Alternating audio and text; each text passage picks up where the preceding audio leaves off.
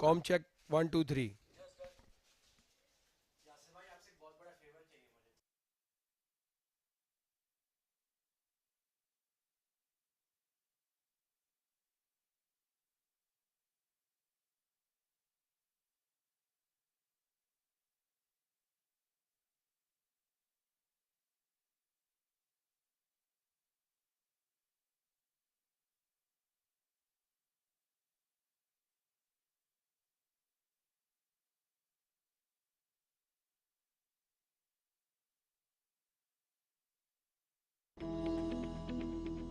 It's not about the hand you're dealt. It's not about your opponent. It's how you play the game. Do you play for glory? Do you play for fame? Or do you just play to win?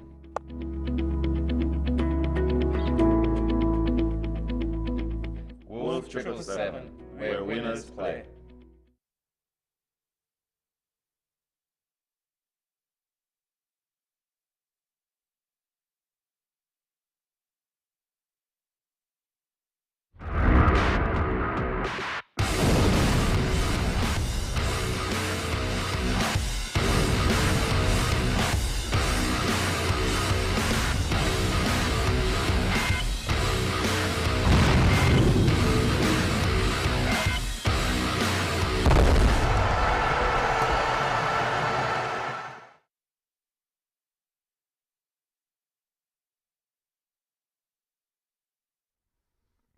Good afternoon and welcome to Game 13 between Sharjah and Abu Dhabi, live from the Sevens Cricket Stadium. We're here for the Emirates D50, powered by Wolf777 News. We have no time to waste. Let's take you to Shoaib Ahmed for the pitch report. Good afternoon and welcome to the pitch report. It's a game between Sharjah and Abu Dhabi. Abu Dhabi desperately looking for a win, but what matters is how the pitch is going to fare. So let's look at the pitch. It is a good pitch. We've played a few games already on this wicket. No green grass. There is a lot of grass, but no green grass. So a lot of dry grass on the wicket. We've seen that it's helped the fast bowlers a little bit in the first innings, but not too much for the spinners. So the dew factor is also going to come into picture as the game progresses. So as a captain, if I win the toss, I would want to bowl first and restrict the team to a decent total. Let's see what happens at the toss. It's back to you guys in the comm box. Well, thank you, Shoaib. Interesting to see what the captains will decide after the toss. They've been listening to Shoaib for the past few games. We have no time to waste. Let's go directly to Ahmed Khwaja for the coin toss.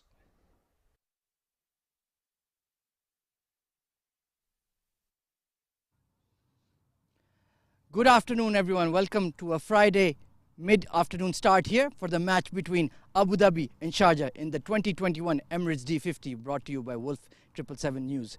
To my right is the captain of Sharjah, Rohan Mustafa, the match referee Tehseen Javed, and of course the captain of Abu Dhabi, Fayaz Ahmed. It's going to be Sharjah to flip the coin. Tails is the call. And it has come up heads then. Sharjah have won the toss. Rohan Mustafa, you have won the toss. What have you decided? We will bowl first. And of course, you have 3 wins out of 4. You're secured in the semi-final stage. But what is a target you're looking to restrict Abu Dhabi in the final group game? We will look for 150, 160. As you know, we were looking to top the table. Still now we on the top, but still we will look to top the table and play number 4 position in semi-final. But still we can't take match easy because they have a good few players which I know them from last couple of years. So we'll try to bowl wicket to wicket because it's a little bit hard to play in the daytime because it's seaming and sometimes it gets turns as well. So that's it. Any team changes in your 11? There is 4 or 5 changes, so I can't tell them all the names, but there is changes. Heavy rotation in your side. Best of luck for today. Thank you very much. Have a good luck. Captain of Abu Dhabi, Fayaz Ahmed with you. Fayaz bhai, you are going to have to bat first. How is the pitch looking? Yeah, this first of all wicket is very good for the batting, so it's a paradise for the batsman. So if we won the toss, so we must take batting. So luckily we get this batting. So you got what you wanted, but you've had a tough tournament. It must have been a strong learning lesson for your boys. Yeah, our guys is improving day by day, especially in batting. We are every match there is claps, so they are trying to getting improvement day by day. Any team changes in your 11 today? Yeah, there is two changes. One left arm spinner Noor Ahmed is coming back, and one batsman that is. All right, best of luck for your match today. Thank you. Right then, toss has been done and dusted. The news from the centre is that Team Sharjah have won the toss and elected to bowl first. Back to the comm box. Thank you, Ahmed. Interestingly, the captain has listened to my friend Shoaib again, winning the toss and electing to bowl first. Sharjah looking to make a statement, win this game and finish on top, as we see the two umpires come out. Umpire Khalid and Shamim. And I welcome Shoaib Ahmed to the comm box with me. Thank you, AB. It's a pleasure to be here today, a Friday. I'm sure a lot of our viewers tuning in for this exciting game between Sharjah and Abu Dhabi. That's the playing 11 for Sharjah. Rohan Mustafa, the captain. Ayan Khan, Wasim Bari, Fayaz Ahmed Tariq, Khalid Shah, Muhammad Ikram, Matiullah Khan, Rizwan CP, Umair Ali Khan, Akif Raja gets a game, and the coach Radhakrishnan Nair. Yeah, lots of changes. Bhuta's out today's game as well as Zahid Ali. Trying to get that balance for the semi-final. As we look at the team for Abu Dhabi, Fayaz Ahmed, the captain, Mohammad Rayan, Akhil Das comes back, Usama Hassan Shah, Shahid Gill back again. Abdul Malik is making his debut today. Waqas Gohar, Muhammad Noor Wali Khan, another debutant. Ghulam Murtaza, Sahil Aryani, the wicket keeper, and the leg spinner Dilawar Khan Orakzai. Amit Pasela, their coach. And Team Abu Dhabi will want to finish the tournament on a high, Shoaib. Yes, they should look to win a game here. Abu Dhabi, Sharjah winning the toss and deciding to bat first. As you can see, the match referee is out there in the middle. We have umpire Khalid starting the proceedings. They've had a very tough job, Shoaib, standing the full 100 hours, starting from the heat and then all the way into the evening.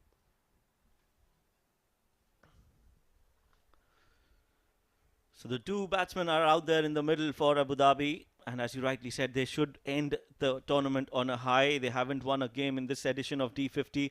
It's the first Emirates D50 tournament, so it is important that Abu Dhabi win this game and make a statement while bowing out of this tournament. Well, Shoaib, they've got nothing to lose anymore. If they want to have a bat, then we'll see Sahil and Riyan take their own sweet time. But this is a good time to make a statement. Good time to show that they're able to play aggressive cricket. There is a lot of cricket coming up, the D10, the D20, and these two young kids would want to make that statement.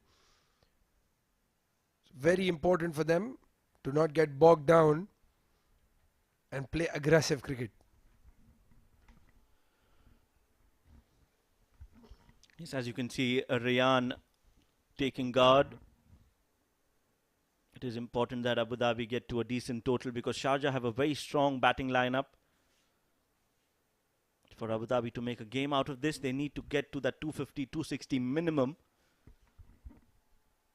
While you see Akif Raja, who's getting a game today, was not playing the previous game for Sharjah, will open the innings for them today. The weather is around 37 degrees Celsius. It's really hot. Feels like 50. Not easy conditions to be playing 50 over cricket, but hats off to these boys, these athletes. They're giving their 200% out there in the heat for their respective teams. Well, sure, I'm going to ask you a very, very serious question. It's a Friday afternoon. Did you have biryani for lunch? Well, that's a very serious question, and I'll have to be dead honest with that. The answer is no. But I had some South Indian delicacies. I had dosas and vadas, so not as royal as the biryani, but has its own fan following. Here we go, first ball. Akif Raja starts off with a wide. Lets it go, the batsman Rian. In this heat, it's really a challenge for these players. What about you? How was your lunch, Friday lunch? Yes, I did start the day with biryani, believe it or not. And I'm glad I'm not playing inside right now in that heat. Biryani would have been a very bad idea. Akif Raja starting off with a wide. Sharjah bowling first after winning the toss. Rian interesting, walking down the wicket, but then leaving it alone. Yes, watching the ball till the end, as you can see, the keeper, Khalid Shah, collecting those deliveries outside off. You've got a slip. Fayaz Ahmed. Not the one, not the Abu Dhabi skipper, but there's another Fayaz in the Sharjah lineup. Mohammad Rayan, 5 innings, 78 runs, a strike rate of 51. That's out. That looks out. Has been given. Yes, it looks out to me. And Shamim raises the dreaded finger. Akif Raja gets his first. That's very similar to that dismissal we saw of Wasi yesterday. Swinging, straightening. I have absolutely no idea why Rian was upset by Shamim's decision. Seems to have DRS plugged in his helmet. But that was absolutely plumb. And again, walking across the wicket, trying to flick a straighter delivery. It swung late, straightened. And Mohammad Rian going back, scoring 0, facing just the 2 deliveries. Shamim with his trademark nod of the head first, and then raises the dreaded finger. And that's good to watch because Zahid Ali, who has been replaced by Akif, Akif will want to make a statement today and solidify his slot in the semi-final. Usama Hassan Shah walks in 3. Again, this is very interesting. He has not had a good tournament in the top order. He's much better in the middle order or late lower order as a finisher. They're giving the young lad an opportunity. But with Akif's pace and swing, he's going to be in a bit of trouble, Shoaib. Yes, it is going to be a testing time for Osama, as you can see on the replay. On the pattern, it was right in front, shuffling across, so he will go back and see that in the dugout and realize that it was hitting the stumps. Meanwhile, another extra from Akif, trying a little too hard, trying to go for another wicket, aiming at the stumps. There you see, just going down the leg side. There is some movement for Akif. He needs to make full use of it, get a few more wickets, try to wrap things early for Sharjah. Well, it's a very difficult art that, as a right-arm fast bowler, to try to put pitch on middle and leg and then straighten enough to take off. There are a lot of bowlers that I play with who try that. We call that wonder delivery. 9 times out of 10, it just drifts down the leg side and gets flicked or goes for wide. He did bowl that to Rian to get him LBW. As we look at Umair Ali Khan, Dwayne Bravo, Andre Russell, Pollard, he's been known by a lot of names. 4th delivery of the over, wide outside off stump. The bowler appealing just to throw the umpire off guard, but Shamim, very experienced. Yes, that was a wide, rightly called by Shamim AB. Well, wayward is what Akif Raja is. Needs to be more consistent with his line and length. This time much better. Plays off the mark. Gets run. First run off the bat for Abu Dhabi. And a good single there. Usama looks at his partner, gives him a thumbs up. Sahil had called him through. Sahil playing his 3rd match, having scored the 33 runs. No boundaries in the innings that he's played.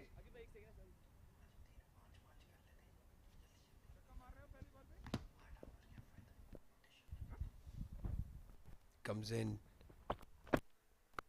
Again, very good delivery. Bit outside off. See that aggression after he's played the shot, Shoaib, from Sahil. Yes, gaining confidence from the defense that he's just done.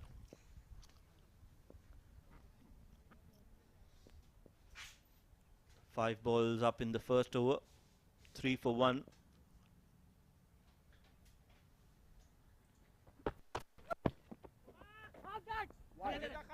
Fuller delivery again down leg. This is very, very ordinary bowling from Akif. Not expected from a bowler of his class. And as you rightly said, he's fighting for a spot in the Sharjah lineup with some really good bowling options that Sharjah already has. So he needs to be on the money.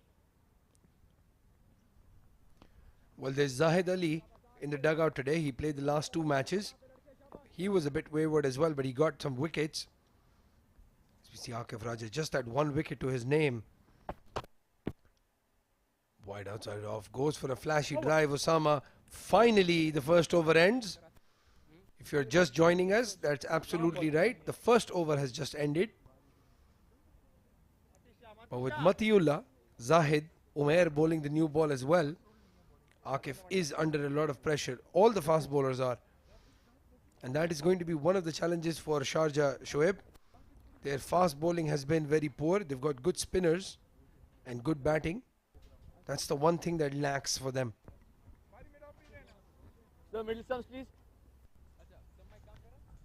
So that's the points table. Sharjah, who are playing a game against the bottom of the points table, Abu Dhabi. Sharjah is on the top with 9 points. This is their 5th game, last game of the league round. Ajman also on 9 points, but they're on 2nd position due to the net run rate. And Fujairah winning yesterday, also joining the club. 9 points for them as well, but the run rate is lesser than the top 2.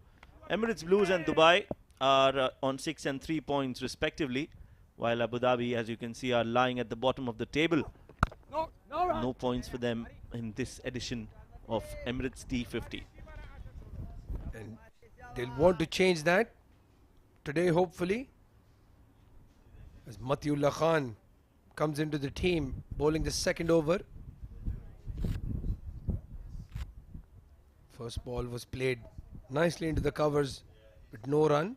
Matiullah is very quick. He's very young.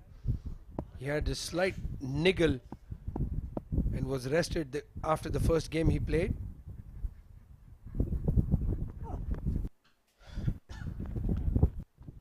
Again, some movement for Matiullah as well. He's bowling from the right end because the wind is blowing across the ground. So that will help Matiullah with the swing. The ball will move away from the right-handed Sahil Haryani.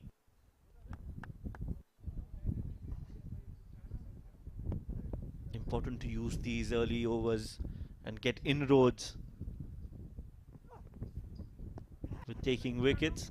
Another ball outside off allows it to go. Sahil is very strong on the offside. He knows where his off stump is. So if you want to take his wicket, you need to make him play more, get the ball closer to the off stump, middle stump leg, middle stump line, and then move it away. That's how you can put pressure on Sahil and try to take a wicket.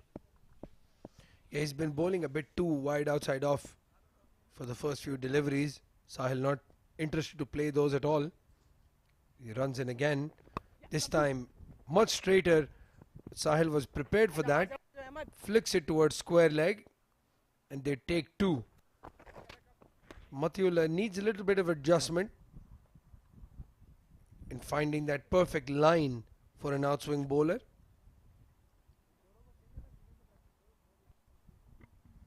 And as we were mentioning, Shoaib, this is probably the only chink in the armor for Sharjah.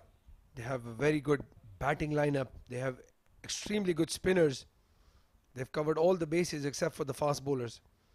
Matiullah comes in again, outside off. That swung a lot. There's absolutely no reason for Sahil to play. 3 slips waiting. That's what Matiullah is hoping. He goes for a flashy drives and get that outside edge. Yes, there is movement in the air. Just needs to bowl a little more closer to Sahil. We are live from Dubai Sevens Cricket Stadium. Sharjah versus Abu Dhabi.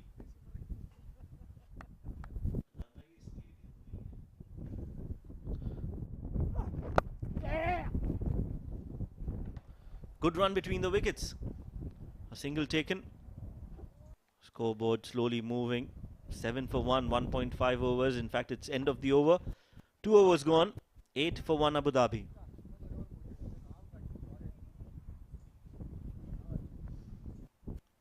Again, having a look at points table. Dubai and Abu Dhabi have been knocked out of the semi-final slot. Sharjah playing bottom Abu Dhabi. So if they win, they stay on top. And that net run rate is just going to get better. It's all going to come down to Fujairah versus the Emirates Blues and Ajman versus Dubai to finalize 2, 3 and 4. It's very close. Fujairah's got a poor run rate compared to Emirates Blues.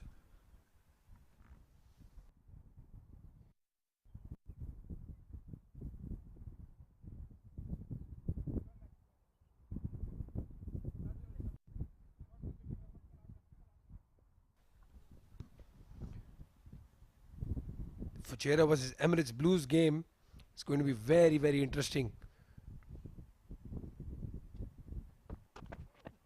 Akif again wide outside off. He's completely lost his radar. Khalid Shah is giving him a look of despair. As a wicket keeper, you don't want to see something like that.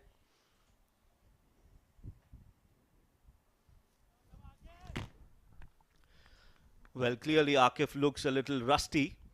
He's not been on the money, not on the target, just outside off, wavered. This time the ball coming in. Much better delivery from Akif. Banging in short. Somebody needs to tell him that he needs to keep bowling a little fuller and closer to the batsman.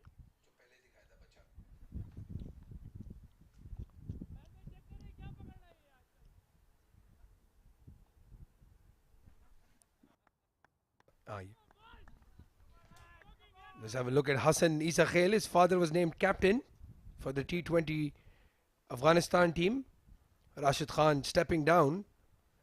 And Mohammad Nabi is taking the reins for this World Cup. So he'll be a very proud son. Yes, it goes both ways. I'm sure Mohammad Nabi will also be proud of his son playing here in the UAE, honing his skills. Could be playing for Afghanistan. And if that happens, UAE cricket will have a huge role to play in that achievement, which will be a proud moment for all of us.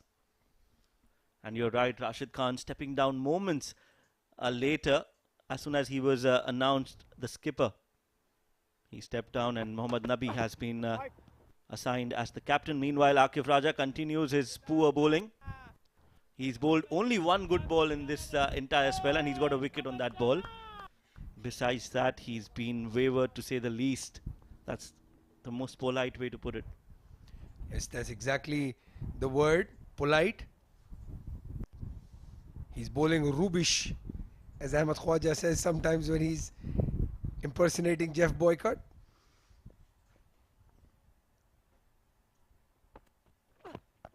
Again on the stumps, much better. So if we can land 6 of those, we'll see the end of this over as well, hopefully very soon. But again, a lot of things, he's not been playing Akif for the past few matches. I don't think he's playing a lot of domestic cricket as well. Maybe injured, coming back from a break, just trying to get that radar sorted. It is extremely hot outside. As a fast bowler, you're not going to be bowling more than 3 overs in a spell. This time again, short and wide, allow it to go. Sahil. Well, if you're rusty as a fast bowler, I would understand that if you're bowling a little fuller, you're bowling closer to the body, loose deliveries, I can still understand that being rusty. But I cannot accept the fact that you are bowling extras on both sides of the wicket. So you're bowling a wide outside off, and then you're bowling a wide on the leg side. And that is something really unacceptable from a quality bowler like Akif Raja. Well, that's a good delivery again. Khalid Shah is struggling a little bit behind the stumps. He's not able to gather cleanly. The past few deliveries have just hit his gloves rather than him catching it. Akif will be hoping if he does catch the edge, Khalid Shah is ready for that. Well, as a fast bowler, Shoaib, you're a fast bowler as well. What leads to somebody bowling like that, those wides? Is it the run up? Is it the momentum, the rhythm? What could be the reason, or you're trying too hard? Yes, we'll discuss that. Good point, a good question. 3 overs gone. Abu Dhabi 10 for 1.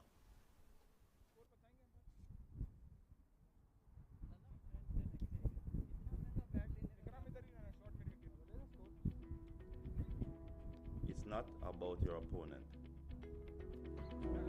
It's how you play the game. Do you play for glory? Do you play for fame? Or do you just play to win?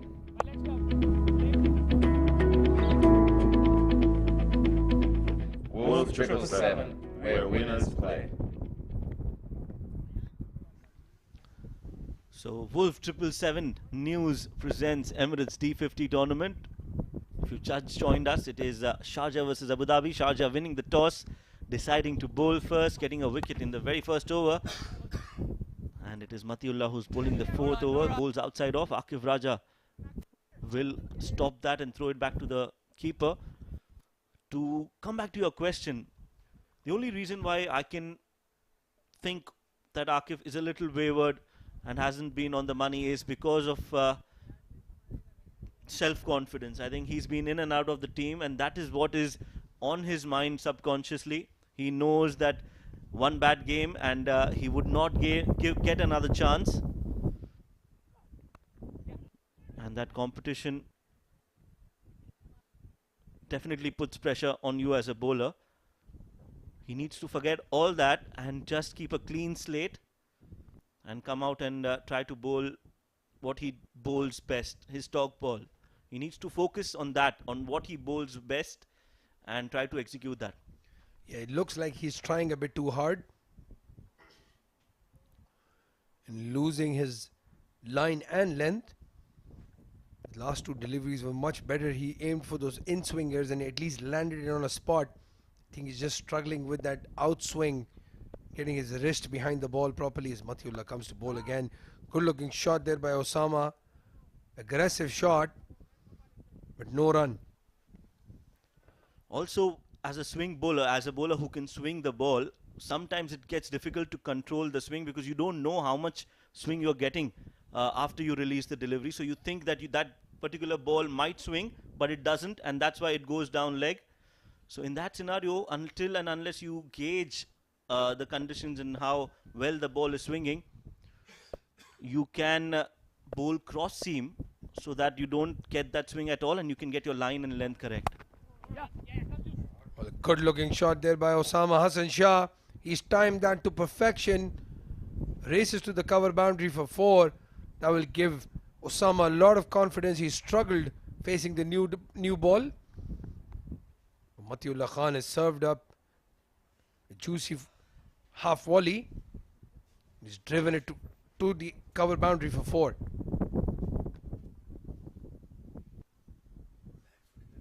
Yes, good looking shot. Just a punch in the covers will give him a lot of confidence. Outside off, and that has been driven again on the back foot. Oh, what a great shot. Playing it square off the wicket. Looked so good. Back-to-back boundaries for Osama. Well, as a viewer, watching Abu Dhabi for the past few days, I will not mind that at all. That's good to watch. They've been playing blockathon cricket, especially in the power play. So it's good to see Osama Hassan Shah. Too little too late, but at least he's playing aggressively. Yes, we discussed about this. This is controlled aggression. Now you've seen that the ball is in your zone to be hit, you hit that. And if the ball is bowled well, you defend it. That's how it should be. what we are seeing with Abu Dhabi is that even if it's in their zone, even if it's a half volley, they are not showing the intent to go for the shot, and that is what has brought their downfall. So here, this is good batting from Osama. If it's in the slot to be hit, he's hitting that. Now he just needs to calm his nerves and play the ball on the merit. Well, he's not heard you at all. That was wide outside off stump, but it was swinging away on a good length. He just thrashed at it, completely missed it. Very lucky not to get that outside edge. Yes, this is what happens. You get 2 boundaries, you think you can hit every ball for a 4. You need to keep talking to yourself. You need to keep your thoughts clear. That is what is important in a longer format like this. Abu Dhabi, Mohammad Rayan out for a duck. Sahil Aryani is happy leaving those balls outside off. He's on 4 of 15. And Osama Hassan has got 2 boundaries in the previous over. He's on 10 of 7. So 20 for 1 after 4 overs. You need to calm yourself. And that comes with experience. Well, Sahil Aryani is extremely calm. A bit too calm, some would say. Again, he leaves that ball outside off. See, that's the shot that Osama played for 4. So you need to back yourself to play against a wide ball outside off stump. If you're leaving these deliveries as well, that shows you lack that confidence. Yes, these are boundary hitting shots. And you're not playing a test match. So yes, if it's a test match, you want to leave those balls, that's absolutely fine. But in the context of a one-day game, this is a loose delivery which can be used for scoring runs. Good shot here this time from Sahil. Straight to the fielder. So you get those opportunities and you need to make full use of them. But that's not happening with Abu Dhabi, because they're more than happy to let those deliveries go out of their hands. And then you build pressure on yourselves and then you lose your wicket. Yeah, stringing up those dot balls definitely puts pressure on the batsman. There's a huge gap between point and cover. Again, that wide outside off stump, and he's let it go. In the modern game, you'd watch somebody like a Jason Roy or Alex Hales just ramp that over the slip fielders for 6. Yes, even Sehwag and Jayasuriya were so good on the offside. They could just stand and play those shots, those cuts over point. And even if this is not putting pressure on Sahil as a batsman, if he's mentally strong, it is definitely putting pressure on Osama. Because he thinks that in the back of his mind, he's thinking, hit that ball. And then he thinks that why isn't he hitting? And then when he comes out to bat, he feels that, okay, I've got a chance. And, you know, there is a high possibility that he plays a false shot and gives away his wicket. Yeah, with Osama, I'm sure he's standing on the other end saying, why did I take that single and come to the non-striker's end? That's very important for them to face it.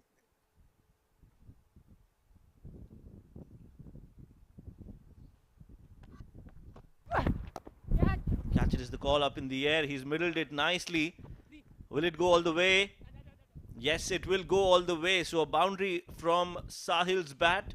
That's a good shot. He played that in the air on purpose, clearing the infield. Look at that shot.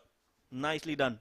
Well, before that, we could see Rohan Mustafa having a chat in Sahil's ears. Maybe Sahil had that perfect response for him. Rohan enjoys his cricket so much. He's such a live wire on the field.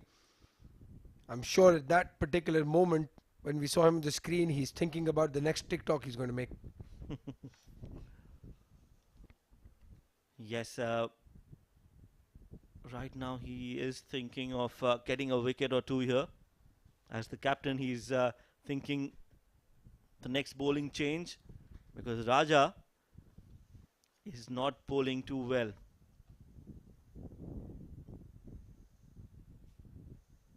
There you see. I was thinking about TikTok, man. Again, wide outside off. That's a wide call. Very unlucky, Akif Raja. That was very close to that white line. But I think Akif Raj is going to try that again. Very close. I think that moved away from the wide line after it passed the batsman. So very unlucky. Akif having to bowl that delivery again.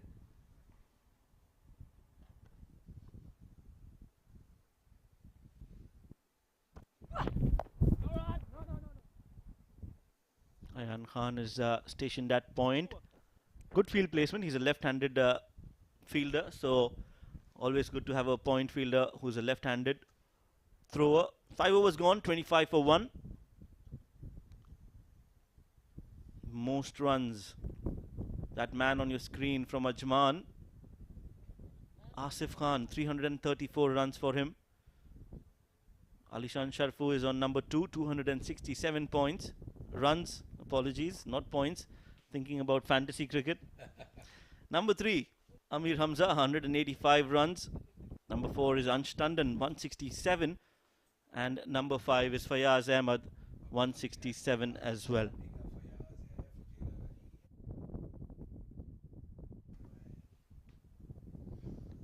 Apologies, that's Fayaz Ahmed of Abu Dhabi.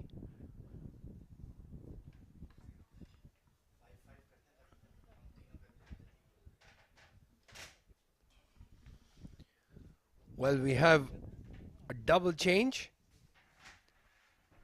The bowler, Matiullah, being replaced by the young gun, left arm spinner, Ayan Khan.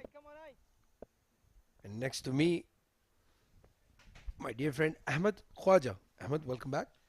Thank you very much, AB. Ayan Khan into the attack, a slip in place. Oh, good arm ball, and he's had a lot of success in this tournament with that delivery. Well, he's a champion player. One of my favorites from the under-19 circuit. Osama Hassan Shah has hit some pretty boundaries on the offside.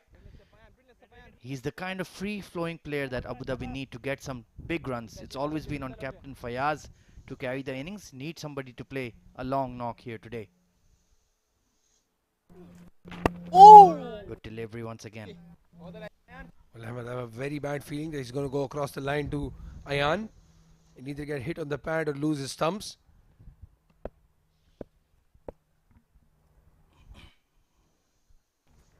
Well, he's maintaining a decent discipline so far. It's been 4 deliveries right on the spot from Ayan, but you can see his mind is working overtime. Oh, I was just checking if that mic we keep talking about is working or not. Clearly it isn't.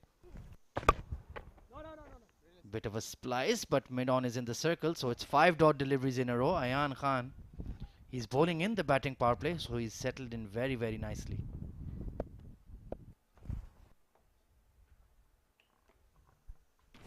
Across the line, over cow corner, AB called it and it trickles away for 4. Well, he's played the shot. The result was not what I was looking for, but that's a good shot by Osama. Confident shot. Last ball of the over. He's gone for that mid-wicket hoik. He gets 4. And honestly, I would be a bit hypercritical here, but I would say, why is he at square leg? You should have placed him at cow corner. You know, Osama Hassan Shah is going there, so perhaps a slight error in judgment there from Rohan Mustafa. Yeah, the fielder was very square. There is absolutely no way a batsman is going to sweep somebody like Ayan. It's always going to be over mid-wicket cow corner. Interesting to see, mid-on was in the circle as well. So they've given him a mid-off deep and square leg deep. Again, he's one of those spinners that doesn't turn the ball. It's always either an arm ball or something that swings in. So square leg fielder, probably not the right decision.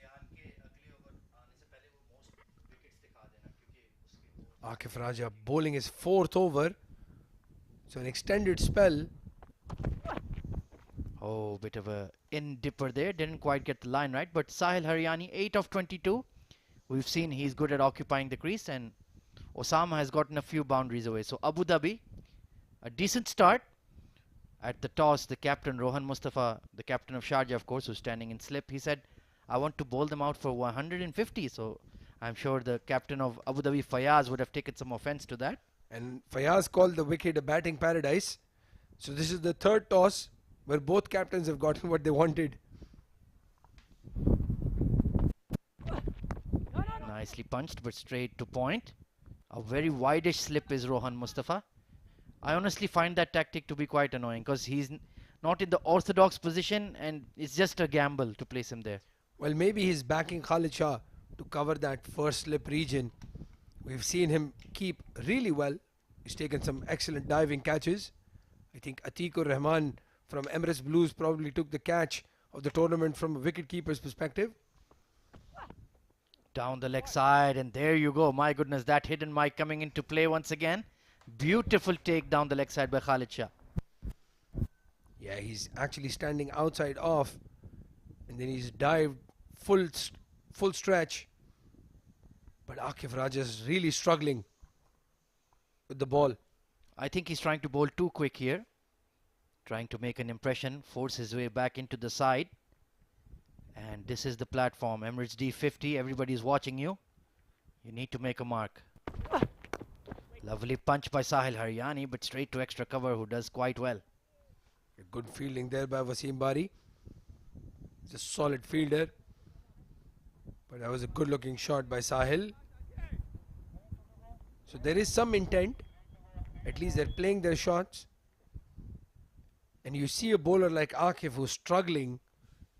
As a batsman, that's what you aim for. You want to target the bowler who's not fully confident. Short ball, good carry there, and safely drops his arms there, Sahil. That was quick. Yeah, very quick. Again, outside off. If it was Osama, maybe he would have played that ramp I was talking about earlier. Matiullah Khan on screen there, fielding at deep fine, as the fast bowlers usually do, which I always found very, very perplexing, to be honest. Good delivery, quick single taken, chance for a run out. Oh, there's a direct hit there. Is Sahil Haryani in trouble? My co-commentator is raising the dreaded finger, but it depends on the main umpire. Let's have a look. There was never a single there, and here we go. Oh, he's made it. Put your finger down, Mr. AB. But clearly, I am not umpiring material. That's why I'm sitting in the comm box. Wait a minute, wait a minute. I'm going to have a serious issue with you after the over. What a shot by Osama Hassan Shah, has hooked it away for 6. Magnificent shot. Brilliant, absolutely brilliant. It was a shorter delivery coming into him. Osama Hassan Shah has had enough. He's pulled that magnificently. Beautiful looking shot that goes over square leg for 6. My goodness, Team Abu Dhabi, what have you had for your Friday lunch? Biryani. Beautiful shot, just sat in the pitch. It's not quick enough to bowl short consistently. And Osama Hassan Shah absolutely belted it for 6. And there you can see Sanchit Sharma, the king of the hill right now, 10 wickets in his 4 games for Emirates Blues. But Ayan Khan, who is on show right now, 9 wickets in the tournament. He's been excellent. Yes, he has. And I'm sure that tally will go up. Sabir Rao is at 8. And unfortunately, he will not play any part in this tournament because he is with the KKR as a bowler. Very good to watch. Shiraz Ahmed with 7, and Aditya Shetty has gone to the Punjab team as a net bowler as well. So it's good to see the UAE players getting that experience of bowling to IPL batsmen. Absolutely. Wonderful signs to see guys who are working hard on the UAE domestic scene now getting opportunities to bowl at the world's very, very best. And one of the world's very, very best in terms of the UAE is Ayan Khan. Look at that, 9 wickets in the tournament. And that economy rate is seriously special. Yeah, and he's bowled in the power play. He's bowled in the death. He's bowled everywhere in the 50 overs. Very, very good bowler. He went for 18 in that 1 over. And then came back and took 4 wickets in the match. Very strong head and those small shoulders. Quicker arm ball this time, worked away to square leg. They'll pick up a single. So Sahil and Osama, they're building a very nice partnership here after Mohammad Ryan unfortunately got trapped plumb in front. But they need to bat long. That is the key. Yeah, Osama doesn't want to play a short ball. He's on 20 off 15, has cracked a few boundaries and a glorious 6. And this is the scene. This is the stage is set for you to play a long innings.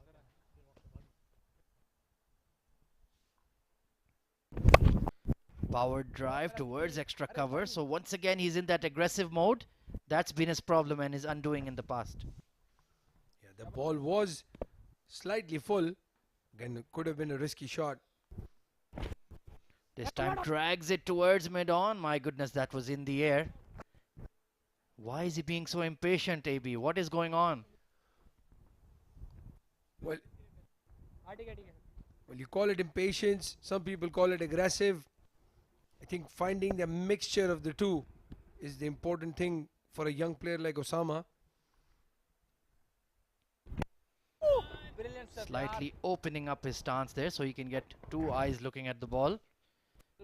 But besides your eyes, it's the thing between the two ears that matters the most at this level.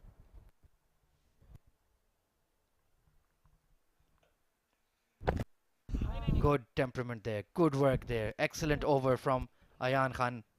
8 overs gone. Abu Dhabi are 38 for 1. It's not about the hand you're dealt.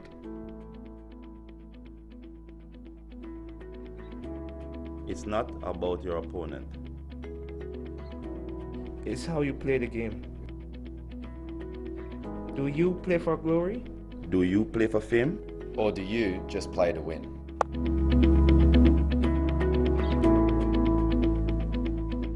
Wolf777, where winners play. Sahil Haryani then, the wicketkeeper bat, promoted up the order, and he's done a fairly decent job. He's at least occupied the crease. That's what is the demand of a top order batter. Yes, as we have a look, Mathiullah gets an end change. So Akif, the senior bowler, got the end of his choice. Mathiullah bowled 2 overs from the end. Ayan is bowling right now and struggled. So maybe a change of fortunes for him as he comes in from this end. But we saw a beautiful looking shot by Osama going for 6. So fast bowlers have their work cut out today. Better delivery this time. Bit of a inner half of the bat from Sahil Haryani, who's turned off 28. Mathiullah Khan, yes, even in the sole performance he played against the Blues, even though it was under lights, he couldn't quite get his rhythm going. Required a change of ends, and that bowled a lot better. Well, as a bowler, I am very particular about the end I want to bowl from. I've had arguments with my captain. Again, much better delivery there by Mathiullah. So clearly, much better rhythm from this end. My captain and I have had a very long argument about ends. We've had a lot of conversations about which bowler should be bowling from which end, and his words to me were, that should not make any difference at all. And I'll tell you the name of the captain after the over. You're gonna put him on blast? Well, all I have to say in response to that is, that's why you're not out there right now. You're in the comm box because you talk a lot. Well, clearly I can't be a good umpire and I don't listen to the captain. So this is a nice place for me, as Chirag mentioned yesterday. With the air conditioning in the comm box, this is definitely something I prefer. But hats off to the umpires. They have to stand the full 100 overs in the heat. The teams batting or bowling at least get a break. Truly a superhuman effort from these guys.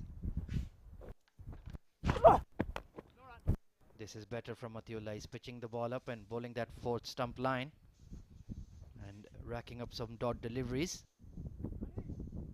And Chirag Suri, yes, as you mentioned, the vice captain of the UAE national team, joined us in the comm box yesterday, and I had the pleasure of his company for about half an hour or so. What a dynamic batter and a dynamic talker. My goodness, he was absolutely loving it. Yes, he likes that a lot. And Chirag and I have very friendly banter. Fifth ball goes for dot ball. I criticized him a lot for his performance for UAE in the 50 over format. Obviously on social media at that time.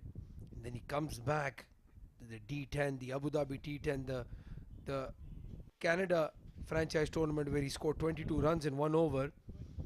Clearly does a good job to shut me up.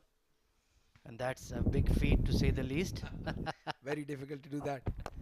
Lovely punch towards mid-off, but that's another dot ball. So a maiden from Matiullah Khan. The change of ends has definitely worked. Yes, he'll feel feeling much better now, having bowled that maiden over. As we have a look at the bowling card, Akif Raja striking with his second delivery. Then after that, been very wayward. 20 runs in his 4. Matiullah Khan bowling that last over as a maiden. So he had given away 13 in his 2. Then Ayan Khan bowling in the power play, 5 runs in his 2 overs. And 4 of them came off 1 shot. But those 8 extras, Ahmed, we've been talking about extras in this heat. Those extra deliveries. So we've already bowled an over and a half extra.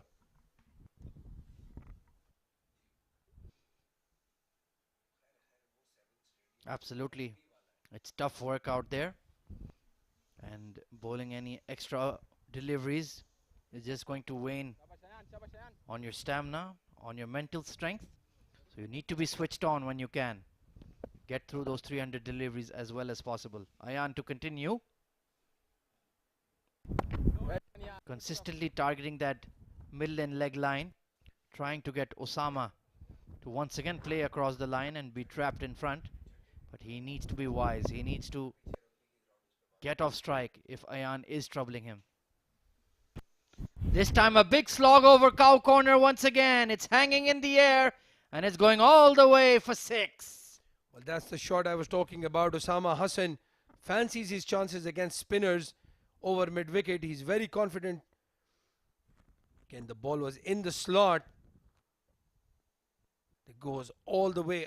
The fielder is still at square leg. It's very interesting field placing. And the wind aiding him in taking that ball over the rope. So he's dealing in 4s and 6s this afternoon, Osama Hassan Shah. Well done, Ayan, well done, Ayan. Nicely punched down the ground. If he can just manage to hit it a bit straighter, or perhaps take out that sweep shot and pick up a single, that'll do him a lot of good. Oh, big appeal this time, and he's given, and he's walked immediately. Osama trapped in front by the young champion Ayan Khan. Well, you don't see that very often. Osama Hassan Shah gets hit on the pad, the back pad, as we look at it again. That's straightened just a bit. And Osama Hassan Shah does not even look at the umpire. He's walked off on an LBW. Good catch, Ahmed Khwaja. We saw Riyan give a very different reaction. So Osama Hassan Shah, 26 of 23, was looking very good. But that's kid Ayan. What a comeback. He's once again become joint wicket taker, top wicket taker of the tournament. You can see that stiff breeze there at the Sevens Cricket Stadium. And once again, Team Abu Dhabi falling into the mire. Well, Shahid Gill comes back into the team. He was keeping wickets. He batted at 3 as well. But he's got only the 4 runs in the tournament so far. As we have a look at the Rugby Sevens facility in December. I know a couple of my friends coming down from the UK for the Rugby Sevens. Hopefully COVID permits that to happen. It's a brilliant facility, this. The cricket ovals. They've even had a football match between AC Milan and Real Madrid here with hundreds of thousands of people trying to get in, but there was very limited capacity. So if you were on a lane highway on that day, there was absolutely no way you're going anywhere. People had to park on the road. What a brilliant sporting facility is this. And they have a good restaurant as well, I hear. I'm sure you know all about the restaurant. They have one of the best chicken sandwiches you can eat. Yeah, I can see you've had quite a few chickens for sure. And immediately when we started our day today, the first thing you asked us was what we had for lunch, especially putting our co-commentator Shoaib on the spot. And speaking of on the spot, Ayan Khan, 1 for 11, absolute beauty. Well, he's been hit for 6. Any other young bowler or spinner would get nervous and try to do something different. He's stuck to his task. And he's got in the wicket of Osama. So brilliant bowling under pressure. Right on the spot. Wonderful encouragement by his Sharjah teammates as well. 10 overs gone. 44 for 2.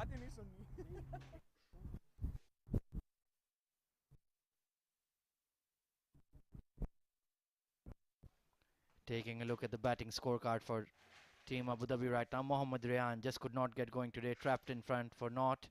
Sahil Haryani still out there. 10 for 33.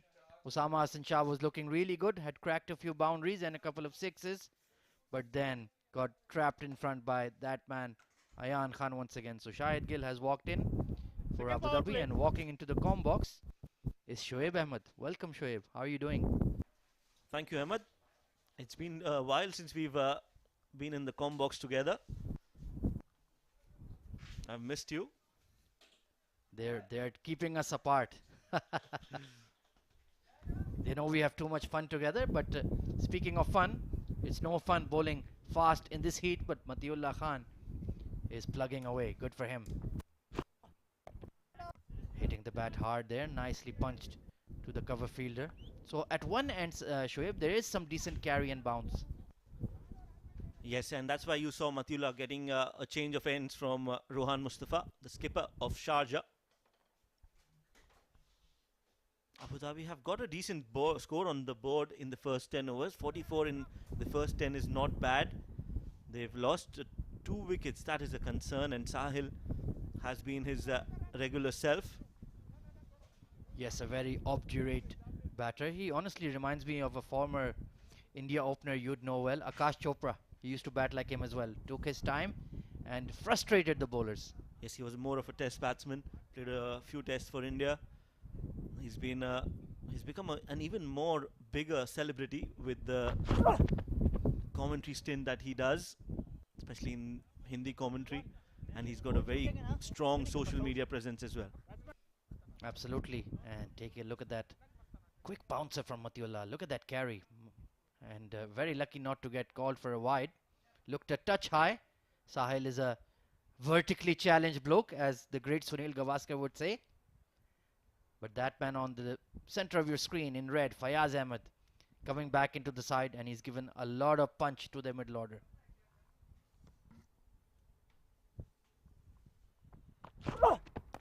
Oh, this has been top edge. Mid wicket is going to get underneath, and Rohan Mustafa brings out the dance. 44 for 3. Well, Sahil playing an aggressive shot. Short delivery, was in no position to pull it. Just getting the edge of the bat, and then an easy catch for Rohan Mustafa, where he takes off with his signature dance. Was that a dance, or was he just stretching his hamstrings? I'm not sure.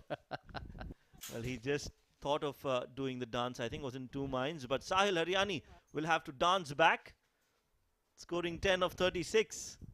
Wicket number 3 down for Abu Dhabi. And just when we were comparing him to Akash Chopra for his temperament, for his dour nature, he plays a frankly ridiculous shot. Trying to pull off the front foot, was in no position at all. There is a short mid-wicket, a short square leg, and a mid-on in place for you. And you pop up a straightforward dolly of a catch. So 3 down, and once again, Team Abu Dhabi failing to deliver with the bat.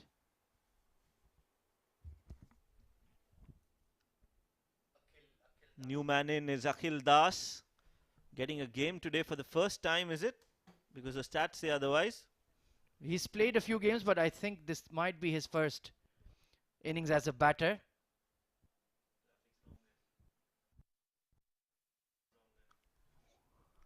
But he has been given an opportunity at number 5 ahead of the captain Fayaz.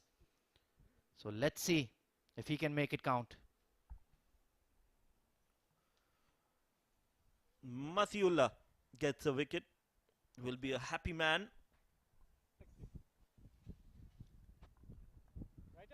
Sahil Haryani was the last man to be dismissed, and that wicket was Mathiullah's first in today's game. Nice funky helmet. Is that the Team India emblem, or no, it's something else? Yeah. Very similar to the BCCI helmet, BCCI logo. Mathiullah Khan to continue then. Short ball, quick ball, and tried to just work it behind point, but goes straight to him. So he's getting something off the deck when he's pitching the ball really short.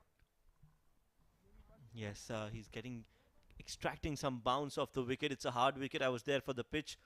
It is an absolutely stone cold wicket. Very hard.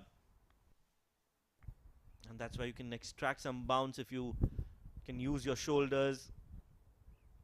That is exactly what Mathiullah is doing. Oh, excellent change of length there this time. He was setting him up for that fuller delivery, just a bit on the leg side, and Akhil was aware to it. Yes, this has been a good over from Mathiullah. 5 dot balls with a wicket in that 5 balls that he's bowled already. One more to go in this over. Akhil Das.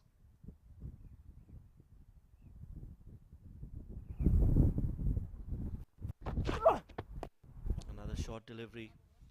Back-to-back maidens from Mathiullah Khan then, and he's got a wicket as well. 44 for 3 after 11 overs.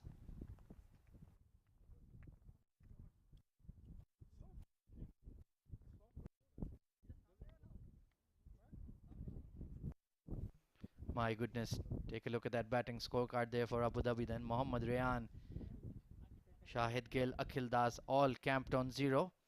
Usama Hassan Shah will be bitterly disappointed with his dismissal, 26 of 23. And Sahil, very poor shot to get out after occupying the crease so well. You were just on the verge of being outside the batting power play, and you gifted your wicket to the men in the circle. Fayaz Ahmed, Waqas Gohar can bat a bit, but a lot depends on this pair at the crease right now. Good start from Ayan Khan on the stumps, and they've got a short leg. This is good captaincy. We discussed about this in the previous game. When you're getting wickets, you need to be more attacking. The short leg fielder is a little too far away for my liking. A little scared as well. Trying to work those arm balls off the back foot. Very, very dangerous. From my memory, Ayan has only been hit for a 6 and a 4, so a lot of dot deliveries there. Oh, trying to pull that away, and short leg. As Shoaib had suggested, get him in there. He's very lucky that didn't tonk him on the helmet there. My goodness. Well, he was almost, as soon as the batsman was on the back foot, he had turned his back towards the batsman. Does not want to get injured. I think it's Mohammad Ikram who's been given that responsibility. Good delivery there. Yes, it does look like it's Mohammad Ikram wearing that blue helmet. को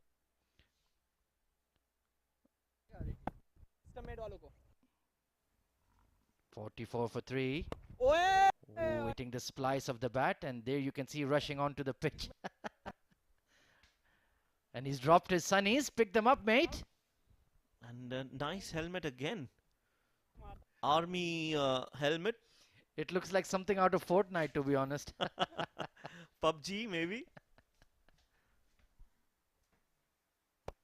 Oh, lovely lofted extra cover drive this time from Shahid Gill. It's going to race away for 4. Yes, it does. Top shot. Well, a good ball to end the over. 12 overs gone. A good boundary for Akhil. He's got that from outside off and has played that over the cover fielder. 4 runs for him and the team.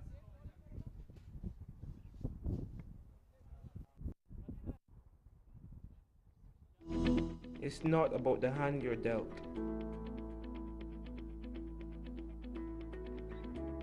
It's not about your opponent. It's how you play the game. Do you play for glory? Do you play for fame? Or do you just play to win?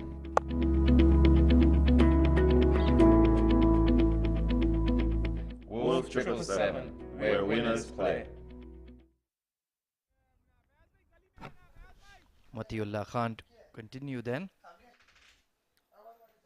Shahid Gill with a lovely lofted extra cover drive. And Akhil Das is going to be on strike. Oh, not getting into the line of that one. That's a bit risky. Matiullah Khan is looking to pepper Akhil with some short balls. And good to see, he also has a short leg in place.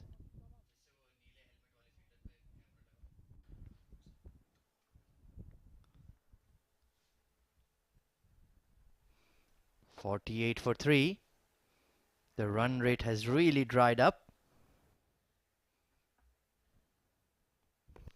Once again, there you can see persistent short ball bowling. There he is, Mohammad Ikram in the PUBG helmet, as my co-commentator has described. Very, you can't miss him in the field out there. And honestly, if he's going to be fielding in that zone, you need to have some camouflage like he does on his helmet. But the color is not quite matching the grass.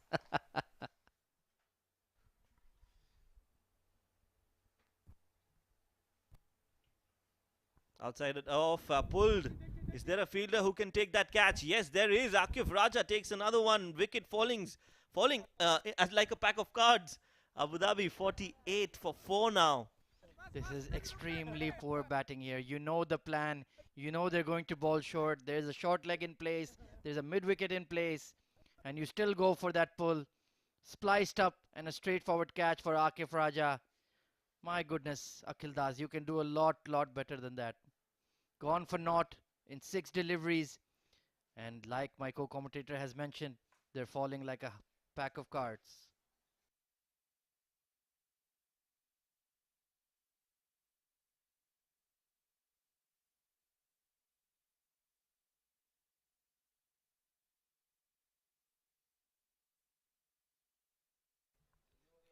Look at that, was way too quick for him.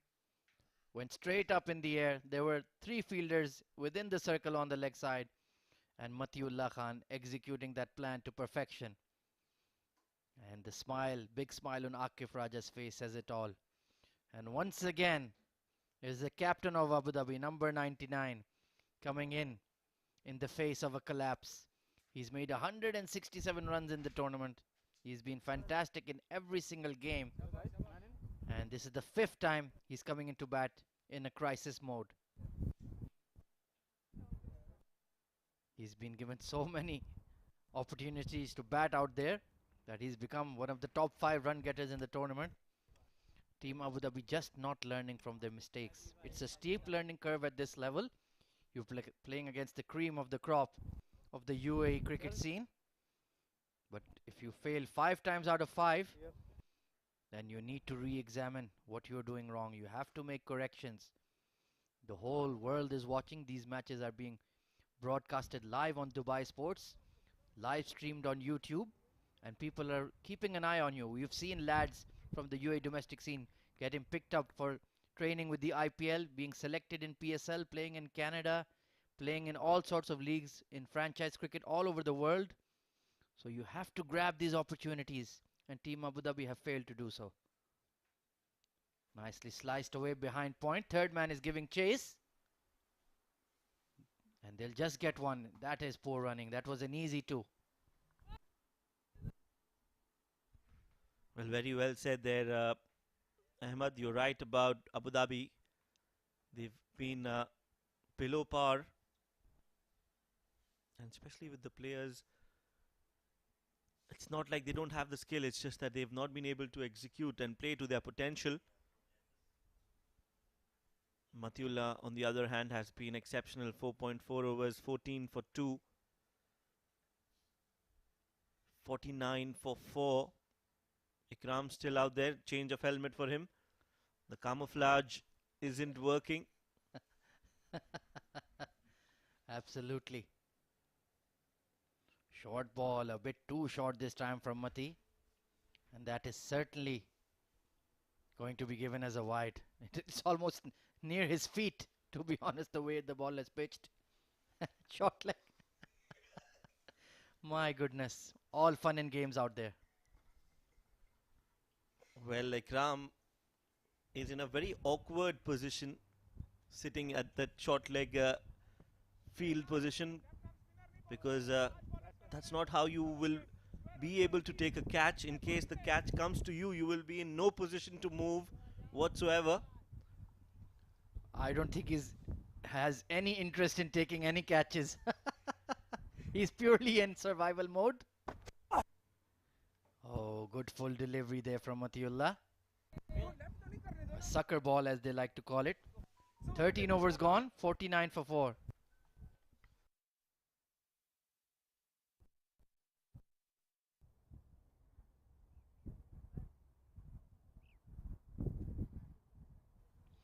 Akif Raja 1 for 20 in his 4 overs. Then Matiullah Khan back for his second spell, and he's taken 2 wickets immediately, 2 for 14.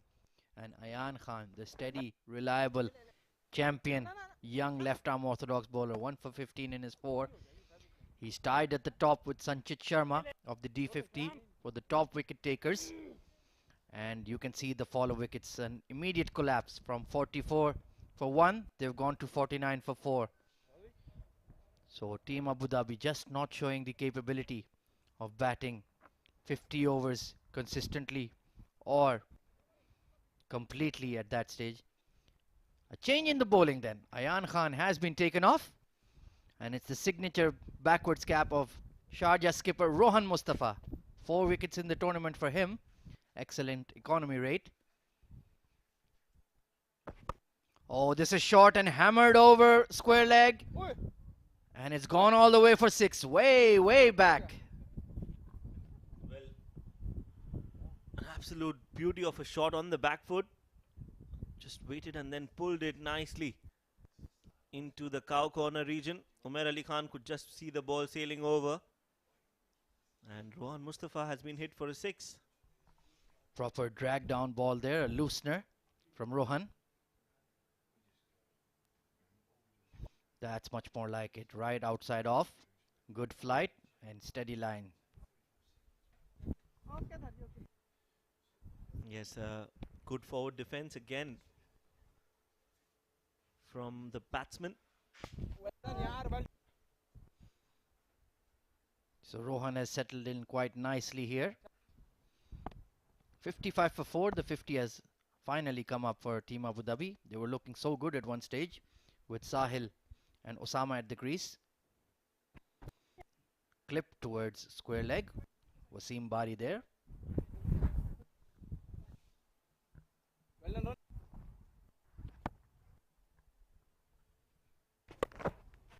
Sweep shot comes in, and there is a fielder there. Umair Ali Khan will stop that, but a good shot again from Shahid. Nicely executed, but a bit risky if there was a square leg in place. Fayaz Ahmed though, he's been the lone warrior for Team Abu Dhabi in every single game. Let's see if he has one more long innings in him today. It must be frustrating as a captain to have your top order failing time and again. Oh, jammed onto his pads, a bit of a stifled appeal. 14 overs gone, 56 for 4.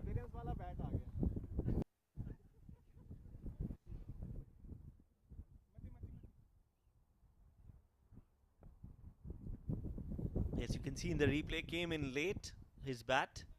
Fayaz Ahmed just a little rusty since it's the start of the innings. He will need to middle a few balls to set himself in.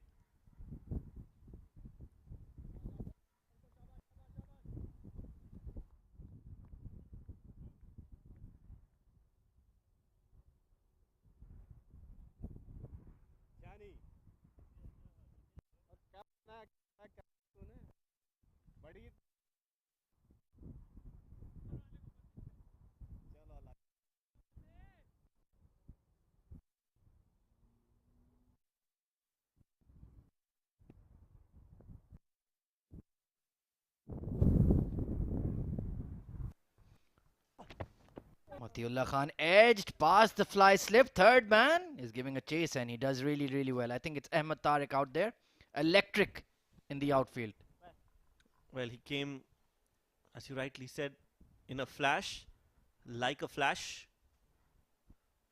and got the ball and threw it back to the keeper. 1 run will be added to the total. Fayaz Ahmed is now on strike. Matiullah is getting an extended run of a bowling spell here. And once again, that fly slip tactic, Shoaib, really don't enjoy that. Oh, in the air a bit, extra cover. What fantastic direct hit from Akif Raja, my goodness. He's in the action today. Well, he hasn't bowled very well, but fielded absolutely wonderfully. Fayaz Ahmed, meanwhile, is enjoying his time out there in the middle. Yes, always has a smile on his face, even when his team is always in crisis. Nicely worked to Ayan Khan. So you have Akif Raja, Ayan Khan, Rohan Mustafa, Umair Ali Khan, Ahmed Tariq. This Sharjah team is looking like a champion side. Yes, clearly Sharjah and Fujairah for me are the favourites in this D50 edition. Emirates Blues are also a very strong side, but they lack a little bit of experience in that combination. But Sharjah and Fujairah have a good mix of talent and experience. So that's why these two teams are the lead runners in this edition of T50. Yes, it might be the rematch of the Emirates D10 final, where Vritya Arvind played a sensational innings, as did Chirag Suri. So those two stars are missing in this tournament, but somebody else can grab the headlines. Let's see who it will be. If they make it to the final, of course. A long way to go just yet. We're getting ahead of ourselves. Or I am at least. Oh, beauty! Just held its line. Fayaz chased it and narrowly going past the outside edge.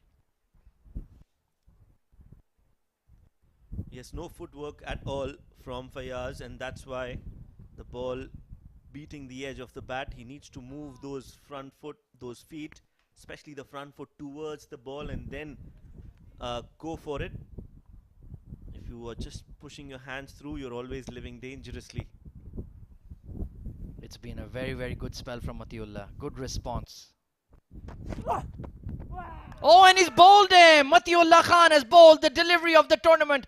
Fayaz Ahmed, the captain of Abu Dhabi, has been knocked over for a duck. Well, again, same mistake from Fayaz Ahmed. No footwork at all. Just a push of the bat, and that around the wicket ball from Matiullah has done the trick again. Just coming in slightly and then hitting the top of off stump. This is an absolutely peach of a delivery from Matiullah. He gets another wicket. He's in prime form. Fayaz Ahmed has to walk back on a duck after facing 8 deliveries.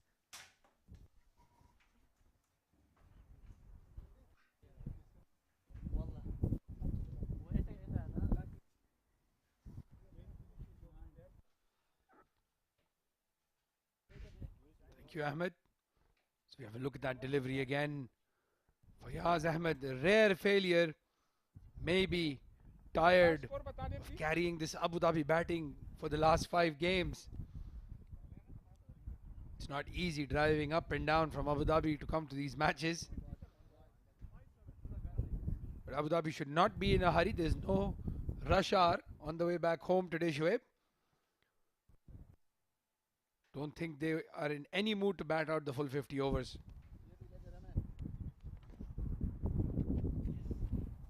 Half the team back in the hut for Abu Dhabi. Sharjah all over Abu Dhabi now. Sharjah in a commanding position.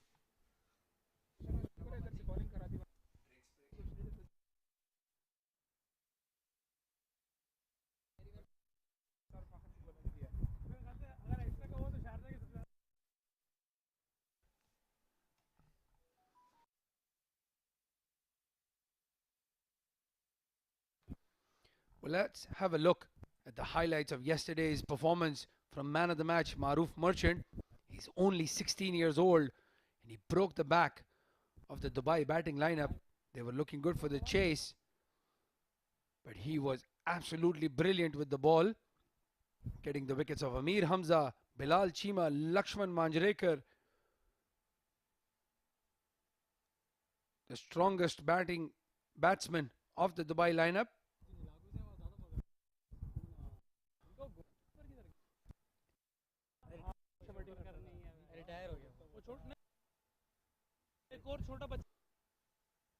Muhammad Hassan falling to Maroof as well.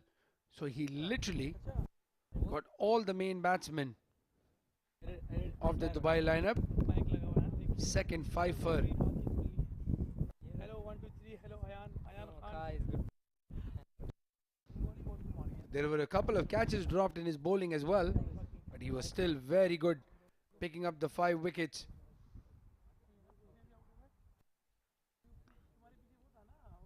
So it was a brilliant performance there by Maroof. And he could have easily had 6 or 7 wickets, Shoaib, even though there were 2 catches dropped in his bowling. He was magnificent. Yes, he was absolutely brilliant with the ball last night, getting a fifer. Meanwhile, most sixes.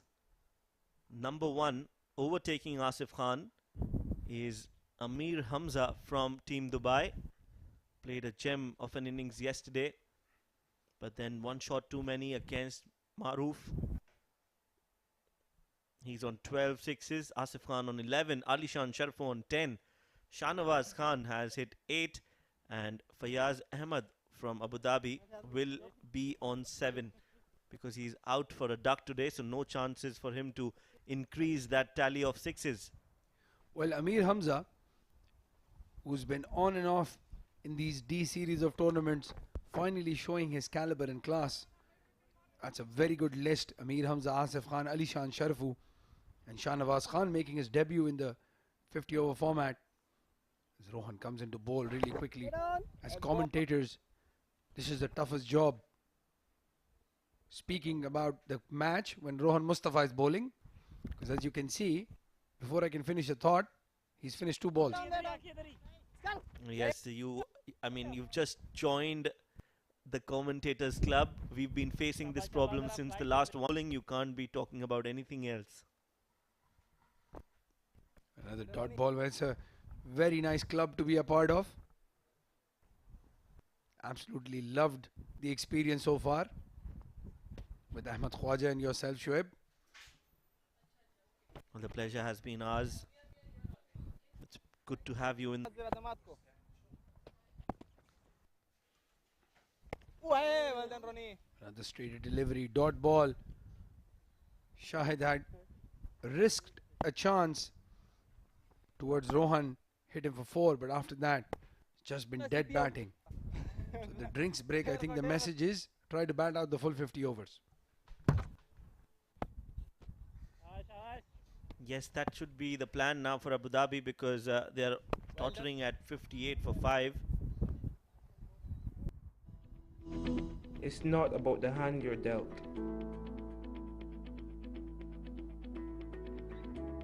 It's not about your opponent. It's how you play the game.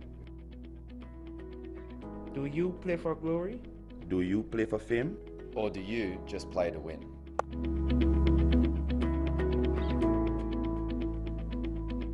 Wolf777, where winners play.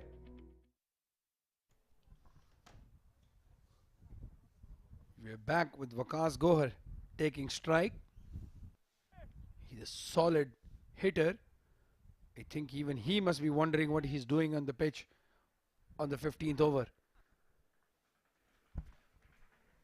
Oh yes, absolutely. Nobody expected this kind of batting performance from Abu Dhabi. We know that they are a little slow, but they know how to keep their wickets intact, play the longer format. But today, that's not been the case. They've been losing wickets in almost every alternate over. 5 wickets in the first 15 overs. And Waqas is out there in the middle now. Well, Shoaib, they're ending the tournament the way they started it.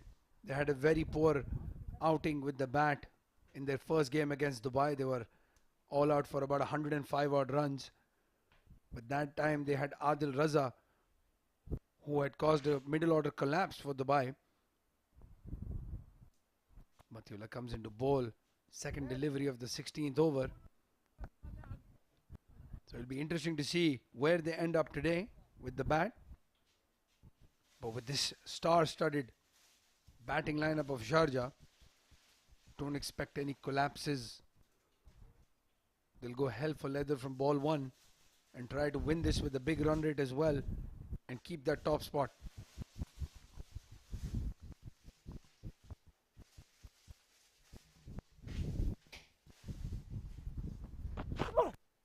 Yes, Sharjah will retain the top spot.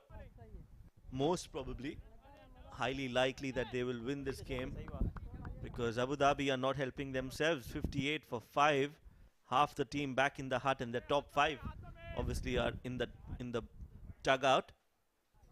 Waqas is the batting all-rounder, in fact a bowling all-rounder.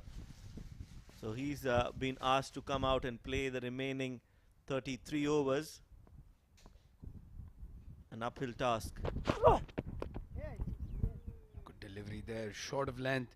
He's bowling with a lot of pace, Matiullah. He's in his fifth over, beg your pardon, of a spell. So long extended spell by him, but he's found that end, he's found his rhythm, he's really enjoying himself now. Yes, he's in great rhythm. Matiullah, 6.4 overs, taken 3 wickets, given away just 15 runs.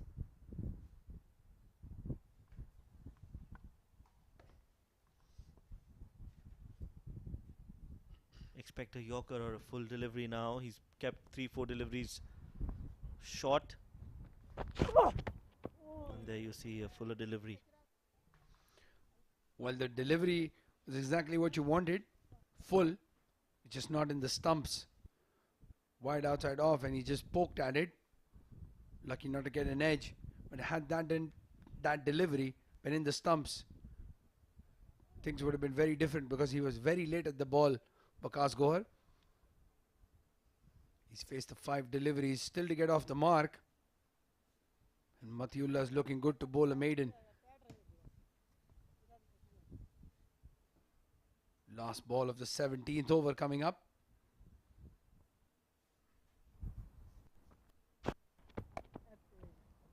In the stumps, but well played there by Waqas. So maiden over by Matiullah Khan. Abu Dhabi reeling at 58 for 5 in 17 overs.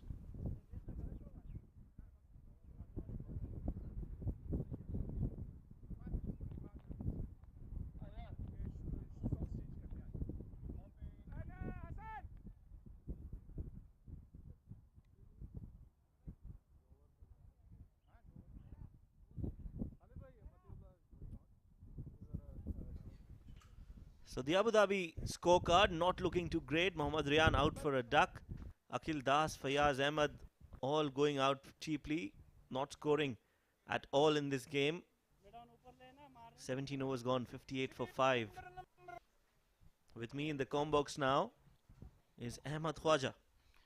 Thank you very much, Shoaib. Yes, a very sorry looking scorecard once again. And their linchpin, their key anchor player Fayaz gone for a duck thanks to a sensational delivery from Matiullah Khan.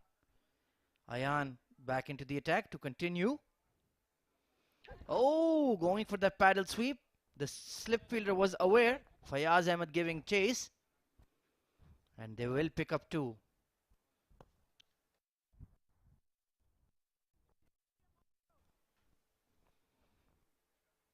Just keep an eye on Fayaz. He was moving immediately. Look at that. Brilliant stuff. And just paddled over the keeper by Shahid Gill. He's batting fairly well, but the team is in dire straits. 60 for 5. Oh, inside edge off the bat. Ayan was looking excited, but it hit bat first before perhaps brushing the pad. Once again, a beautiful arm ball you can see Oh, that was oh so close. My goodness. Ayan was almost in business once again. 1 for 17 in his 5th over.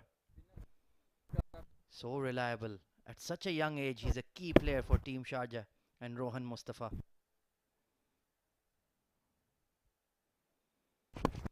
Waqas Gohar solidly behind that. The ball just gripped a touch, so he had to open the face of the bat. But he's an attacking cricketer. He won't waste time at the crease. He'll get on with the game.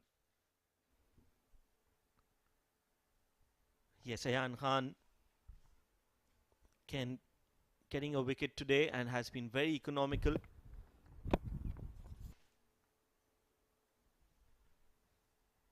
As you can see, the short leg way too far away.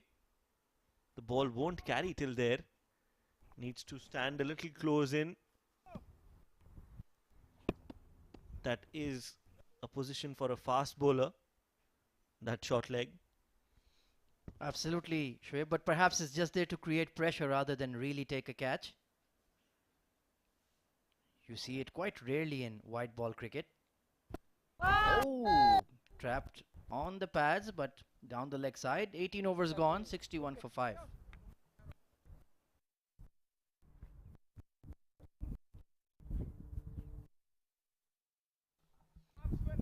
Four bowlers used so far by Rohan Mustafa. Akif Raja 1 for 20. Went for a bit of tap but did pick up a wicket. Matiullah Khan in his return spell has been fantastic. 3 for 15 in his 7 overs. Broke the back of the Abu Dhabi batting lineup. Ayan Khan 1 for 18. Old reliable, young reliable rather. And Rohan Mustafa just the 2 overs so far. None for 8. So it will be interesting to see who is the 5th bowler they bring on. And I think they are making that change right now. It's going to be the big burly all-rounder Umair Ali Khan, who's coming into the attack. Bowled some seam-up deliveries. And he could perhaps use the bounce in this pitch, pardon me, Shoaib.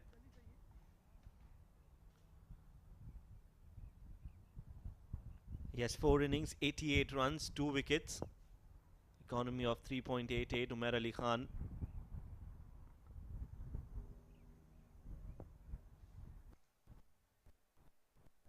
Starts off outside off, played towards the cover fielder, no run.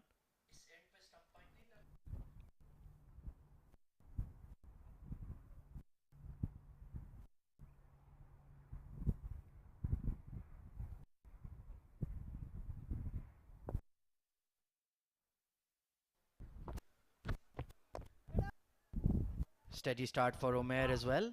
Tell us a bit more about him, Shoaib.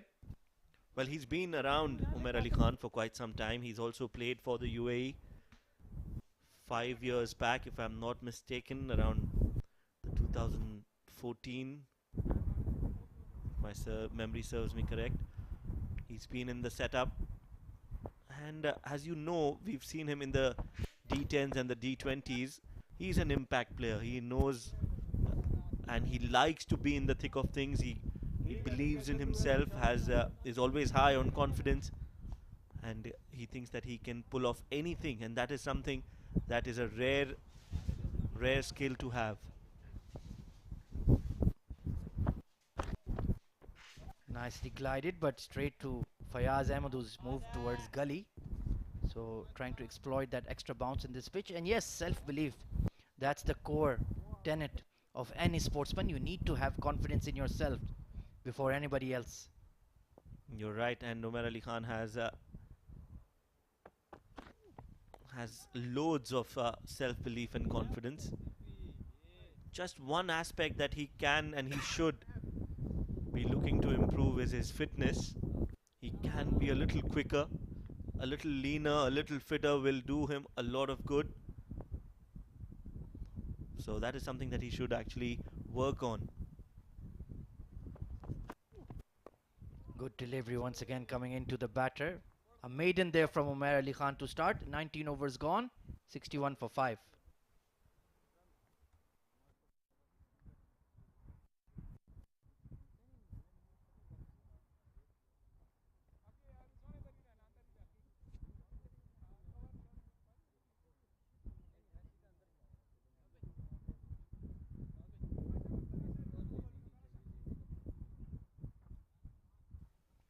Taking a look at the most runs in the Emirates D50 so far, Asif Khan of Ajman ruling the roost, 250s and a century to his name. Ali Shan Sharfu as well, the young champion, captain of Emirates Blues, has a century in the tournament as well, batting really well. Got a 50 in his opening game too. Waqas Gohar this time drags it towards mid-wicket. And Ahmed Tariq, the young charge out there, patrolling the boundary ropes. Yes, Ayan Khan is looking for wickets. That is a good approach.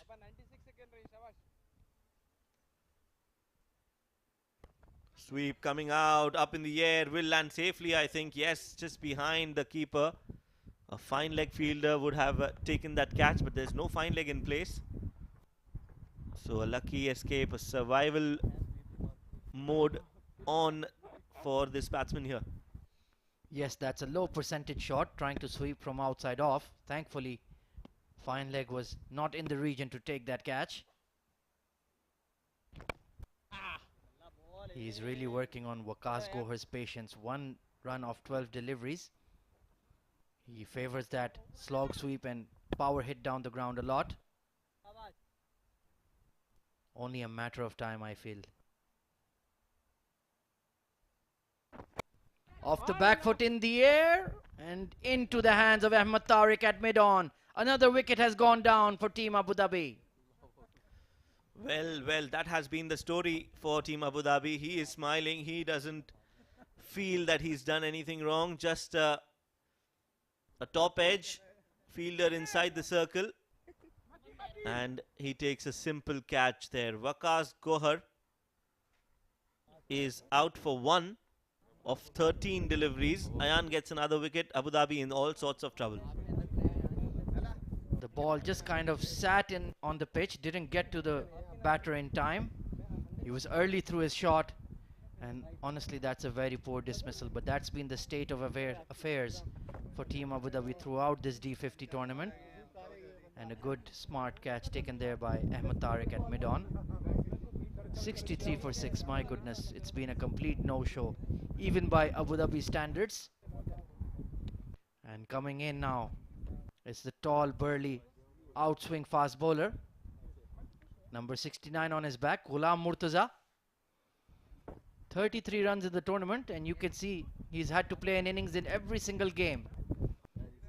So he's had a lot of time out there in the middle, more than he would have liked. And we're barely even at the halfway stage of this Abu Dhabi innings, and they're 6 down. That man, Ayan Khan, now he's ruling the roost. He's right on top of the top wicket takers in the D50. He's gone past Sanchit. So that's a brilliant competition going on there. Yes, Ayan Khan among the top wicket takers in this edition. And as you rightly said, there is a healthy competition between all these bowlers, and it's good to see young bowlers in that lineup. Now there's a slip and a short gully. Is that it's almost a gully. Ghulam Murtaza has those long levers. Can he compose himself? No, he can't. Big hit towards mid-wicket. And it will just about land safely. In fact, it's gone all the way for 6 thanks to the wind. Yes, you were right. Murtaza doesn't like to hang around. Just comes straight down the pitch. Plays it over the mid-on fielder. He knows the fielder is inside the circle, so that gives him the license to go for a big hit. Taking the attack to the opposition here, Ghulam Murtaza. And just like the number on his back, the team score has moved on to 69. But 6 down, my goodness. Now this man on screen, Shahid Gill, he's on 17 of 30. It will be interesting to see what his approach will be.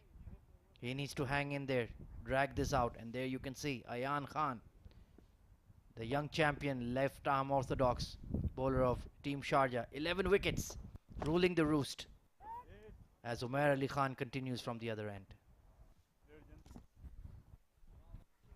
Yes, it's good to see these young bowlers in the top 5. Umair Ali Khan pulled a maiden the previous over, has been brought into the attack. Shahid on 17 of 31. Bowls a very consistent line and length, Umair Ali Khan. He likes to bowl in that good length area.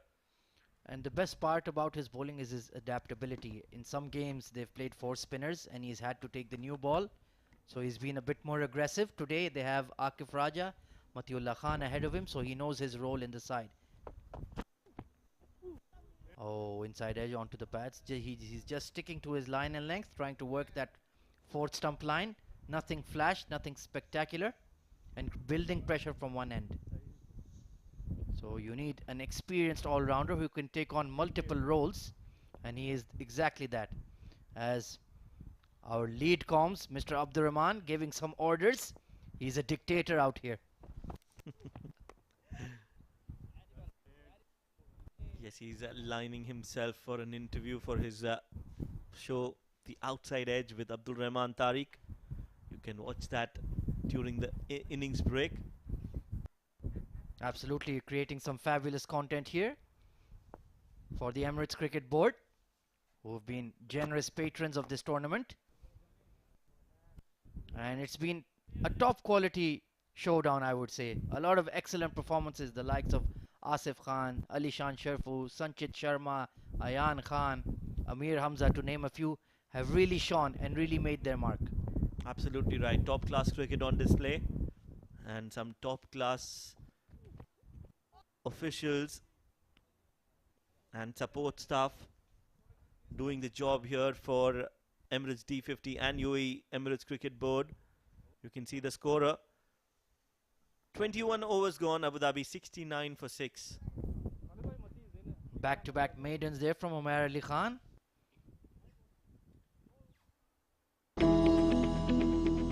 It's not about the hand you're dealt.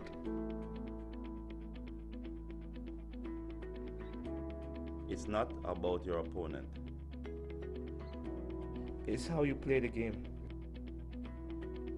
Do you play for glory? Do you play for fame?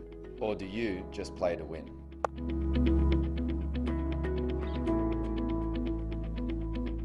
Wolf777, where winners play. Ayan Khan to continue then. 11 wickets in the tournament and definitely looking for some more. 2 for 26 so far in his 6 overs. Well, he's been clinical, hasn't he, Ayan? Not a big turner of the ball, but very accurate. A good thinking cricketer. And also is very handy with the bat. Trying to punch that away off the back foot this time. Yes, he bowls within his limits, within his limitations. And that Abu Dhabi dugout looking quite sad, quite morose right now. Oh! Lovely flight there. You can see he's working to trap Ghulam Murtaza, bowling into his pads. So when he throws it up outside off, he'll have a dip at it. You never know what's going to happen. Big shot coming. That's what I can feel from Murtaza. He's played a few dot balls too many for his temperament. There you go. Big hit coming, I said, and big hit it is. Up in the air and just falling short of the fielder. Lucky escape for Ghulam Murtaza. My goodness, that ball was in the air for an absolute age. The wind pulled it back this time. And long on and mid-wicket were hunting it down. But unbelievably, right between the two of them. Fantastic camera work.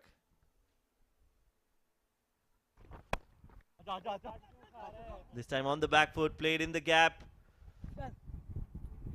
And good fielding effort. Very well done. Hassan Isakhel is the fielder. World-class father.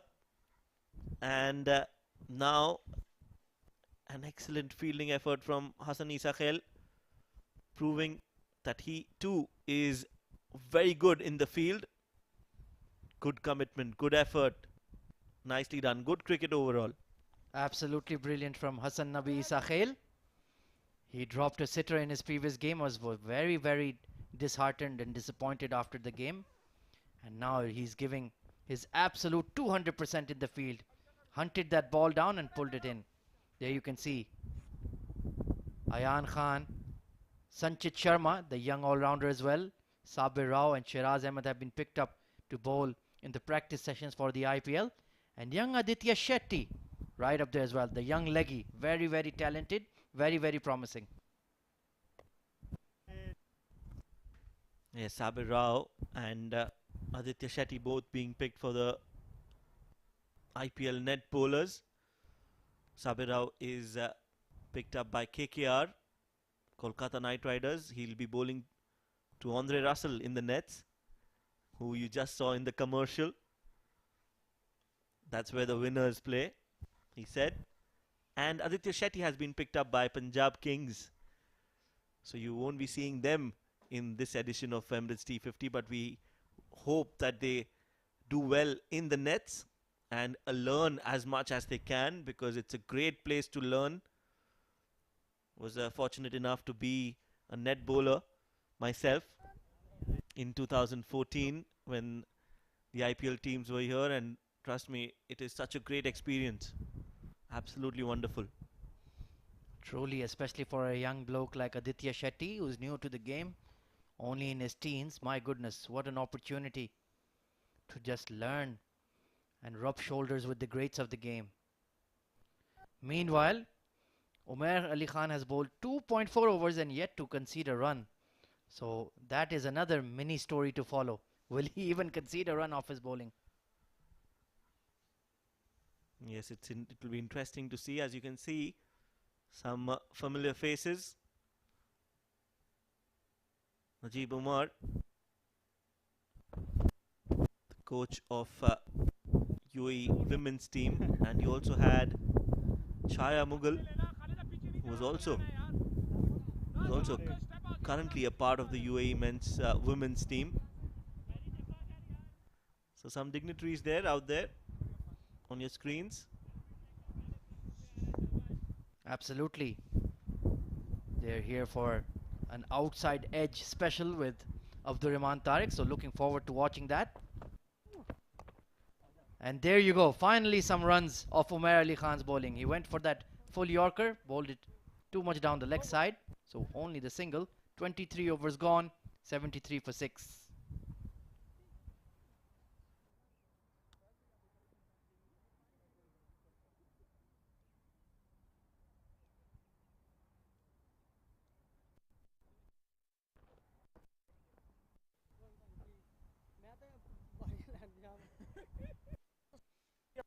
बारी ले तो हमें तो ये चाहिए नहीं कि तू बारी ले बारी ऊपर आना है कौन सा शॉट मार शॉट क्या कर रहे कौन सी क्रिकेट है यार तुम लोग कौन सी यार कम तो मैंने कहा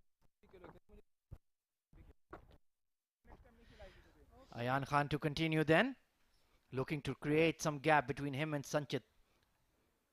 Oh, inside edge. My goodness, how close was that, Shoaib? Well, that was close. Slower in the air from Ayan, and pitching in line, getting some turn.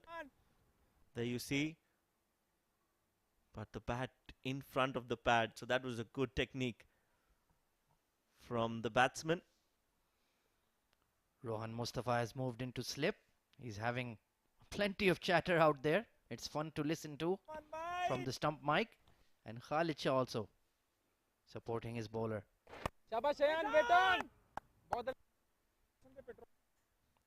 Yes, you can see some sledging going on from Rohan Mustafa. He's getting impatient. He wants to get this team all out as soon as possible. Again, a sweep shot coming out of the bat of Shahid. Looking for two, and will get them easily. Good technique there on attempting that run out. Khalid Shah, once again, that paddle sweep off the gloves, off the splice of the bat. Rohan Mustafa with a hard chase. And Khalid Shah using that new technique of executing runouts, the Bob Woolmer method as they call it. When you get in front of the stump and you just swing with it with your momentum of your hips. But good running there from Shahid Gill. 20 of 46 now. Ayan Khan being tested here. Can he pry a wicket out here again once more? Wait on. Foolish delivery. Safely behind that is Shahid. So he has a decent game plan in place. Anything on the stumps, I'm going to block. Anything that is outside, I'll sweep.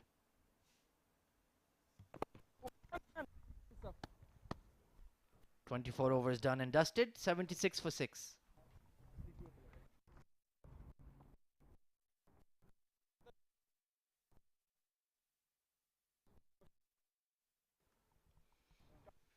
There you see the top 5 run getters in the Emirates D50 2021. Asif Khan, 250s and a century in his 4 matches. He's been in red hot form. 334 runs.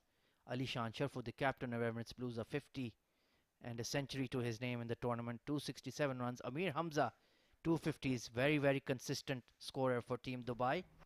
Batting up the order. Ansh Tandon as well, supporting his captain, Emirates Blues. Vice captain there.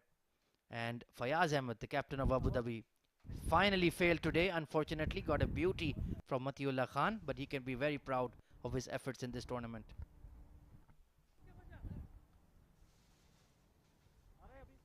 Meanwhile, it's Umair Ali Khan to continue the 25th over. Murtaza and Shahid out there in the middle. Shahid playing an important knock, 20 of 48 deliveries.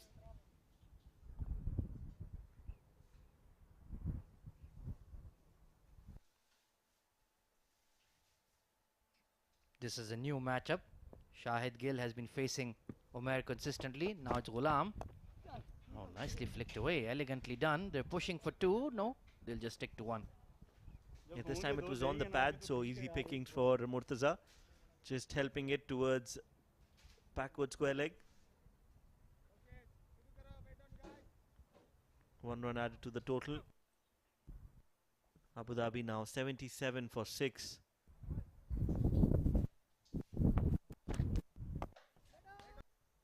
A Yorker and a wild throw from Umair. I don't think he was aiming for the 3 stumps there. My goodness. Look at that. Good foolish delivery. Shahid solidly behind that, and well, that's not on. Come on, Umair. Either your aim is very bad or you were aiming for something else. Yes, just a wild throw there.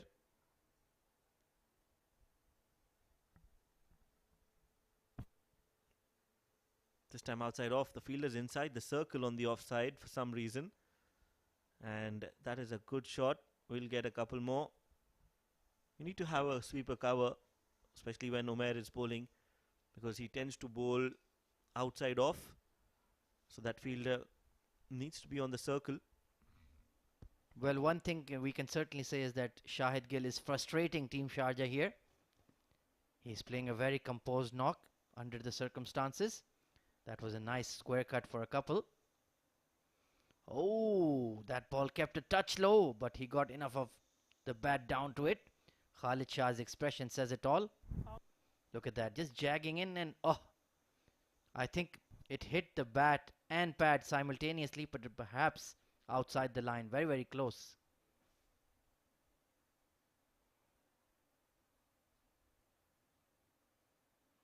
Pulled away this time through mid-wicket. There is a sweeper out there, so only a single. So this mini battle between Shahid Gill and Umair Ali Khan is proving to be quite entertaining.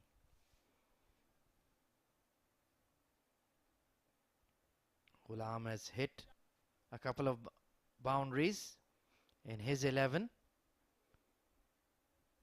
He has shown the ability to hang around. Gotten a bit of a promotion in the batting line today, batting at 8. Down the ground, he swings for the fences, and he's absolutely nailed it for 6. Well, what a good flow of the bat. You could see it was like a baseball swing, and middling it from the meat of the bat. Look at that front foot, clearing his front foot, and then straight down the ground. High and handsome. Ghulam Murtaza gets a 6. My goodness, our cameraman at the top of that side screen was in serious danger there. But a beautiful shot there. 86 for 6 at the halfway stage then. Let's talk a bit about the team on show here, Shoaib. As look how far that ball has travelled. My goodness, into the second oval. Matiullah Khan taking his sweet time getting it back. But when your team is in a bit of a losing streak, in a bit of a funk, how do you pull yourself out of it? How do you motivate yourself? How do you get back to winning ways? Well, it's important that you stick around as a team. I think that is what I feel is missing in this Abu Dhabi setup. You are not playing as a team. You have some individuals who are playing well, and I feel that most of these players are looking to perform on an individual basis, trying to focus a lot more on their individual contributions rather than playing as a team and gelling well together. So I think that that bond is not there among the players, and that is very important if you want to play a team game like cricket. You need to have players who can believe each other and who can trust each other. And I think that is something that Abu Dhabi needs to work on. They need to have a close core set of players and then work around them.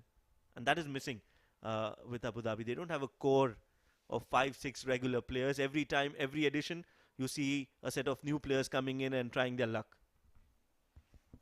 Very well explained there, Shoaib. Meanwhile, Rizwan CP has come into bowl, has 6 wickets to his name in this tournament.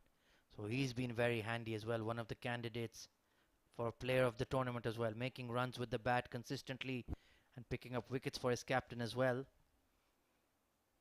The unlucky number for the Aussies, 87 for Team Abu Dhabi right now. Oh, big googly there, and how has that missed the off stump? My goodness, extremely close. Well, Rizwan CP has been brought into the attack, and very, very close to that off stump. Murtaza had no clue where the ball was going, and it also kept low. Expect a wicket here because CP is slower in the air. Expect Murtaza to go for it. This time outside off. Cut will get a single. Yes, when you give flight to a lower order batter, they just can't resist. They need to have a dip. This time though, look at that, extremely close. Rizwan CP, a solid performer for Team Sharjah. Oh, bit of a stifled appeal, but perhaps going down leg. It's clearly going down leg. Shahid on 24 of 53. He's had a good outing out there in the middle. But the contest will be between Rizwan and Murtaza.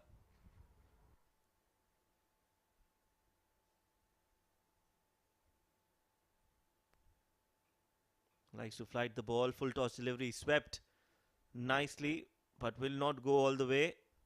It's a big boundary on the onside, and the outfield is thick as well, so the ball doesn't actually fly off the carpet. And just a couple of runs. Yes, there was no square leg. There was a deep mid-wicket in place for Shahid.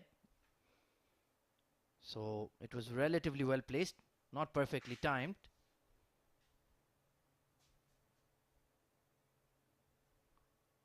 Good top spinner this time to end the over. 26 overs gone. Abu Dhabi are 90 for 6.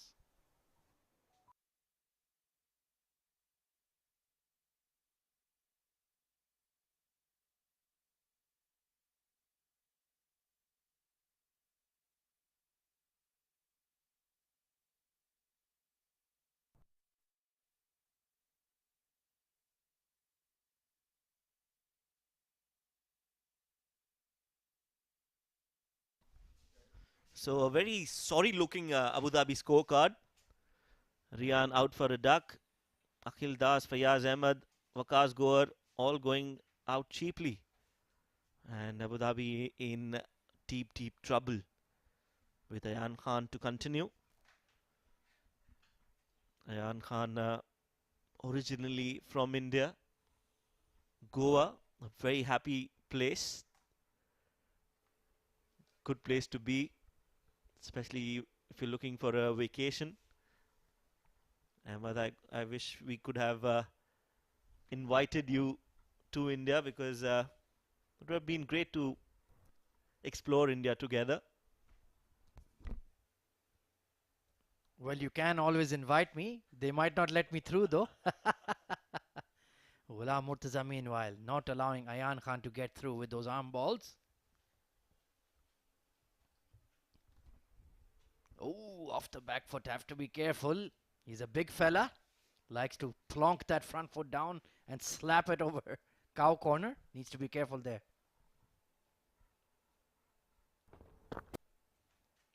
Well, he's the only batsman, Abu Dhabi, batsman who's scoring at more than 100.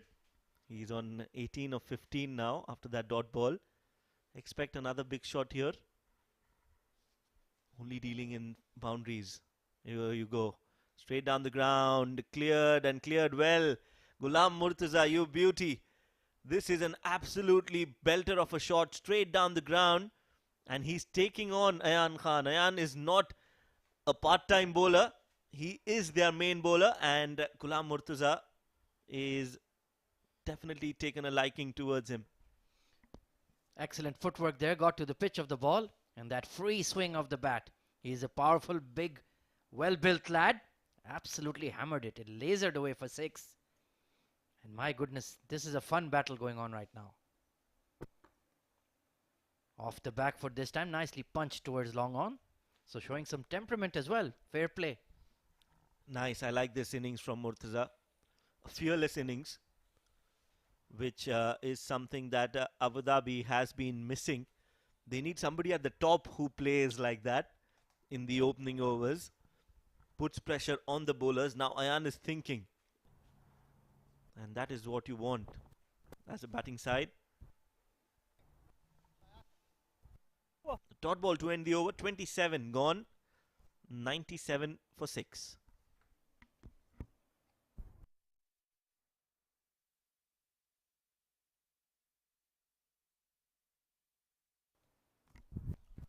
So the bowling card for Sharjah. Akif Raja bowling 4, getting a wicket. Matiullah Khan has been absolutely brilliant with the ball in his hand. 3 wickets for him. Ayan Khan has bowled 9 overs already. And I think he might just complete his full quota of 10. Given away 39, taken 2 wickets. Ruhan Mustafa bowling 2. Umair Ali Khan bowling 4. And Rizwan CP bowling that 1 over. Yes, a good balance to the Sharjah bowling lineup. They have seamers, they have leg spinners, a bit of left arm orthodox as well. And Rohan Mustafa, well, he can bowl pretty much everything. If you ask him to bowl with his feet, he could probably do that as well. Yes, you're right. Bowls seam up, bowls off spinners, Yorkers. Meanwhile, it's Rizwan who continues. Another single from Murtaza to Shahid.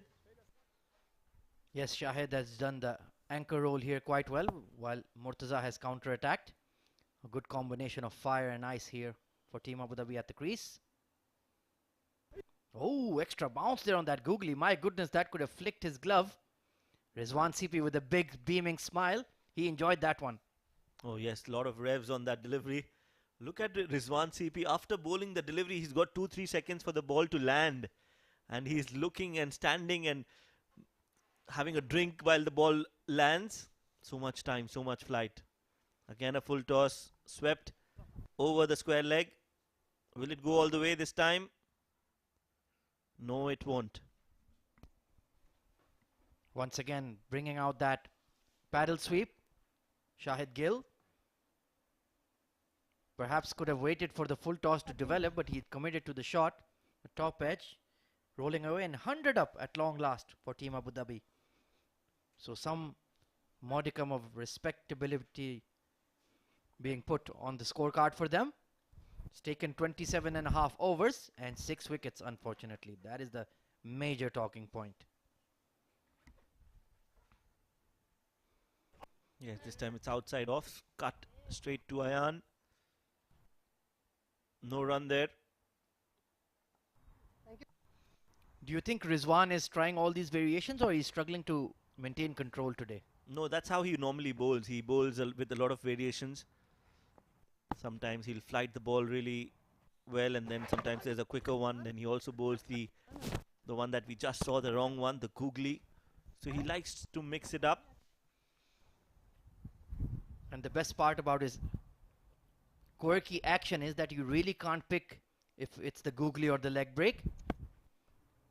He bowls it with such a side arm. You can't really spot the wrist position. Pulled away over cow corner this time.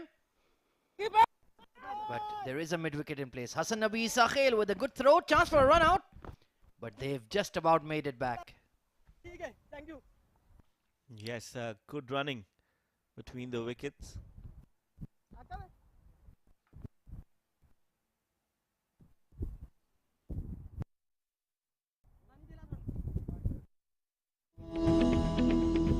It's not about the hand you're dealt.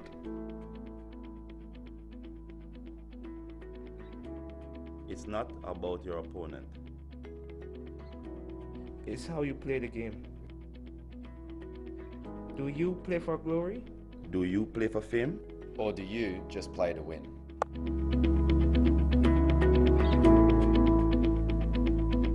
Wolf777, where winners play.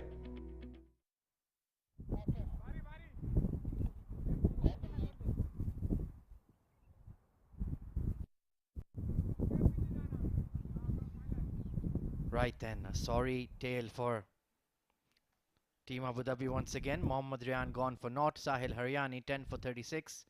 Osama Hassan Shah was looking good, 26 of 23. Once again trapped in front by Ayan. Shahid Gill is battling out there. He's moved into the 30s. But Akil Das and Fayaz Ahmed, the two ducks in the middle, have really put Team Abu Dhabi on the back foot. Waqas Gohar was caught at mid-on. And Ghulam Murtaza has looked positive out there. Striking the ball well, has hit a few booming sixes. And he's supporting Shahid Gill out there.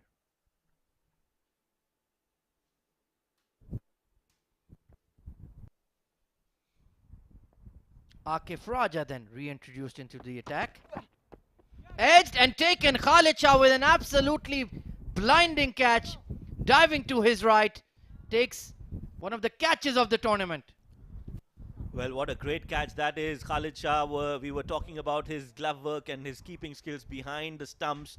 But that catch will silence all his critiques.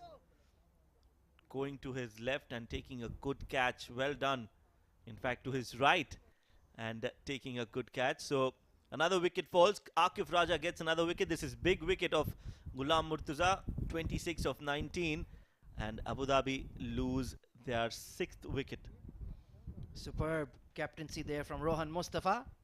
He's had enough of his medium pacers and spinners. He's like, let me bring on my premier pacer, Akif Raja. Try to produce a wicket. And immediately first ball, he produces that. And a stunning catch by young Khalid Shah. That will give him a lot of confidence. He has been one of the standout wicket keepers in the tournament.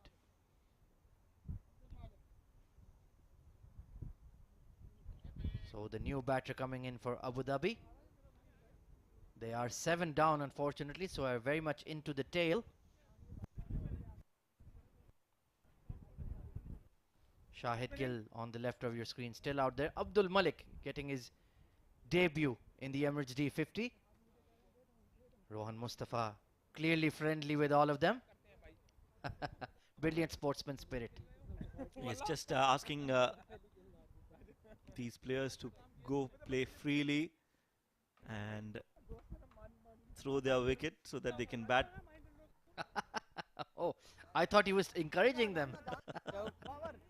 Well, that's what Rohan Mustafa must be telling them. They're just in their ears, you know. Try to go for some big hits. Show me how you hit sixes and can you hit a six? All these questions, you know, to play with the minds of these players. Akif Raja gets another wicket. Got the wicket in the first over that he bowled today. And then got a wicket in the first over of his second spell. Yes, it's been a productive day for the seamers for Team Sharjah, Akif Raja and Matiullah Khan. They had been on the outside looking in for a couple of games. And now they will feel a lot better about themselves and be in solid contention for selection in the semi-finals. 102 for 7. 2 for 20 is Akif. Oh, inside edge past the stumps, and Khalid Shah does well. That was so close to the stumps. It could have crashed into the stumps with the ball getting the inside edge of the bat. There you see just the under edge, and good work again from Khalid Shah. Managing to stop the ball.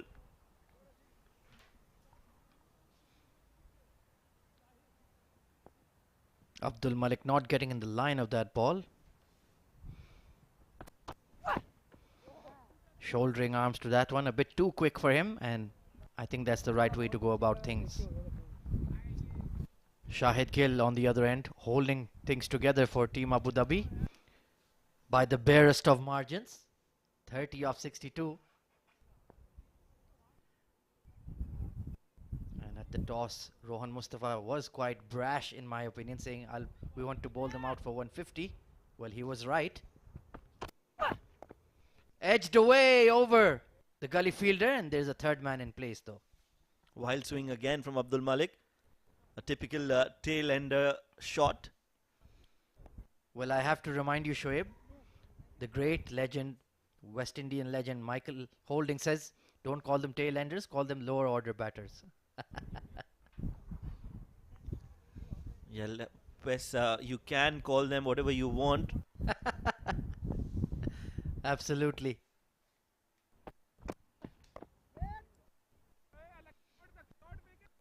But just they a bit too quick for them as Akif. Exactly, yes. And they are at the end. And the tail is also at the end. So you can call them the tail enders. That's the term that has been used since I can remember watching cricket.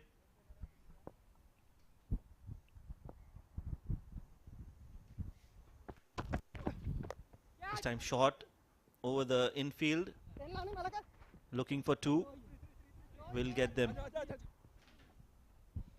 Bit of a labored relay throw there. Actually messed up completely, but no harm done in the end. 29 overs gone. 105 for 7.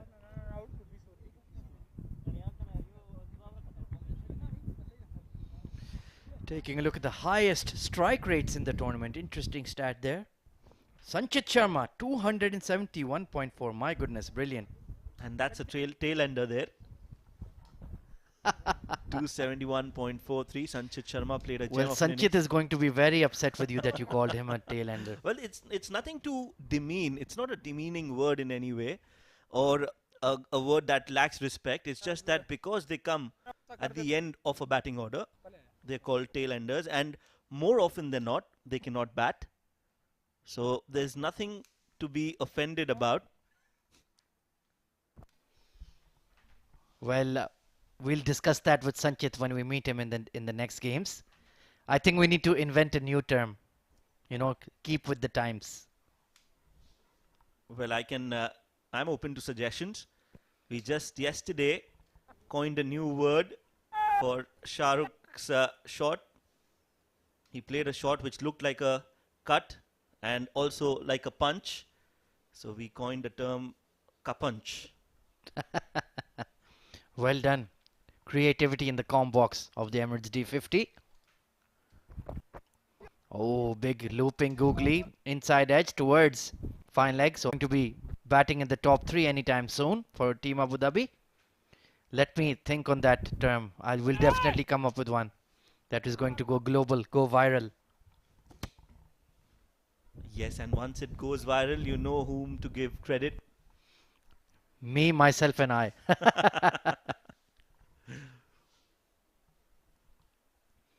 Meanwhile, 106 for 7 are Team Abu Dhabi. We're into the 30th over. Rizwan CP continuing. Oh, bit of an edge. Has it been taken? There's a big appeal. But Rohan Mustafa is just fooling with us.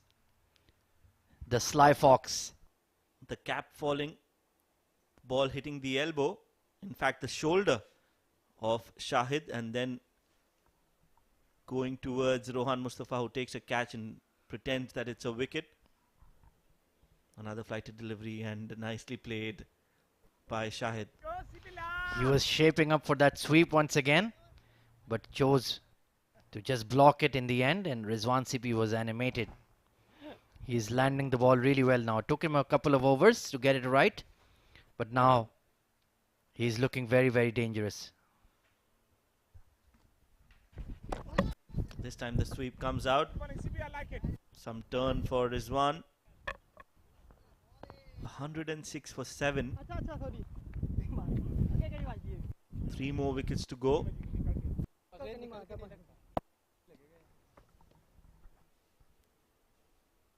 Rizwan looking for a wicket. Punched on the back foot, but there is a fielder there. 30 overs gone, 106 for 7.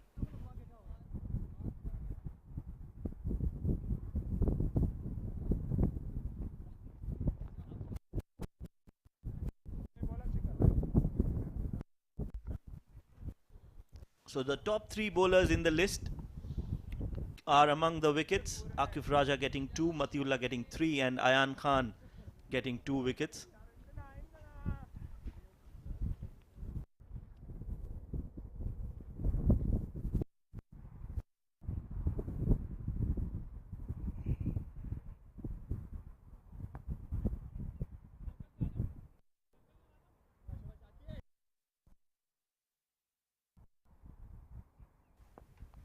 Akif Raja to continue. Ooh, bowling outside off. Abdul Malik late to react to that. I think Akif Raja definitely needs to bowl within the stumps here. He has a chance of a wicket. Yes, as it's the tail end that is batting. You need to attack the stumps. You need to get these players to play a few shots. Akif Raja should go for a Yorker. Attack the stumps.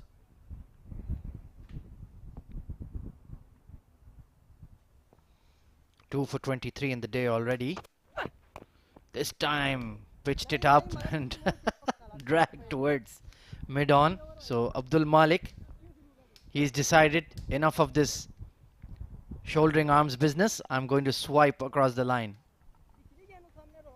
Yes, and if you're bowling at the stumps, obviously the batsman cannot leave the ball, so he has to go for it, he has to play, he has to commit to a shot, and that is exactly what you want as a bowler. Can you describe that shot for me, Shoaib? Well, they are making our lives so difficult. Well, just lining up to play a shot, almost deciding to swing the bat, and then not doing anything at all. Bit of a check pull or something like that, I'm not sure. A chul. 106 for 7. Slower delivery this time. The off cutter given as a wide, that's a bit harsh from the umpire. Well, I think it was just on the line, and the line belongs to the umpire. There you see it was almost on the line. Trying to do too many things in one go, I think, Akif Raja. Just bowl wicket to wicket. I don't think Malik is going to last that long. Nelson on the board. That's chipped, and Umair Ali Khan dives forward but is not able to reach under the ball. A chance gone down. Brilliant effort there at mid-on. Leading edge from Abdul Malik. Oh my goodness. Almost took an absolute stunner there, Umair Ali Khan. Oh yes, that could have been a catch of the tournament, but not to be. This time shot pulled backward of square leg, and a diving effort will not be enough to stop the ball from going and crossing the boundary. A 4 for Shahid and Team Abu Dhabi. Lovely swivel pull there from Shahid Gill. Square leg was a bit too square. Wasim Bari there and could not get across. And eventually went for 4.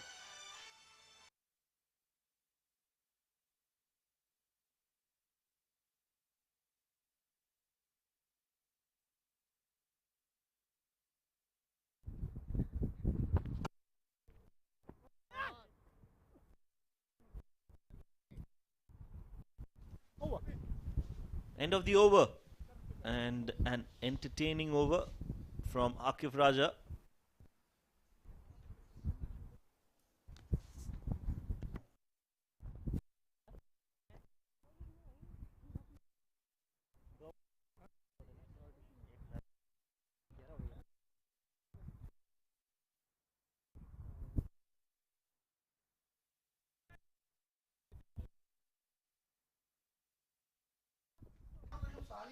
Taking a look at the points table then, Sharjah ruling the roost. 3 wins out of 4. 0.92 is their net run rate, sitting on 9 points. Ajman is right behind them. 3 wins out of 4. 0.76 their NRR. And Fujairah with that win yesterday against Dubai, also on 9 points. Their net run rate is a bit on the lower side, but Emirates Blues, 2 wins out of 4. Looking relatively secure as well. But Team Dubai still have a chance to make it. It will take some other results to go in their favor, but it's still very possible. Rohan Mustafa, beats the outside edge there. Abdul Malik living dangerously. He's clearly not well versed with the Wisden coaching manual in terms of batting. Well, interesting call here from Rohan Mustafa. Ayan Khan still has 1 over left. That's out. That's plumb. That's right in front. That should be given, and it has been given. A wicket for Rohan Mustafa. Wicket number 8 for Abu Dhabi. And things are not looking good for Abu Dhabi, while Sharjah are having a party out there. Hit him straight on mid-lane leg, and the umpire took his time to raise the dreaded finger, but it was the correct decision. Abdul Malik looking disappointed, but son, you were right in front. So Rohan Mustafa comes in and does the trick. Abdul Malik gone for 3 of 11, and Sharjah are in dire straits.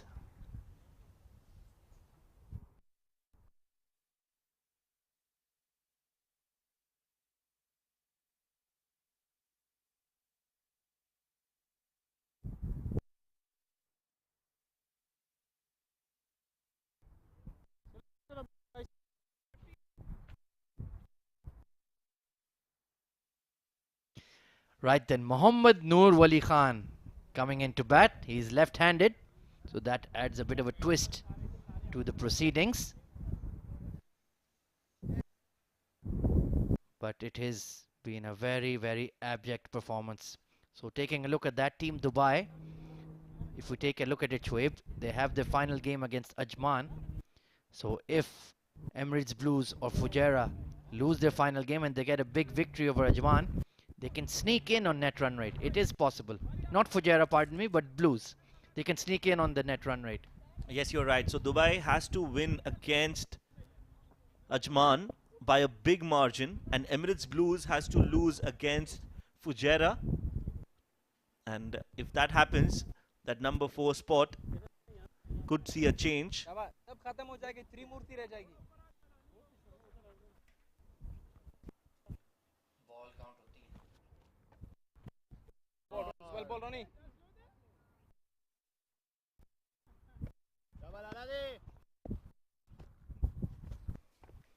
So Rohan Mustafa continuing from around the wicket to the new man, Noor, who is a left-handed batsman, Noor Khan.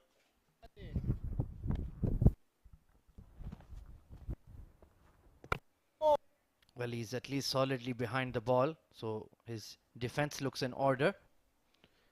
Good to see some young guys getting an opportunity here. 32 overs gone, 117 for 8.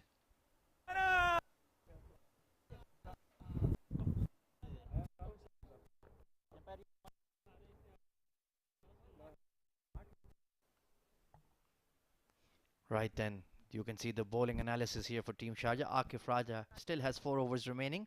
I think he'll want to have the ball in hand. 2 for 29. Matiullah Khan has 3 wickets to his name. Might be hunting for a 5-fer. And Ayan Khan 2 for 39 as well. And he's brought back into the attack to bowl his final over.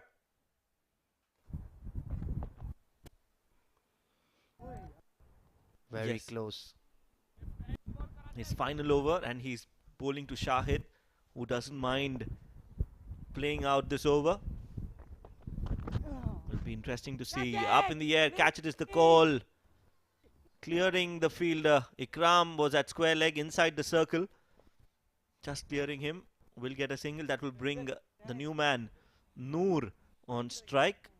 It'll be interesting to see how Ayan bowls to this left-handed batsman.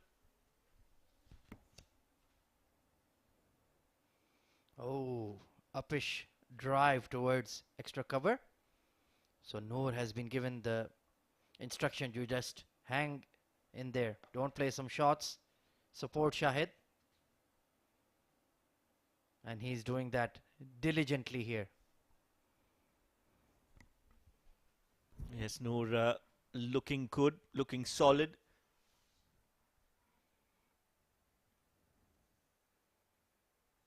Again, bringing that front foot out and just tapping the ball. Just delaying the inevitable. Absolutely. End of Ayan Khan's spell for the day then. 2 for 40, so successful for him. And he moves to the top of the charts of the top 5 wicket takers of D50.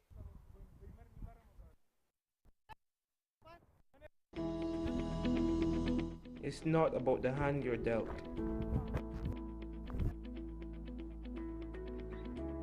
It's not about your opponent. It's how you play the game. Do you play for glory? Do you play for fame? Or do you just play to win?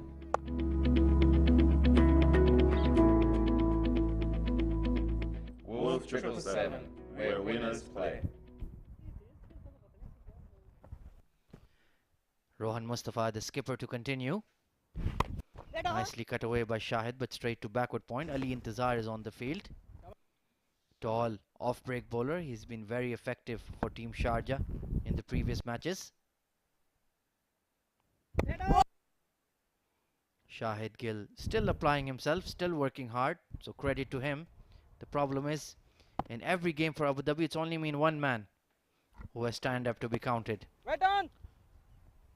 Yes, you've seen that in all Abu Dhabi matches. One player just stands out and performs, but the others just keep falling and not performing to their potential. They all need to click together for Abu Dhabi to actually make an impact in any game. And that's not happening for Abu Dhabi. Meanwhile, it's Rohan Mustafa who's bowling to Shahid with one slip and the mid-off inside the circle. Oh, going for that reverse sweep, just goes underneath his bat, and Khalid Shah has the bails off in a flash, but his foot was well behind. Shahid doesn't seem to be a fan of going down the wicket and playing straight. Prefers to just play those paddle sweeps, the orthodox sweep.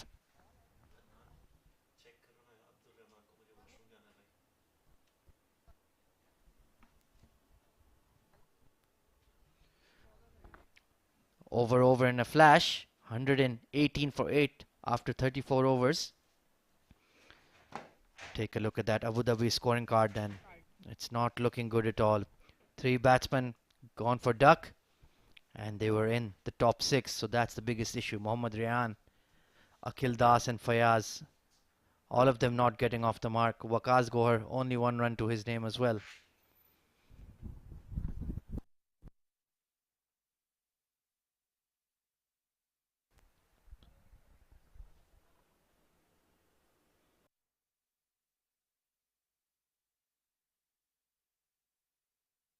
Change in the bowling then. Matiullah Khan coming back into the attack.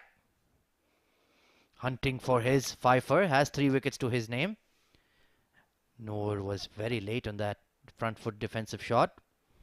So Matiullah will back himself, bowled an absolute beauty to get the skipper of Team Abu Dhabi, Fayaz Ahmed. Round the wicket, got the ball to just hold its line and clip off stump. One of the best wickets of the tournament, I would say. 118 for 8. Short ball this time, flat batted to mid-off, where Ali Intizar is patrolling. He's a tall, lanky off-spin bowler. There he is. And Team Sharjah look well set on their way to get a commanding victory in this game. It'll be 4 wins out of 5 for them. So they're looking hot favorites for the Emirates D50 title. Short ball once again over the shoulder of Noor, given as a wide. Matiullah rightly looking a bit puzzled. Khalid Shah out there having a bit of a rest. Let's take a look at that. I think that's a bit harsh, to be very honest. It was over the shoulder of Noor. But it's been a all-round commanding bowling performance from Team Sharjah so far. A lot of bowlers have picked up wickets. Ayan has done well. Akif has done well as this man on screen. Once again down the leg side, given as a wide. So the umpires getting into the action as well. This one even wider, and that's a fair enough decision. So he's trying to set him up for that fuller delivery by getting him on the back foot. Let's see if Matiullah can execute the plan here.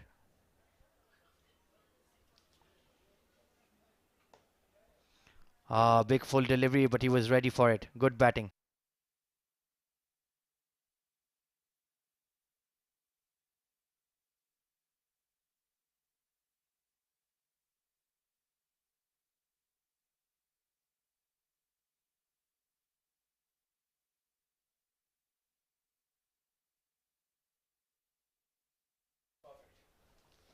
.120 for 8. Matiullah to continue.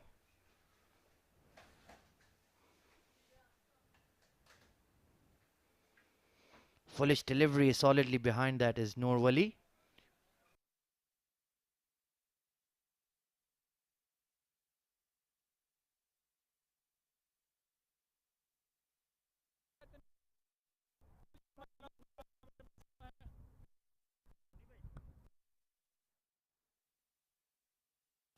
.120 for 8. Matiullah Khan 3 for 17 on the day. Rohan Mustafa working hard in the field. He's picked up a couple of wickets as well. And good to see Noor Khan giving him able support. He's come in at number 10. This is his first game in the D50, but he's applying himself. He's making his opportunity count.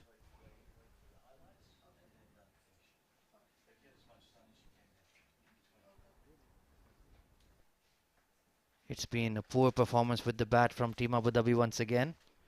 They were depending heavily on their captain, but he couldn't get going today.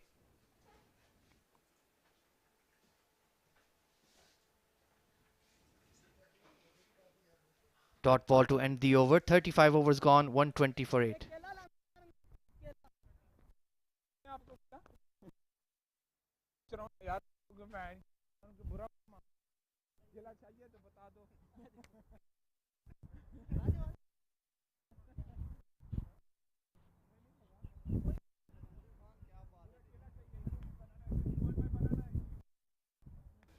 .120 for 8 after 35 overs then. There's going to be a change in the comm box. It's going to be Shoaib Ahmed, and with him a very, very special guest.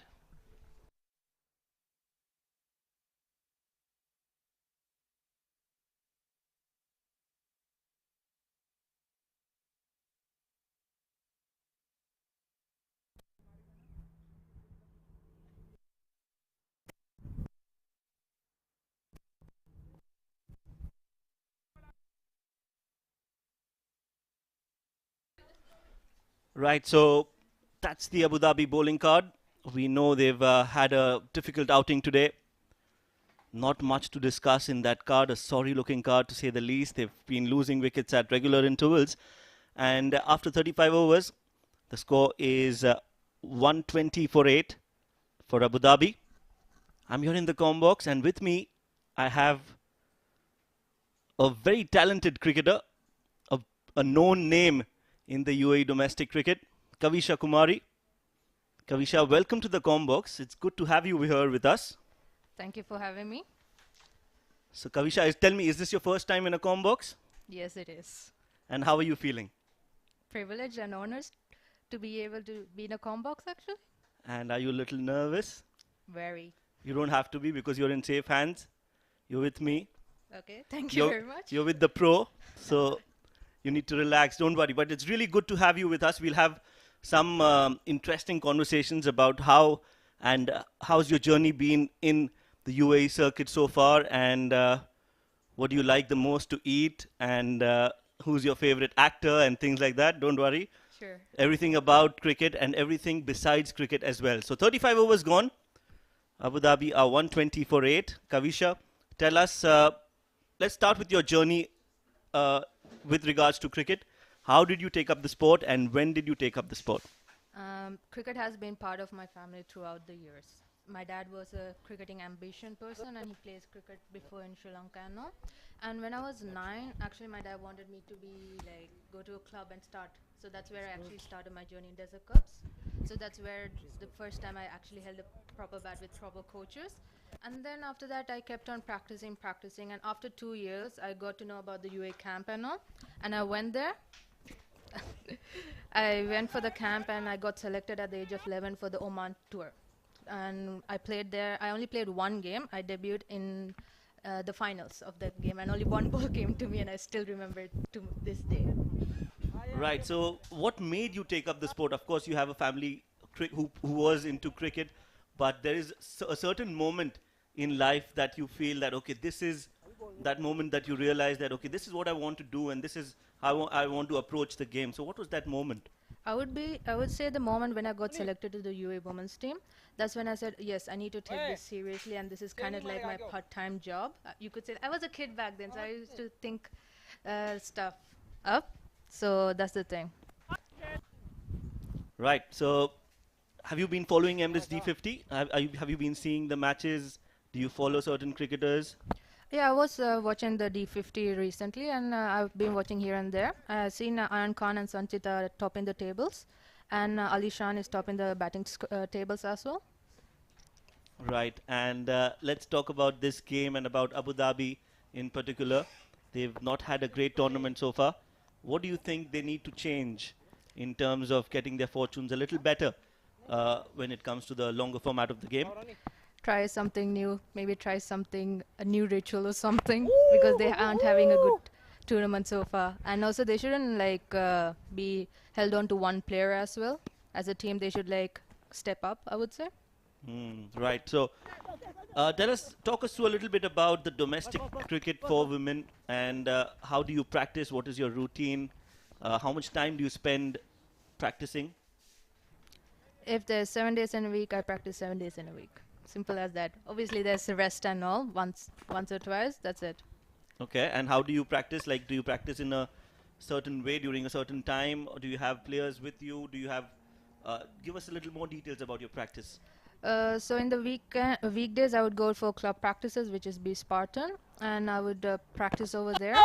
And they have practices on Sundays and somewhat days. The days which I have for myself, I would ask my dad, and we would go to the park nearby, and he would give me some throwdowns and all with some rubber balls, so that I'm always intact. Right, so cricket throughout the day for Kavisha, that's how you want to get into the game. So if there are any young female cricketers watching us, you need to practice 7 days a week. Not really, but like, yeah, to be the top. To be at the top, you need to practice, and I couldn't agree more on that. Also tell us about the UAE women's coaching program and how well do you practice? What is the process for the camp? Because I understand that you would be going in a few months. You have a big tournament coming up. So discuss about that a little bit. So the camp has started now, and these days we have been actually focusing on our fitness and all, and we'll be in the gym working out and doing everything we can to like improve our fitness. And now we had just started our net sessions, so we'll be focusing on the skills aspect. So first we focus on the fitness, so we are fit enough to run, agile, everything, and after that the skills will naturally come in, because as Asians, cricket is in our blood, you could say that. Oh yes, absolutely. So do you, since it's hot here now and it's summertime, do you practice indoors more, or do you have outside sessions as well? To be honest, I prefer outdoor sessions. Indoor sessions is not my thing. Even though how tan I get playing outdoor, but that's the best feeling ever, even though in this heat. All right. And about the game in particular, how do you think? Who's your role model? How do you approach a game when you're going into a big game? Do you have any preparations that take place before a game? Not really. I would just stick to my basics and all. Just calm myself down and just say, this is just another game. That's all. This is just another game. And think to myself what I can do and all. Just basics. Look the ball and play. Don't play stupid shots. Don't play stupid shots. Tell us about your diet a little bit, because we know that athletes have a very strict control of what they eat. So do you also follow that school of thought where you control and you have a very strict diet regimen?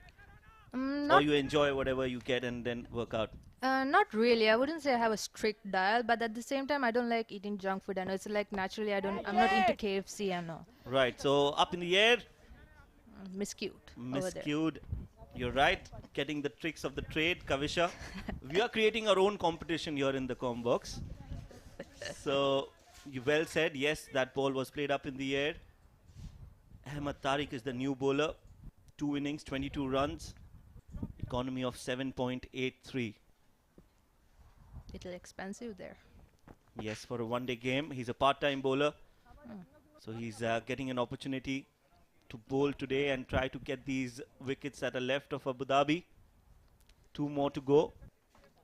Part-timers are the key when it comes to tail-enders. You're right.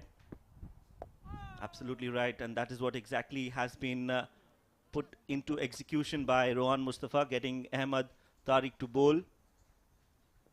123 for 8, Abu Dhabi. On the pads. Take us through the game, Kavisha. Give us your thoughts about the game and about live cricket. Okay, I'll give it a go. A slow one straight, and that's dropped by Ahmed Tariq. That has been a drop indeed. Not timing again, Noor. He's on a good-looking 0 of 19 deliveries. Just got off the mark with that run. That could have been a chance. He's lucky there. He has a bit of fortune there. Yes, he's got fortune because Lady Luck is in the com box. A swing, but straight back to the bowler. Straight back to the bowler it is. 37 overs gone. Abu Dhabi 124 for 8. We are live from the Sevens Cricket Oval. And with me in the com box is UAE women's team player Kavisha Kumari. Kavisha, you also have a record.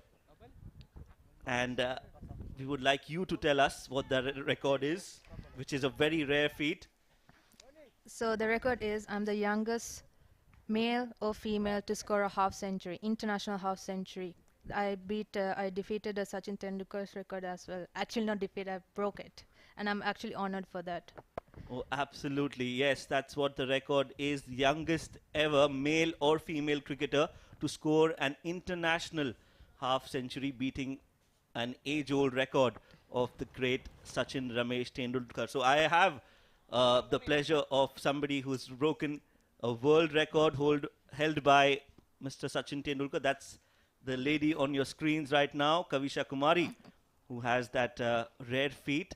And I'm sure you will go ahead to break a few more records and make all of us proud.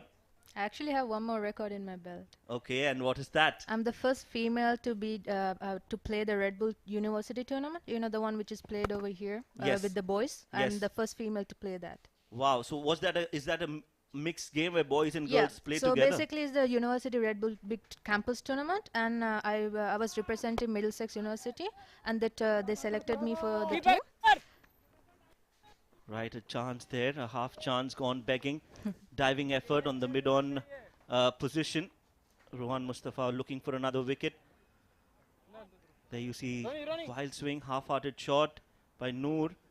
Just falling short of the fielder there, Akif Raja. Noor still survives and is still out there in the middle. Meanwhile, there's another sweep. This time had beautifully middled it nicely from the bat. And the ball has raced away towards the boundary for 4 runs.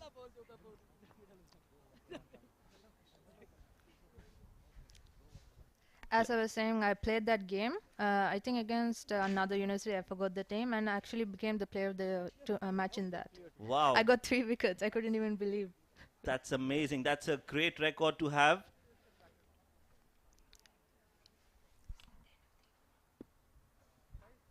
Let's look at that chance one more time.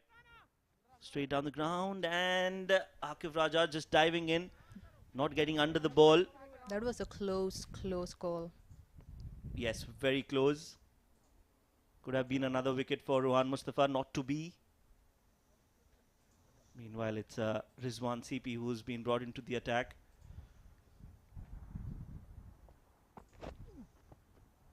And that's out. Clean bowled. Rizwan CP gets another wicket. Absolutely no footwork there from Noor. He was just out there trying to get ball to bat. This time he fails, and Rizwan CP strikes. Another wicket down. Wicket number 9 for Abu Dhabi. CP gets another one.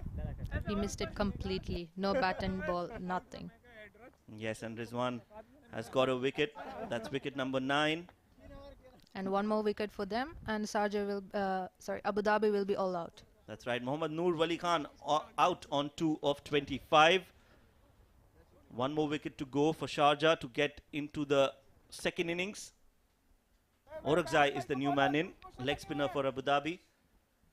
So Kavisha, you've broken a few records, and we hope that you break a few more records and you make all of us proud. All the best for your future, and we hope to get to see you on the live screens, and we hope that we can call the game sitting in the comm box while you're playing out there. That would be another record that we would like to break. It will be nice to stay in the other side of the comm box. Being in the ground and playing is much more easier. You think so? Yep.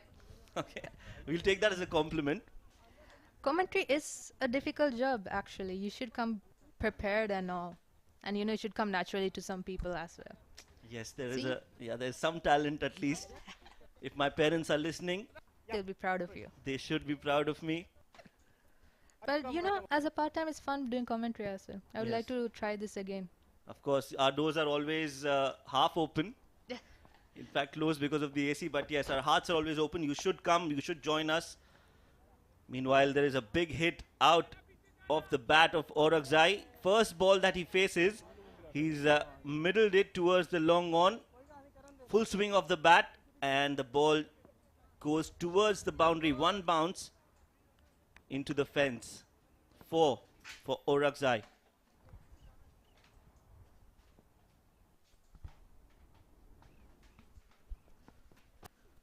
So it's time to take your leave, Kavisha. It was great talking to you, and hope to see you soon in the comm box and on the field as well. Thank you for having me. Hope I can come back again. Sure, it will be a great pleasure. Thank you, Kavisha. Thank you.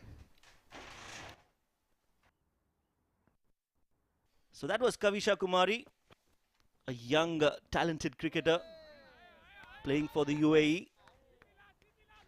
And while she takes our leave, the score on the board reads 133 for 9.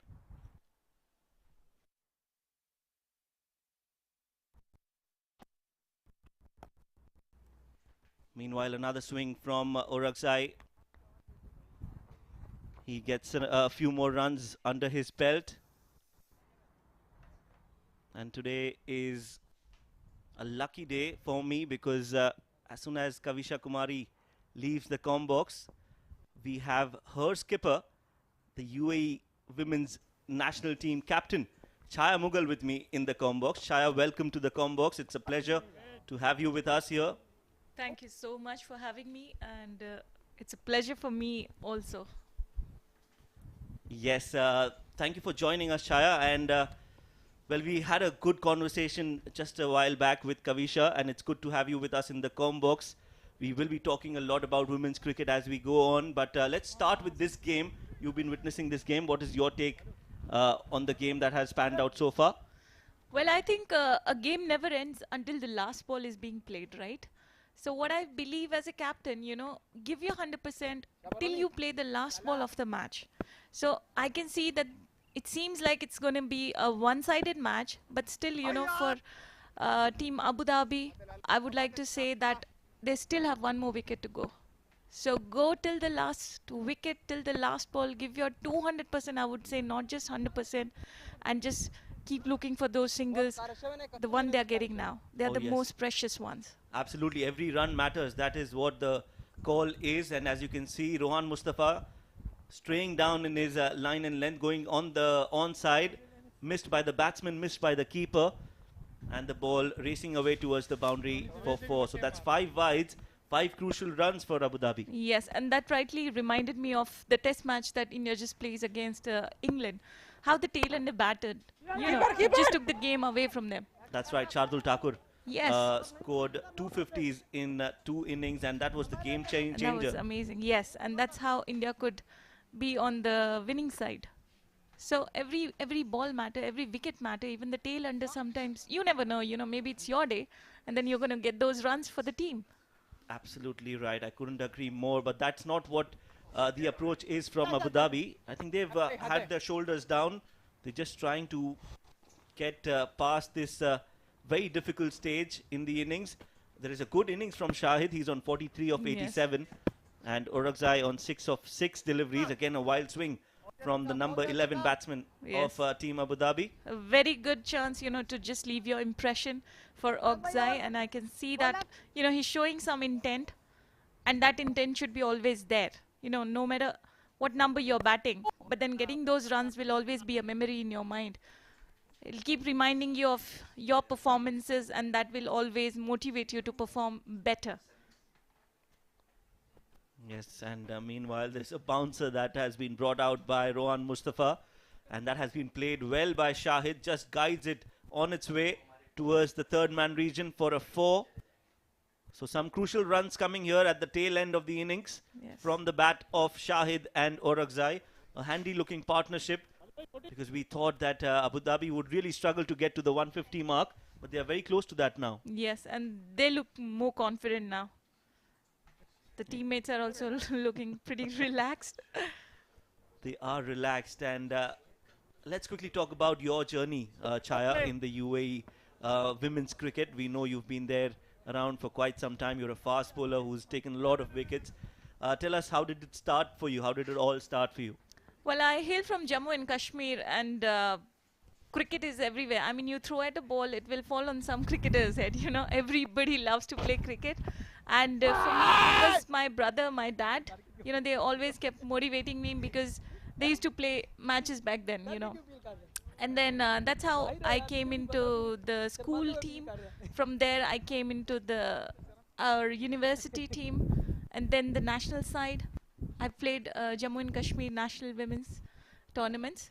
And then from there, once I relocated to UAE, I never knew back then that there is going to be a team in UAE for women's as well. But then slowly, when I got to know that there is a women's cricket team also, that too in UAE, I was really surprised. And I just came in, and then it was, I think, almost 8 years back, Wow, that's an interesting journey from Jammu Kashmir to the UAE women's side. And as you rightly said, UAE women's team was not in the picture in the last decade or so, but they really grew leaps and bounds. Meanwhile, there's a ball that has just been bowled outside off, a huge appeal by Rizwan CP, but the umpire says not interested. Yes. We will continue this conversation, but not with me, with my co-commentator Ahmad Khwaja, because it's time for me to go and eat a sandwich. So you stick around while Ahmad Khwaja, for some reason, Ahmad Raza, the skipper, is on my mind. But Ahmad Khwaja will be joining you in the com box and will be taking this conversation further.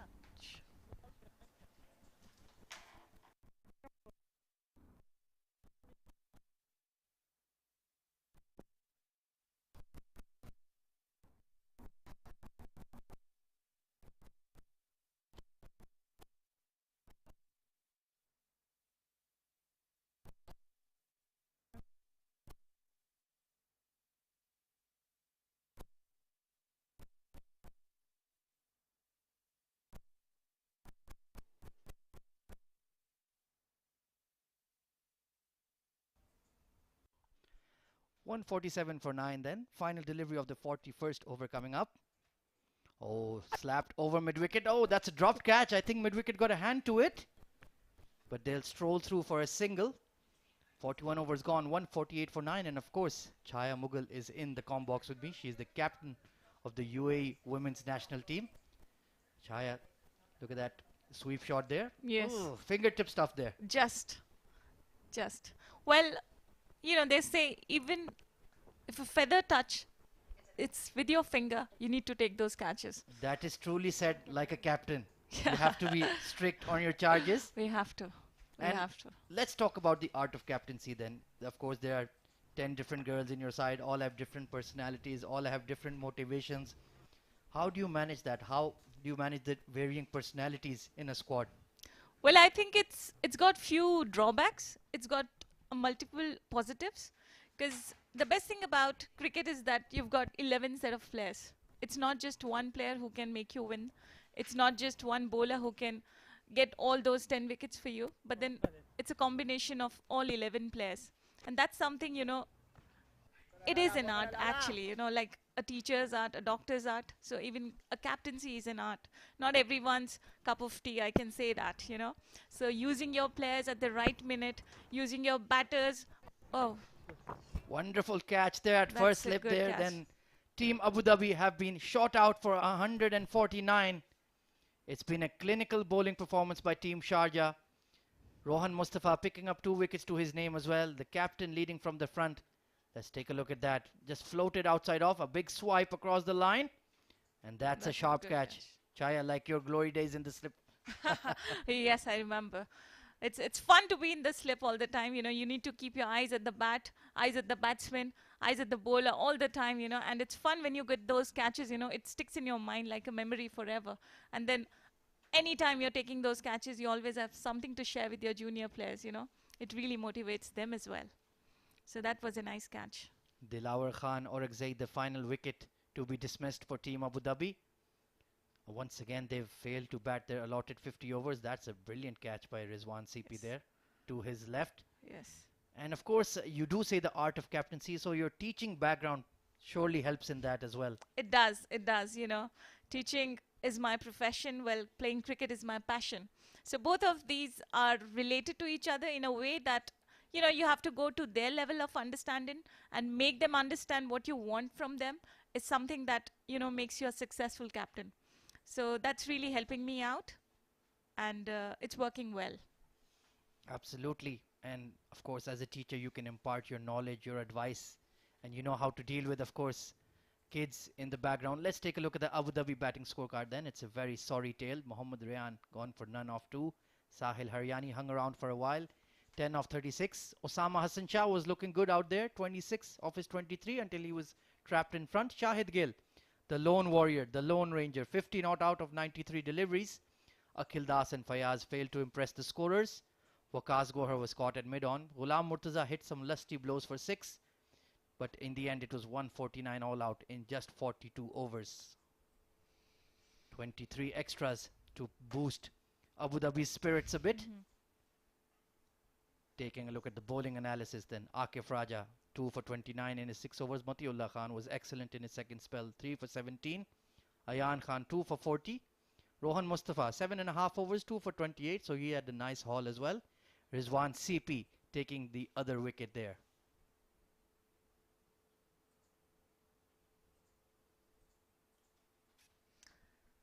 Taking the score, I think what you need most is the partnership. Well, that's what is lacking in this match. Absolutely. Let's take a look at the highlights though. That was plumb in front. Playing across the line was Mohammad Rayan. Osama Hassan Shah came in, played some nice looking shots there. Nicely cutting away on the offside. And Sahil Haryani also played a pleasant punch off the front foot. But then Ayan Khan came in for some tap. A slog sweep towards cow corner.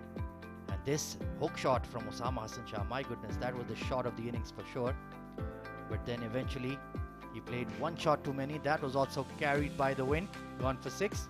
And then this one, plumb in front, Chaya. Yes, that's right, no doubt about it. And the poor shot across the line, that's not good execution. As a captain, you'd be very disappointed with that if your opener plays that kind of a shot. Exactly, you rely on them. You need those runs from them, you know. The plan was clearly in place to bowl short and they got sucked into that trap. That was the issue. Shahid Gill then trying his level best to hang in there. That was an absolute beauty. He held its line from across, from over around the wicket. Brilliant wicket. And then Waqas Gohar, just a leading edge to mid-on. Nothing much to do there for him. Straightforward catch. Ghulam Murtaza with some big hits. It's always entertaining when the tailenders come out to bat. Exactly, and that's more fun, you know. Those runs are more precious than anything. Massive hits. That one actually went to the second oval across the ground. Oh. A flat six there as well. So it was pretty much a miserable tail. That's a fantastic That's a good catch. That was something you would definitely enjoy. This one, Shahid Gill swivel pull, put away past deep fine leg. This one, well, not much to debate there. Shahid Gill hung around for a while, hit a few boundaries, got his 50, but then eventually Rizwan CP clean bowled him. And this one was a big hoik towards cow corner. Rohan Mustafa decided, fine, let me do something about it. First was a big wide down the leg side. Some free runs there for Team Abu Dhabi. Tried a bouncer as well. A spinner bouncing the ball. Absolutely fantastic. And then eventually, this was the final dismissal. 149, they were shot out in 42 overs. So Chaya, what do you think? Do they have a half chance here, or this score is definitely not good enough to challenge Sharjah? Well, I was talking back then, you know, like any score till the last ball, you know, I could say that the game is on, right? You never give up before the start of the match. There are always chances. You never know whether it's your day. It could be your day, you know. It could be your day, and then maybe couple of early wickets, you know, and then getting stuck at the wicket, not rotating the strike, things can fall into your place. So I would say that we should not give up in the beginning before the start of the second innings, you know. You always have chances. Cricket is a very unexpected game. Unexpected game and a funny game itself. The match Yes. summary there then. Shahid Gill 50 of 93, Osama Hassan Shah 26, Ghulam Murtaza 26, Matiullah Khan with a 3 for Akif Raja, and Ayan Khan with 2 wickets each. So we're going to have a bit of an innings break here. Thank you so much to Chaya Mughal for joining me in the comm box. And we'll be back at 6:55 p.m. around 7 p.m. So stay tuned for the second innings of today's game at the Emirates D50. Thank you so much. Thank you.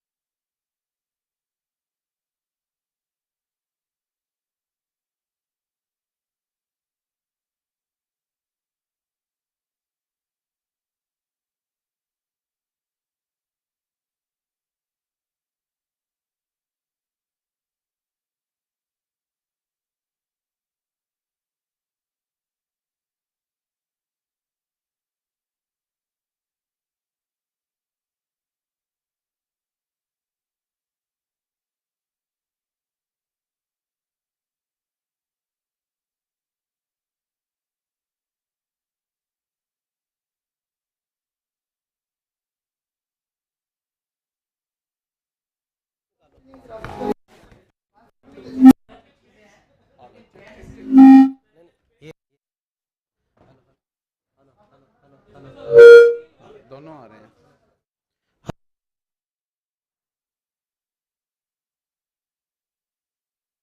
Hello hello hello check check check. अटक गया देखो. Hello.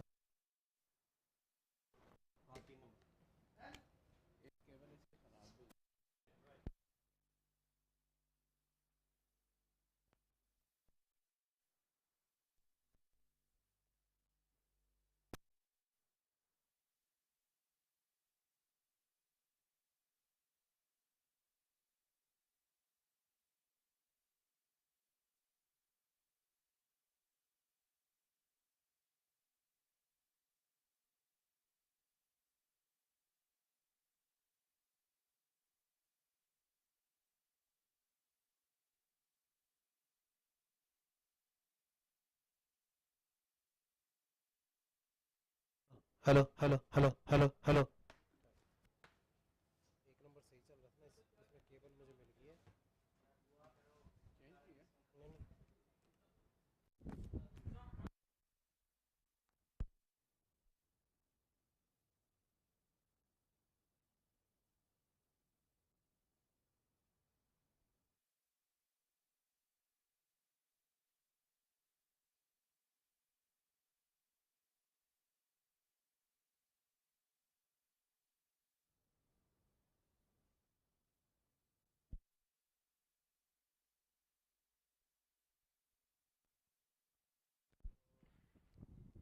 Hello hello hello hello hello hello hello hello hello hello hello hello. इसकी DBC भी कहाँ होती है? Hello hello hello hello hello. मर गया. Hello hello. Hey check check check check check. Hello hello hello. हाँ माइक पे किया था. ज़्यादा अच्छा हो गया. माइक नहीं, डीबी माइनस 10 पे. Hello hello hello hello. Hey hey. ये लगा रहा हूँ जाके. ठीक है. -10 पे किया है. वहाँ से हम आवाज़ बढ़ा देंगे. देखते हैं क्या बनता है. इसमें सेल भी चेंज है ना.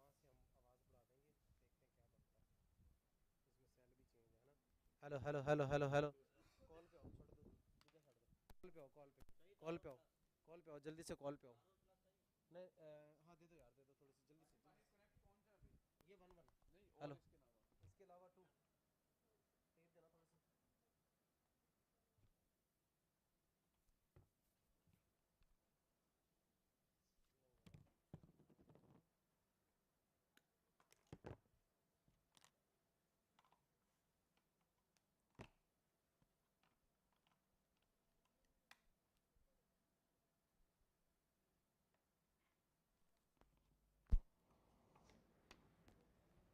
Hello hello check check check. ये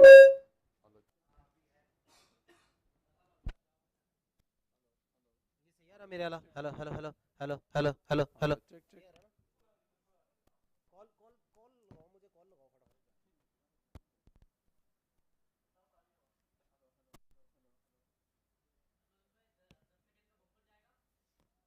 ऑडियो पे रहना. ऑडियो पे. हाँ बम्पर पे. हाँ इसको छोड़ दो. छोड़ दो छोड़ दो. ये लेके हेलो. ऑडियो के लिए बम्पर पे रहना है. और बम्पर पे रहना. अदनान भी आपने.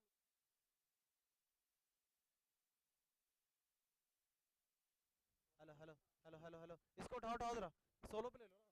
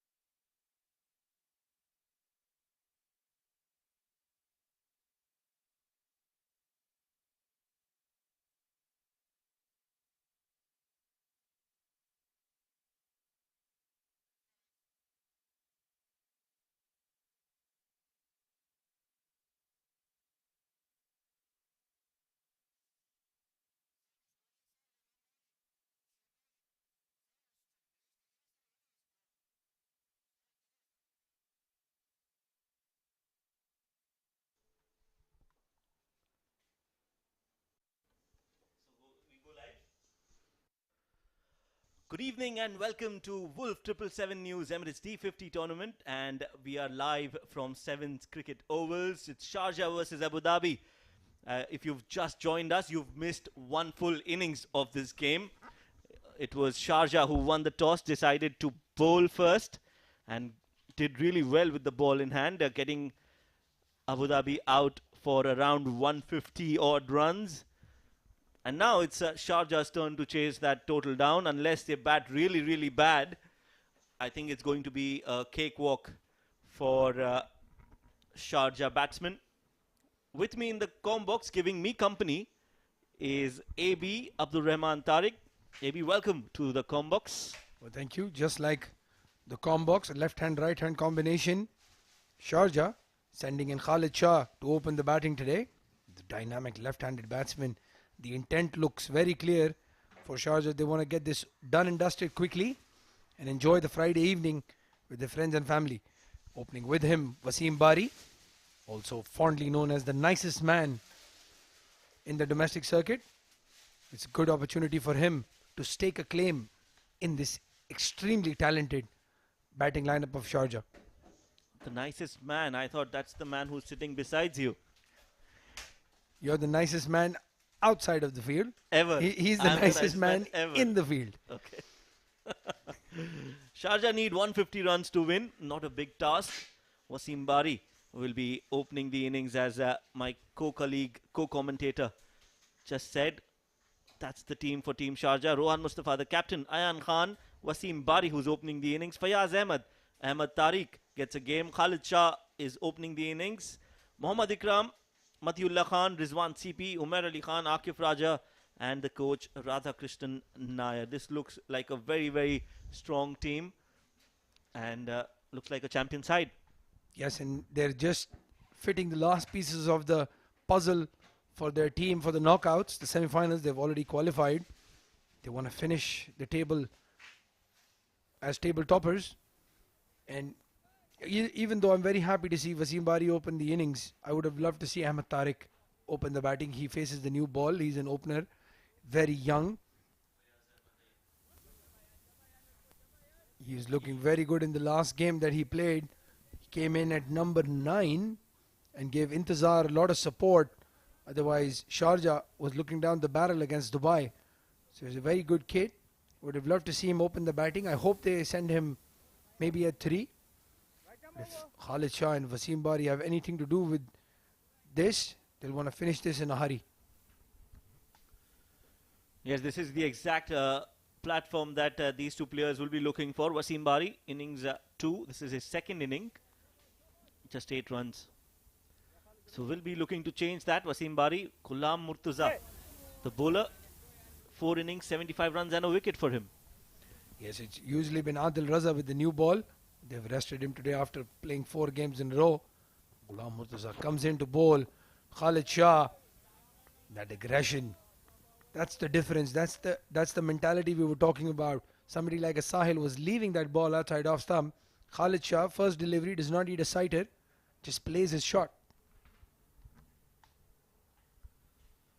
Yes, a very different style of play for the openers of the respective teams. Abu Dhabi and Sharjah have a different lookout, have a different approach towards the innings and how they want to play that that innings of themselves. And that is exactly what the difference is. Khalid Shah doesn't look to spend time. Oh, that was a good delivery. Again, lining up Khalid Shah for a big shot.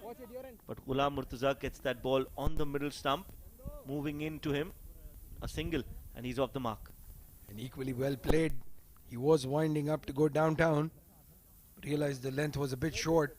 Adjusted it very well, and then good single. Mr. Nair, the coach of Sharjah, very successful manager coach. They won the D10 and D20 editions. So he's the Pep Guardiola of D Series cricket. Oh yes, absolutely. Sir Alex Ferguson, also very successful. If you're a Manchester United fan, I thought you would take his name. Salam bowls. There is a reason why I didn't take his name, because I am a Manchester United fan. It's blasphemy to compare anyone to Alex Ferguson. As we have a look at that dugout, Umair Ali, solid lower order batsman, hits the ball a mile. Zahid Ali missing out today. Abdul Malik, his debut today, was a bit steady with the bat. But Abu Dhabi, disappointing overall. Their entire tournament has been just flashes of brilliance around mediocre performances. Outside off drives, Wasim Bari didn't get the bat completely, nonetheless off the mark. Yes, both the batsmen off the mark, Wasim Bari and Khalid, with that single. Comfortable looking Sharjah dugout. They know they've done the job in the first innings of restricting Abu Dhabi to 150 at the toss. Rohan Mustafa said that they would want them to be restricting them to 150, Abu Dhabi, and that is exactly what they've done.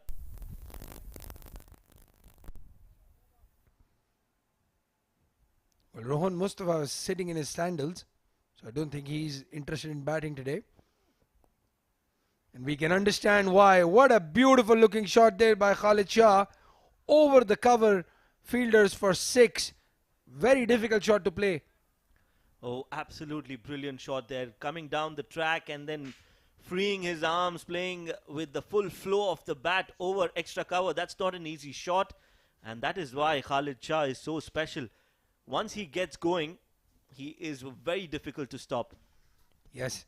And as you can see, that shot previously, Rohan Mustafa knows exactly where the cameras are, Shoaib. He loves to be the limelight. An amazing character in the domestic circuit and international circuit, has introduced that wicket-taking dance, which everybody's following, with that shot from Khalid Shah. What a beautiful shot over cover for 6. This time outside off, appeal, and the umpire signals wide. Shami may be the umpire. Rohan Mustafa also got viral for his jersey change right in the middle of a game. We have a look at that shot again. That's not an easy shot to play. Hitting a 6 over cover. He's almost hit Zahid, one of his teammates. But what a great shot. And again, as we look at that very comfortable dugout. Yes, he was changing his shirt while the ball was coming towards long on. He'll do anything to go viral. Lovely character. Very nice guy. Well, Intizar Ali, who's not playing, is wearing the helmet. But Fayaz is padded up, so we think he'd be next in. Senior statesman getting an opportunity for some time in the middle. Yes, it's important for Fayaz to get some match time because he's come off a break. He was in Pakistan. Slow full toss, no ball signaled by the umpire. So after a wide, a no ball, it's going to be a free hit. And Wasim Bari will be facing that free hit. Well, Wasim Bari will not mind at all. He's opening the batting today, trying to solidify his spot in this star-studded Sharjah lineup. That was a front foot no ball, I think, because that ball dipped. It was a very good delivery. We have a look at that front foot. Again, eagle-eyed Shamim. That's very close, but it is a no ball because we have a slightly angled view. It's a good catch by Shamim. Yes, he has safe hands. Caught that with his eyes this time. Full length and a jump on the backward point. Fielder, one hand, not able to grasp it. Even if that would have been a catch, it was a free hit. So, safe shot for Wasim Bari. Looking to go big. Not timing it at all. Yes, and good piece of fielding there. I'm not sure if he was actually trying to catch the ball or just stop it, because it was a free hit. As we see the new bowler,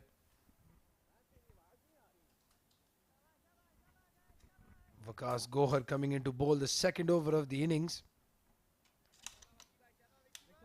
Look at that star-studded batting line of Fayaz Ahmed, Rohan Mustafa, Umair Ali, Rizwan CP, Ikram, Ayan Khan, Ahmed Tariq, all of them can bat. Even Akif Raja was very crucial for their 50-run partnership, Shoaib, for the last wicket with Intizar, where he scored bulk of the runs. So no mug with the bat. Waqas Gohar again. It's been a bit of a disappointment in this tournament. Has played all 5 games and just taken the 1 wicket in the tournament.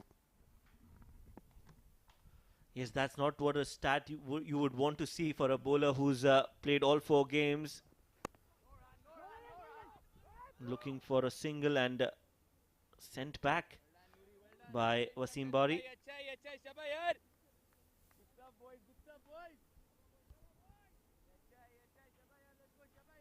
So yes, Waqas Gohar has not been among wickets. And that is a concern for Abu Dhabi.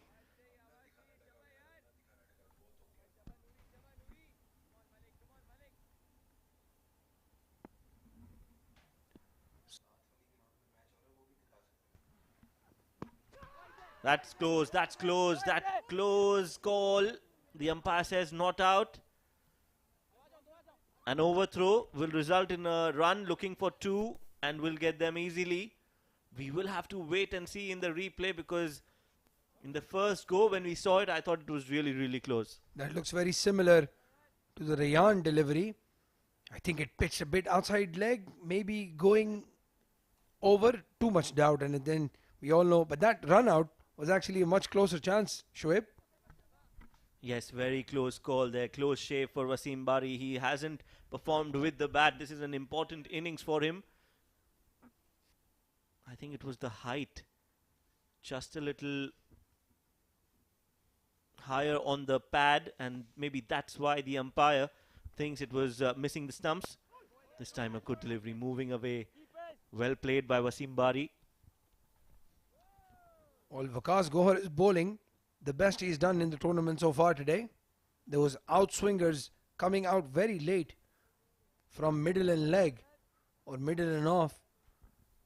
And Wasim Bari is struggling at the moment, but that LBW might have been not out. That run out chance looked very straightforward. Wasim Bari was not even in the frame. Much better delivery again, movement, and the ball shaping away from the right-handed Wasim Bari. So testing times for Wasim. Not the easiest ball to face when you are looking to score, when you're under pressure. Wasim Bari doing well to hang around there. And they have the time to play that innings of a steady innings and try to build a partnership. Well, it's important for Wasim Bari to stay there, as you said. And there's still a long gap between this game and then the semi-final. You never know, somebody might get injured. We saw Usman scoring 100 yesterday and then getting that finger injury. So maybe somebody stepping in. So they have to be prepared mentally to have somebody ready to come and play. Look at the match referee, Mr. Tahsin. The match referees have been sitting outside and watching all the games. They don't have the luxury of sitting in a box, which is air conditioned. Again, tentative running between the wickets. And an overthrow there. Shahid might have hurt his hand, but they run too. Poor fielding there by Abu Dhabi. Yes, Shahid was backing up onto that throw, but not able to collect that ball. Misfields on the backup, and that results in 2 more runs.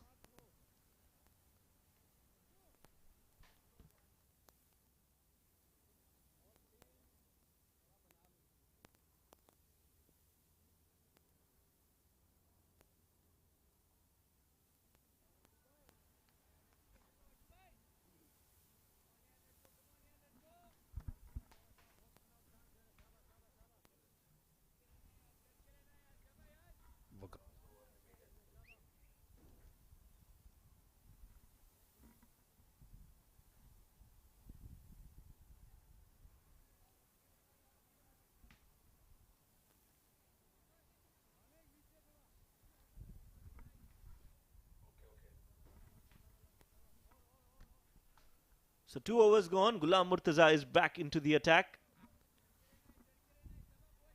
The only way Abu Dhabi can fight in this game is by taking wickets. They need to take wickets.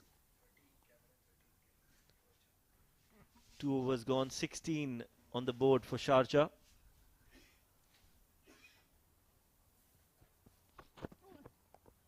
Cut, and that is his strong zone over the fence for 6 runs. What a brilliant shot. You can't bowl short to this man. Khalid Shah will take you every time you bowl that, and that is exactly what he's done. That's his strong point. He can play there all day long. That's a PlayStation 5 cricket shot, short and wide, and he's cut it beautifully. There was a fielder at third man, but still gone for 6. And again, Shoaib, this is the comparison. When we talk about somebody like Sahil, who was leaving these deliveries outside off, Khalid Shah has thrown his bat at it and gotten half a dozen. I love this approach from Khalid, and this is very good for Sharjah as well. Well, this is a double-edged sword that Khalid Shah approaches. Sometimes he's absolutely wonderful, and then sometimes the same shot brings him down where he loses his wicket. So when it works, it's all hunky-dory. But then when it doesn't, that is the same shot you will question, you and me, myself will question, and that is how it is for Khalid Shah. Yeah, the only thing is that he is an aggressive player. So we were talking about Wasim, for example, curbing his natural instinct and playing cautiously. While Khalid Shah knows one way to play. He was trying to be cautious in a previous game, by the way, trying to block the ball, move away, something that's not natural to him, and it didn't look nice. So if he gets out for 10 runs in 2 deliveries, the Sharjah team is not going to mind.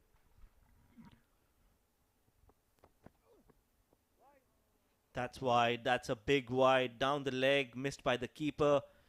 Poor bowling from Ghulam, and this is the pressure that Khalid Shah has put with that absolute blinder of a shot, cut hard, and the next delivery you see Ghulam Murtaza straying down the leg side, 4 runs. Now coming back to that approach of Khalid Shah, again what the point is that it's not bad to be aggressive, it's not negative to be aggressive, but it is realizing as a batsman what my strong zone is and respecting the good balls. That is where I feel Khalid Shah lacks a little bit. He feels that he can play every ball for a 6 and a 4, and that is sometimes what goes against him. So he needs to realize that, okay, some deliveries need to be blocked, and when it's in your zone, I will hit it. That's how he should approach the innings. Yeah, he's very strong on the offside. Anything short, outside off stump, he can cut the ball real hard. He can drive the ball over cover. He's very strong on the offside. Anything in the stumps, sometimes he can lose that. He can lose the plot there. So if somebody can talk to him, coach him, as you said, explain to him the shots that he needs to choose on a ball like that, he can be a very devastating batsman. You're absolutely right. He's got everything that you need to be a good batsman. Just need to fine-tune a little bit. This time again cut, and that is again a strong zone for him. 4 runs it will be for Khalid Shah. He looks good. He looks in prime touch. Yes, this is very good for Sharjah and very good for Khalid Shah. He's getting that confidence before the knockouts. Again, a nothing delivery outside off stump. There's a big gap there between point and the cover point fielder. He's gone racing to the boundary. Slower delivery on that occasion from Ghulam Murtaza, just rolling his fingers, but credit to Khalid Shah, he waited for that ball and then sliced it between point and backward point.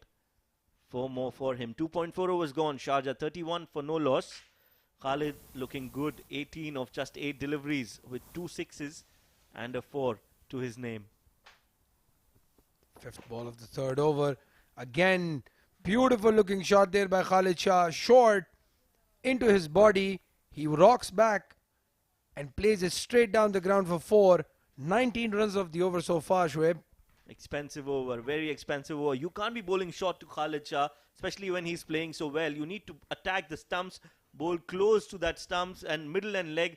And that is what Ghulam Murtaza is not doing. Rightly punished by Khalid Shah. There you see again, just rocking on the back foot. Reading the length of the ball early and then just placing it towards the long on region for 4. Well, with 19 runs off this over so far and a delivery yet to come, this could become the most expensive over of the tournament. And clearly, Sharjah want to head back and start the weekend partying.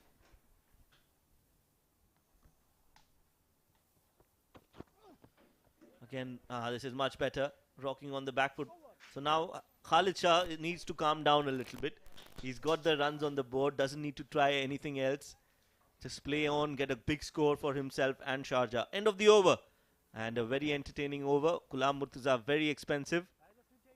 3 overs gone, 35 for no loss. Khalid Shah on 22 of 10. Wasim Bari on 2 of 9.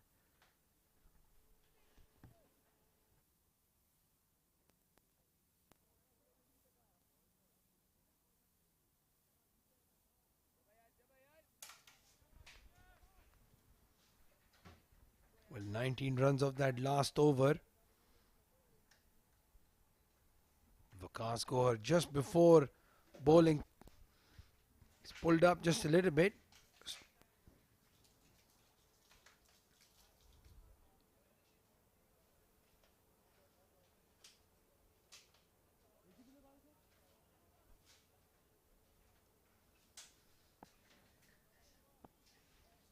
Well, he comes running in now, feeling better. Wasim Bari is complete opposite of Khalid Shah at the moment, a bit hesitant, a bit tentative.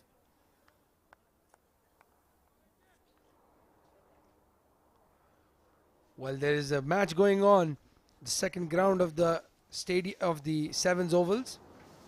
The season has officially started, Shoaib, even though it is still extremely hot. But the domestic season has started in Dubai. Oh yes, absolutely. I think UAE domestic players don't mind the heat at all. They are very passionate, very interested and always involved with the domestic cricket. So you will always see players around. Yes, and that's a tournament being organized by the Dubai Cricket Council. We saw Mr. Amin Farooq, who's their Honorary General Secretary yesterday, mentoring the Dubai team. And these are not professional, but they are playing as if they're professional. That heat in the game is as if it's an India versus Pakistan game. I can promise you that, because I've been part of that setup and those players that are playing. On the other side, we've got Abu Dhabi struggling against Sharjah. That onslaught from Khalid Shah. Very good looking shot there by Wasim Bari. Beautiful straight drive. That's one for the coaching manual. It's absolutely brilliant shot on the up, in the gap, and 4 runs for Wasim Bari. That will give him a lot of confidence going into this innings. It's one of those shots that you always talk about, straight down the ground, high elbow, timed it to perfection. Kaskor coming in again. He's completely missed his line now. He kicks the turf.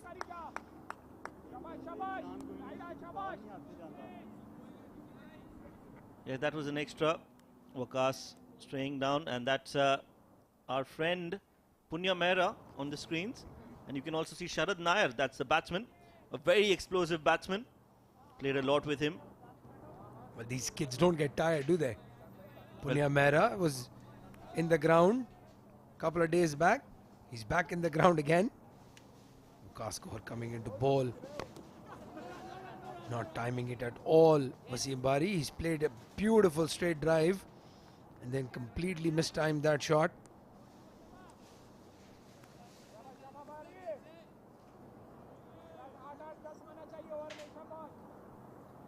The required run rate less than 3, and the current run rate, they're going at almost 11 runs and over.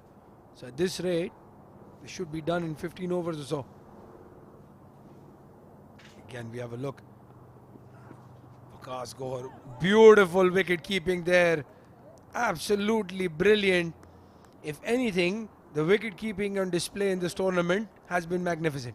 Oh yes, that was a brilliant take from Sahil Haryani. Look at that. Ball just kept moving away from him. Good balance on the left foot and then a full stretch dive with one hand in the air. Typical Quinton de Kock kind of a take. Well, if he could bat half as well as Quinton de Kock, Abu Dhabi would probably be in the semi-finals. Oh, again another straight drive, but this time just a single shy of the stumps, and Wasim Bari was avoiding the bowler, couldn't run in a straight line. Had that hit the bowler's end, it would have been very interesting. Yes, absolutely. Wasim was nowhere close to the stumps. Had that been a direct hit.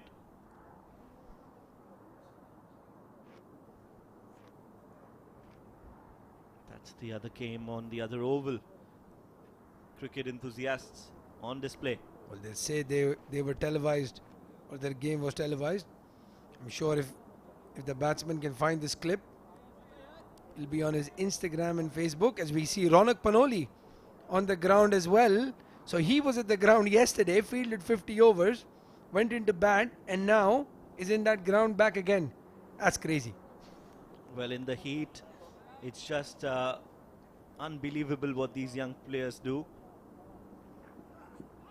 And that is... Well, that's absolutely ridiculous. I'm sorry, Shoaib. I'm sorry. The excitement of that absolutely rubbish delivery. 5 runs given. Waqas is clearly struggling. Let's have a look again. That is not acceptable at this level of cricket, Shoaib. No matter whether you're tired, whether you're out of form, there is no way that is acceptable. So Waqas Gohar clearly struggling. He's played all 5 games. Maybe should have been rested today.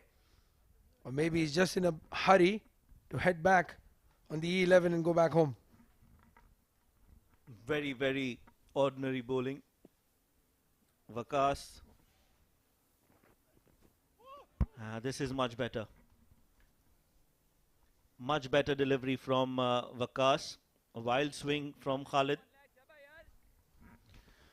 Well, after that absolute rubbish delivery, he's bowled a Jaffer. Very unlucky at that time, Waqas.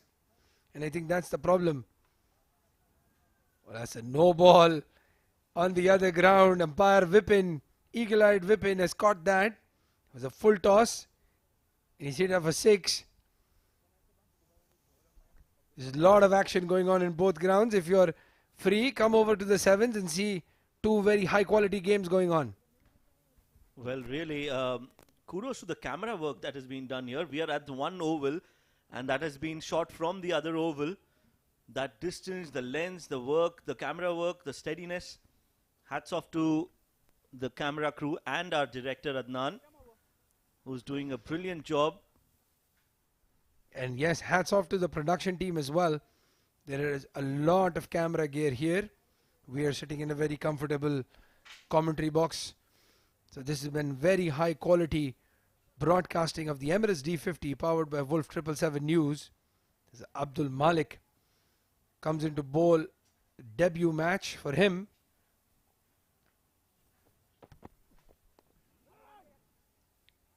Off the pads for a single. Abu Dhabi haven't got a wicket here. And Sharjah cruising at the moment. And just in the com box, we have Ahmed Khwaja, who's cruised in. Well, there are 2 22s batting, by the way, today. I've just caught that piece of trivia. There's a 22 here on our screen, and Wasim Bari is wearing 22 as well. And that is my number on my jersey, so I'm extremely happy. And that's my number on my jersey as well. Well, that's why we make a good pair in the com box. Shoaib, 22s everywhere. Khalid Shah, on the other hand, wants to finish this game in the next 22 minutes and go home. Yes, the way that things are going right now in the oval here, Sharjah should finish things off early. We will have an early dinner. what's your reason of donning the 22 number, AB? That's my date of birth. And I'll tell you another interesting story. Sanchit Sharma, who's played for my club, also wears the shirt 22. It's his date of birth.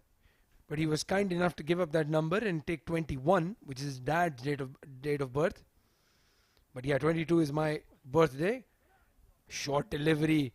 Wasim Bari plays it really well. There is somebody at square leg, so unfortunate not to get a boundary. Yes, Noor Khan, the fielder. It's always about birthdays, isn't it, when you have numbers on your jersey. 4.3 overs, 50 for no loss. Well, it's my daughter's birthday, 22. Two of my daughters, Maisha and Alia, both born on the same date, 22nd. And that's why 22 for me. Fourth ball of the fifth over coming up. They've already raced to 50. Khalid Shah ducks, looking for that wide. Well, on birthdays, I tried wearing 13, which is my wife's birthday, and did not win a single game. So made sure I changed my shirt number after a couple of matches. Well, you might not have won games, but you definitely would have won some brownie points for wearing a jersey with your wife's birthday. Because that comment, there is a 99% chance I'm sleeping on the couch tonight. That's another wide. And Abu Dhabi are not helping themselves here.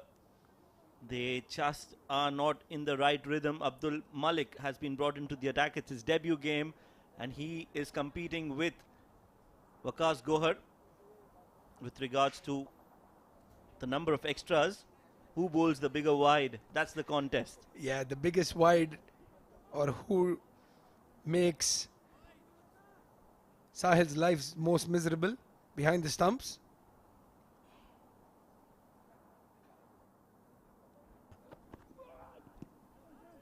On the pads, again, that would have been a wide had Khalid Shah allowed it to go to the keeper. Shuffling across and then hitting it on the pads.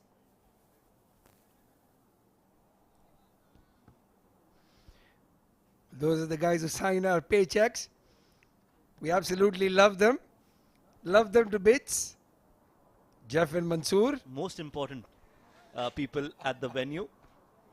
Jeff, as you saw on the right. On the left of your screens, in fact. And that's our director, Adnan. Eagle-eyed, focusing on million cameras. Last ball of the fifth over. Trying to look for a single.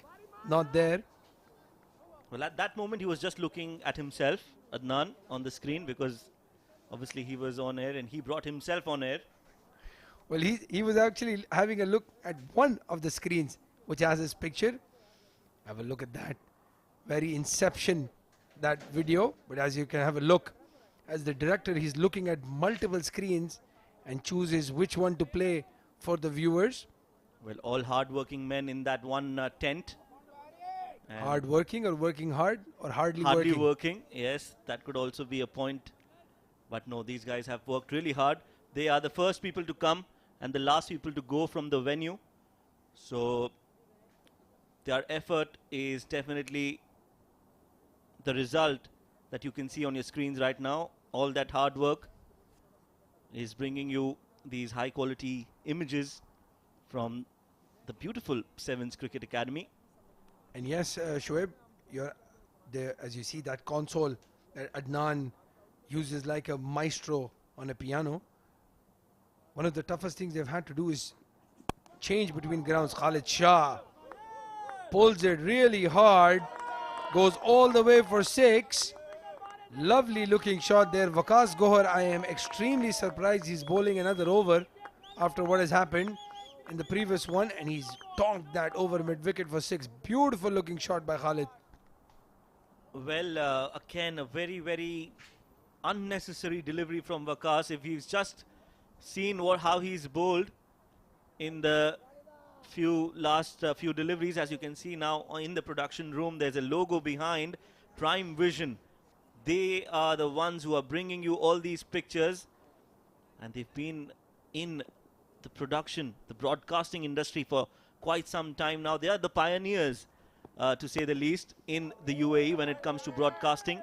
Well, you're seeing another pioneering knock by Khalid Shah. It's a full outside off, and he's sort of ramped it over point. He's guided over point for 4. Beautiful looking shot. There was third man there, but absolutely no chance. So Khalid Shah is getting a move on. He's already gotten 10 runs in the 2 deliveries that Waqas has bowled. For some reason, Waqas is complaining about the field. There's absolutely nothing wrong with that field placing. Now, as you can see from the score, that first delivery was a no ball, Shoaib. So that was actually a free hit as well. Again, rocking back, played in the gap. This is another boundary. So boundaries and sixes raining at this Sevens cricket oval. And thanks to Khalid Shah, he's moving at a brisk pace. 37 runs in just 17 deliveries. He's only dealing in boundaries and sixes at the moment. And he's looking very good doing that. It's one of the things you enjoy. Somebody like Khalid Shah when he's in full flow. He plays all the shots in the book. For some reason, he's celebrating a 37. But he's such a good character. Fun to watch. He's already given 15 runs in this over. And that's it. That's it. He's done it. Waqas gets a wicket. Khalid Shah has overdone himself there, playing a loose shot. And this is what we were talking about. Not every ball needs to be hit out of the park. Full swing of the bat, missing the line of the ball completely on that occasion, Khalid Shah. And he has to walk back. Well, I think a little bit of overconfidence from Khalid Shah. He was celebrating that last boundary as if he had won the game for the team.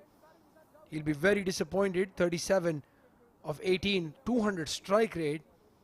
But for sure, he would think he's missed out on a chance of a half century and finish this game for the team.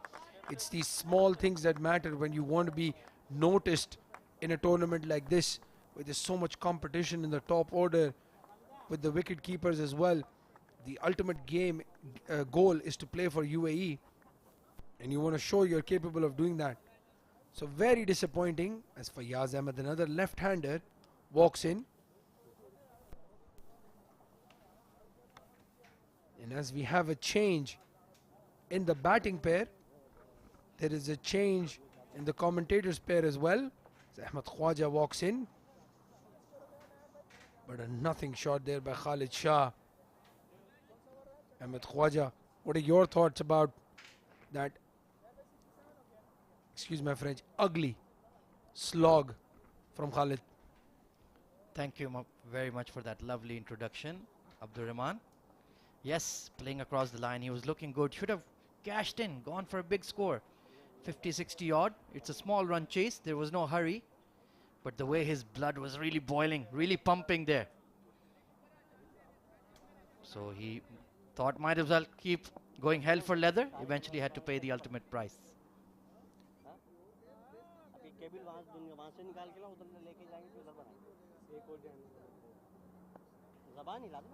Waqas coming in again. He's been very expensive, but he has a wicket to his name. He's taken the breakthrough. Yes, indeed, a good in-swinging delivery. He's good at that. When he pitches the ball full, he has a high chance of picking up wickets. It's been a bit of a struggle, was hammered a bit, but has got the prized scalp of Khalid Shah. As we have a look at the cameramen, we've been sitting in the comm box on our chairs, and these guys have been standing and giving us these lovely pictures. Down the leg side, once again, excellent take by Sahil Haryani behind the stumps. Yes, indeed. They've been working day and night. When we go home, especially you go home to your luxury penthouse, these guys are working hard into the night. Excellent take there by Sahil. Good agility. Well, that's what my penthouse looks like, Ahmed. But again, brilliant work by these guys. They've been standing wide outside off. Fayaz absolutely murders that to point for 4. Well, he's carrying on where Khalid left off. Beautiful looking shot there. Batting with some serious swagger. Fayaz Ahmed short wide and smashed to the cover boundary for 4. That ball absolutely whistled away over the outfield. 72 for 1, my goodness. This would be... Look, my penthouse with the cameraman there. That's exactly how I am in the penthouse as well. But it's extremely hot. Ahmed, we've been talking about the heat for the players. Can you imagine having to stand there the whole day and give us these videos? So hats off to these guys. In swinger, a bit of an inside edge, worked away to square leg. So 6 overs gone. 73 for 1.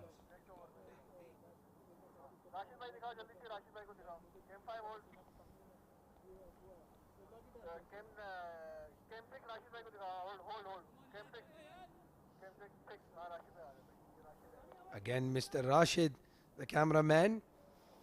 Just check out that left bicep. Yeah, My look at those guns. Guns of steel. Well, we have to be careful because when they meet us after the game, they're going to give us a real hammering. The only good thing is that we have our own camera here in the comm box. If there was a cameraman here, Mr. Tahir, well, you can't see his face, unfortunately, because he's covered himself. Lovely, lovely to see. In the air, Fayaz Ahmed has skied it. Chance for a catch? Oh my goodness, can you believe it? Dilawar Khan Orakzai. That is a horrible fielding effort. Waqas has been struggling. He's had a very bad game so far. Having taken a wicket would definitely have helped. I'm sorry, beg your pardon, that's Abdul Malik, the new debutant. But a poor effort there by Dilawar. It's been a tough day in the field for Team Abu Dhabi. Very demoralized. The batting once again not coming through. Oh, Fayaz trying one shot too many. Some extra bounce there. Well, Fayaz, even though he's a senior batsman, he's been the captain of Sharjah, should realize that his position is also at stake in this lineup. With Rohan leading the team, Fayaz would not want to play an innings where there is some doubt about his ability, with guys like Sardar Bahazad in the dugout not playing today's game. There's a lot of competition for places. They shouldn't take this for granted. Absolutely. He played a fine hand in the previous game, settled the nerves in the dugout. This time in the air, hooked away, chance for a catch. And he's taken it. Waqas Gohar in the action. The Usain Bolt celebration comes out. Fayaz Ahmed has to depart the middle. Poor shot. Yeah, poor knock there by Fayaz. You have a look again. Good delivery, short. Played it in the air. And a good catch taken by Waqas. Well, it's Usain Bolt or Hussein Bolt, because that was not a Usain Bolt celebration. Fayaz Ahmed 7. Just 6 deliveries.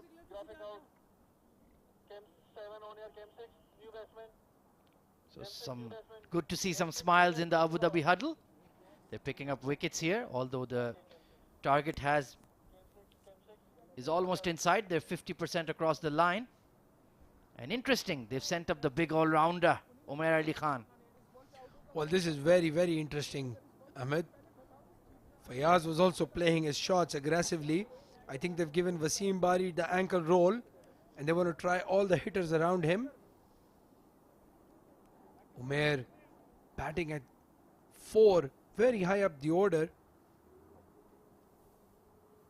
If you have a look at that replay again, brilliant delivery, nothing shot there by Fayaz.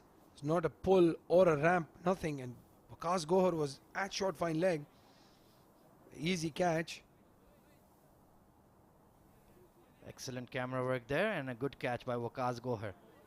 So Wasim Bari, he's played some decent shots, looked good at the crease. I think the game plan has been from Rohan Mustafa, just go out there and play your shots. Don't worry about the target. Get your eye in and, you know, get used to the conditions. Yeah, that's a good point there, Ahmed. Maybe what they want Fayaz and Umair and the rest of the guys to do is, you know, as a match situation, go and hit from ball one and see if that's something that can happen on a wicket like this.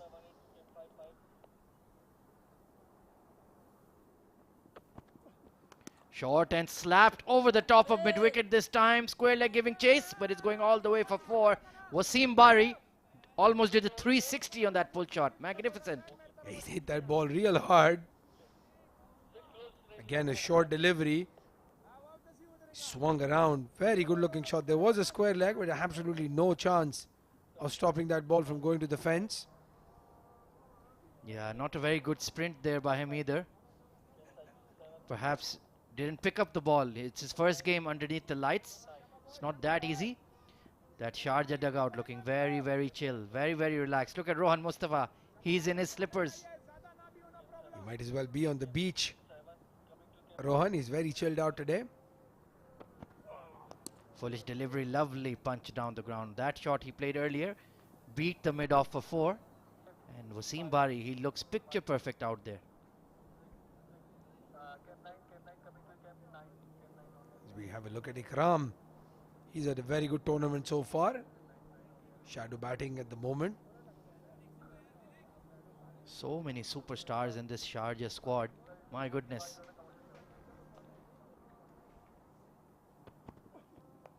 Short tried to cut it away this time, but straight to the cover fielder. 7 overs gone, 79 for 2.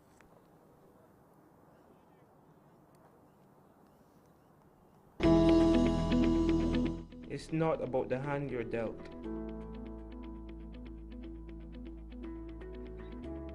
It's not about your opponent. It's how you play the game. Do you play for glory? Do you play for fame? Or do you just play to win?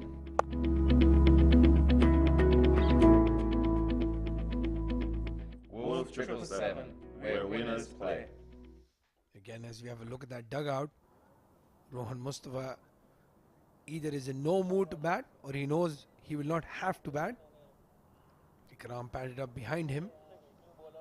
And you can see the difference in body language. Ikram looking a bit nervous. And Rohan all chill in his slippers, in his slides. Well, the amount of cricket Rohan Mustafa has played, I'm sure he has seen every match situation you can dream of.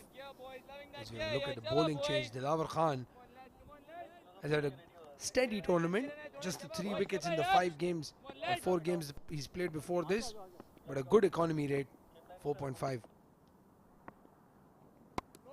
Umair Ali Khan immediately bunting it past cover point into the gap. They're pushing for 2 and they'll pick it up quite easily. So he's immediately off the mark. Well, this is a very interesting bowling change. As we've seen in the previous games, Umair loves to hit spinners. He's going to target that cow corner long on mid-wicket area. He loves that arc. So Orakzai will have to keep it outside off stump. Flatter this time, just drag towards square leg. They'll pick up an easy single.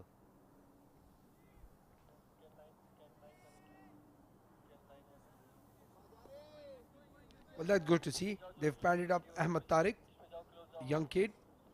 I really hope he gets an opportunity to bat today.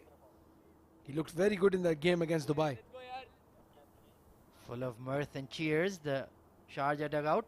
But Sardar Behzad, Ali Intizar telling him, cheer up mate, why are you so depressed? We're going to win this game. Sardar Behzad is thinking, what's for dinner? For sure. Well, Abdur Rahman, since the morning you've been going around, even off air, asking people, what did you have for lunch? What are you eating? So is something up? Why are you so hungry today? For some weird reason, I'm absolutely starving today. I've had 3 meals, but I'm still very hungry. You're like Leonardo DiCaprio in The Revenant, you know, when he kills the bear. Whoa! Get good looking delivery outside off. They take a very quick single. That's poor fielding. There should never be a run. But you have to say that's good running between the wickets. Yeah, good calling and good immediate quick single taken there. But Mohammad Rian caught on his heels there. He should be doing a lot better.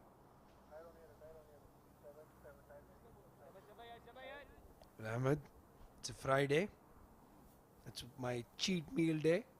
It's one day I look forward to. You've been having a cheat meal and you've been cheating on everybody else's meals as well. You should not have mentioned that on air. My coach is going to kill me. He thinks I have just one cheat day. Doesn't know I've had a cheat week. He has cheat months and cheat years, basically. Flattered this time off the back foot by Wasim, but straight to extra cover. Osama Hassan Shah cleans up. Well, Wasim is looking a bit frustrated with that. That was a shot that could have gotten away for 4. There's still the power play going on, so 2 fielders in the circle. And the stumps turning away. Very good delivery. A lot of turn. Dilawar, even with the new ball, gets a lot of break from the wicket. End of the 8th over, 84 for 2.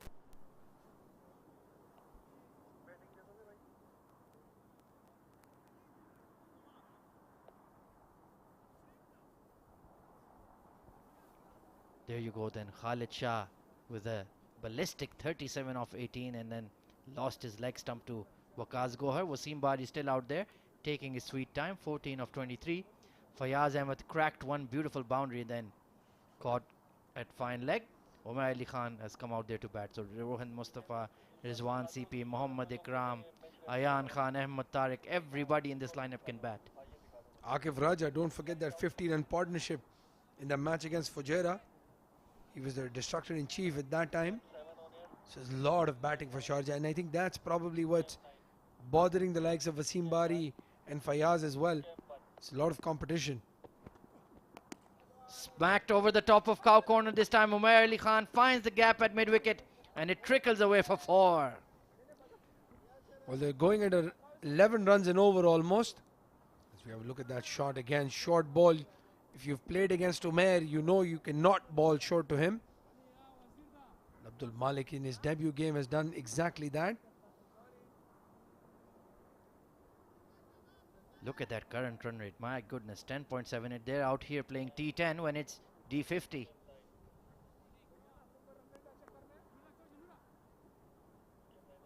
Already 14 runs off his 2.1 overs. Abdul Malik. But looks a useful seamer. Not too bad. Down the track this time. Swung away towards square leg, but there's the sweeper Noor Khan out there. Excellent throw. Flat and hard. Good looking shot there by Umair. He timed it really well, but straight to the fielder. One bounce. And a good throw back as well. So Sharjah is motoring along.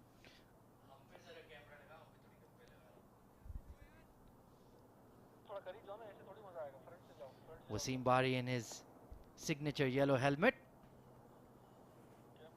And funnily enough, it has the name Team Abu Dhabi on it. And he's smacking them right now. Down the ground from Wasim Bari, beats mid on. That's going to run away for 4. What a beautiful shot there by Wasim. He's played over mid on. Timed it really well. So look again. Walks across his stumps. Fetches it from outside off and goes over mid on for a beautiful boundary. That helmet, I think, belongs to Rohan Mustafa, who's played for Team Abu Dhabi in the T10. Absolutely, and there is the man on my right. He has his sandwich ready to go. So if you're his coach, this is what he's doing on a Friday. He's nibbling from everybody else's food and then gorging on some sandwiches himself.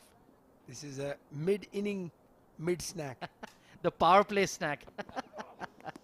Hooked away this time by Wasim Bari, but not quite timing it. He'll pick up a single. Again, he's playing aggressively. That's good to watch. There's a lot of competition for the slots, as we mentioned. So it's good to see him play those aggressive innings. You can see the result right here. This is before. That's after. This is before. This is before the over, and that's for after the over. Jonathan Figgy on the right then looks a bit upset, but he's such a chatty bloke. If you can get him for 5 minutes, he'll talk your ear off. He's that kind of character. That's one of the reasons why we've not asked him in the comm box. One of us would have lost his job. Down the ground this time, Umair Ali Khan just falling short. of that long off fielder. Didn't quite catch it on the blade. If it did, it would have hit Ronak Panoli in the other ground. Absolutely, he hits it very hard, Umair. This very aggressive knock from Sharjah so far. They're looking really good. Of course, Abdurrahman Tariq, very hard-working. You should watch his show, The Outside Edge, where he does in-depth interviews with all of the UAE cricketing personalities. So he's a star on the rise. It's been a great opportunity to have a chat and swung away over square leg for a massive six, but has he kept it in? No, it's gone all the way for half a dozen. Well, the way he hit that ball, I thought it's going to hit Ronak Panoli in that other ground. Let's have a look again. That's a better angle, better view. He was in absolutely no mood to move from his crease. Brilliant effort by the youngster Noor Khan. Almost pulled it off, but just couldn't get his throw back into the ground. Top effort, young man. Yeah, we saw Nilansh do that in the Emirates Blues game. Just jump real high and then pull the ball back in. Unfortunately, he was unable to do so. Just like Abdurrahman Tariq in his prime. Talking about the outside edge, it's been an absolute pleasure to shoot those interviews. A lot of interesting personalities. The next episode is going to be on Sunday as we go broadcasting live. So do tune in at the halfway stage. Yes, we're playing them consistently during the drinks breaks. Oh, up pitch drive, but long off has been pushed back. And of course, you can see those clips on the Emirates Cricket Board's YouTube page and their Twitter profile. Very, very informative, and you'll definitely learn something about the upcoming events and the ongoing cricket season here in the UAE. Yes, Ahmed, and it's very interesting to see the different approaches from the ECB. We had the women's team captain in the commentary box. A beautiful delivery there by Dilaver. We had the women's players in the commentary box as well. So there's a lot of focus on grassroots, on women's cricket, on the under-19s. We've tried to cover a lot of that content in this halftime show. It's been very good to talk to these people and a lot of fun to record as well. 103 for 2 then. Flighted delivery bashed down the ground by Umar Ali Khan. That is going way back into the stands, all the way for 6. Well, he did this against Dubai, changed the momentum of the game against the spinners.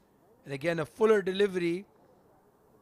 Lot of swagger there by Umar Ali Khan as he hits that shot. He's exuding some serious confidence, some serious style out there. Oh, swinging across the line this time. Stifled appeal, and yes, he's got him. Dilawar Khan Orakzai has produced the wicket for Team Abu Dhabi. Well, that's a good comeback there by the leg spinner and good wicket keeping as well. As we have a look again on the stumps, he's gone towards mid-wicket. That ball has turned a mile, Ahmed, on this wicket and almost grassed there by Sahil. He was appealing. He did a Herschel Gibbs almost. But eventually it stays in his gloves, and Umar, that glimpse of what he can do, hits a 6 out the next ball.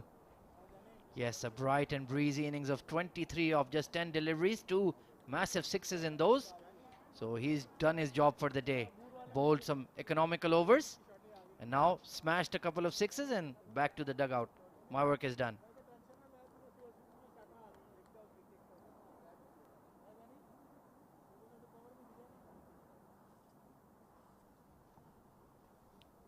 It's the young buck of the Team Sharjah side, Ahmed Tariq, coming out to bat. Second innings of the tournament for him. He had a pretty decent partnership in his previous outing, although he didn't make a lot of runs.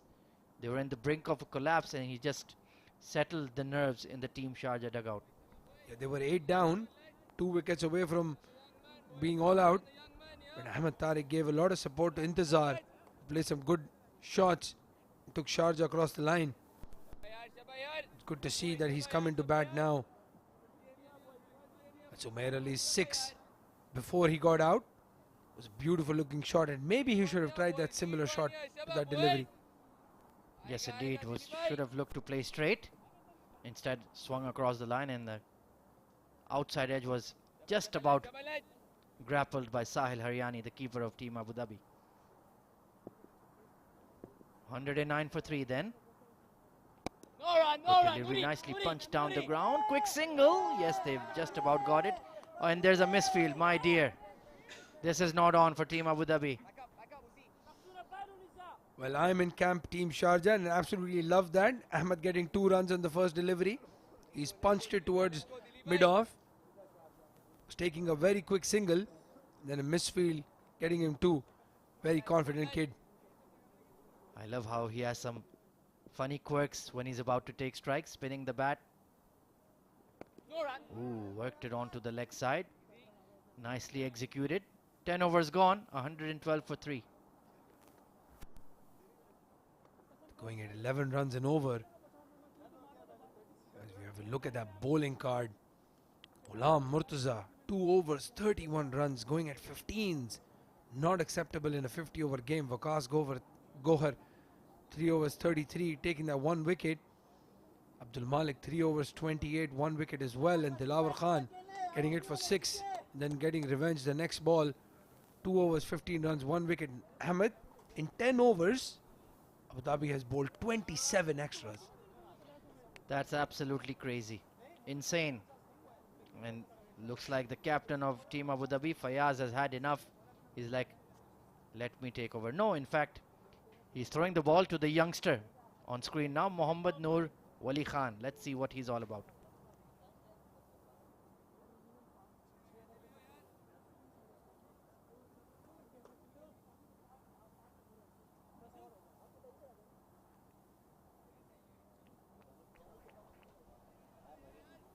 Noor Wali Khan then, very young. Looks a bit like Mohammad Musa, who plays for Islamabad United in the PSL. Good catch there, Ahmed. Very good catch. Nice to see some family members here on a Friday enjoying the cricket. Oh, good delivery. Left arm orthodox. Yet another youngster who has a bright future in that field. Well, you could easily field a very good team of 11 left-handed spinners from the UAE. Some of them can even bat. Has a bit of a pause in his action, a la Shakib Al Hasan. Very interesting. Good to watch. This is his first game. From what I've seen in the first 2 deliveries, I think he's been hard done. Should have played more, especially in those morning games where the ball was turning a lot. Really looks like a upcoming youngster for Abu Dhabi Cricket Council. A bit short, nicely cut away towards extra cover by Ahmed Tariq, but there's a sweeper in place. So I was having a chat with Ahmed Tariq a couple of games back, and one of the things he does is he puts videos of his batting on his Facebook, and then asks the senior players and coaches to have a look at it and give honest feedback. It's very good to watch. Tried to cut that away, but straight to cover. Oh my dear, another misfield by Mohammad Rayan, and Wasim Bari will get an easy single. Well, Noor seems to be very calm about the whole situation. Very unlucky. He wanted to have a shot at the batsman.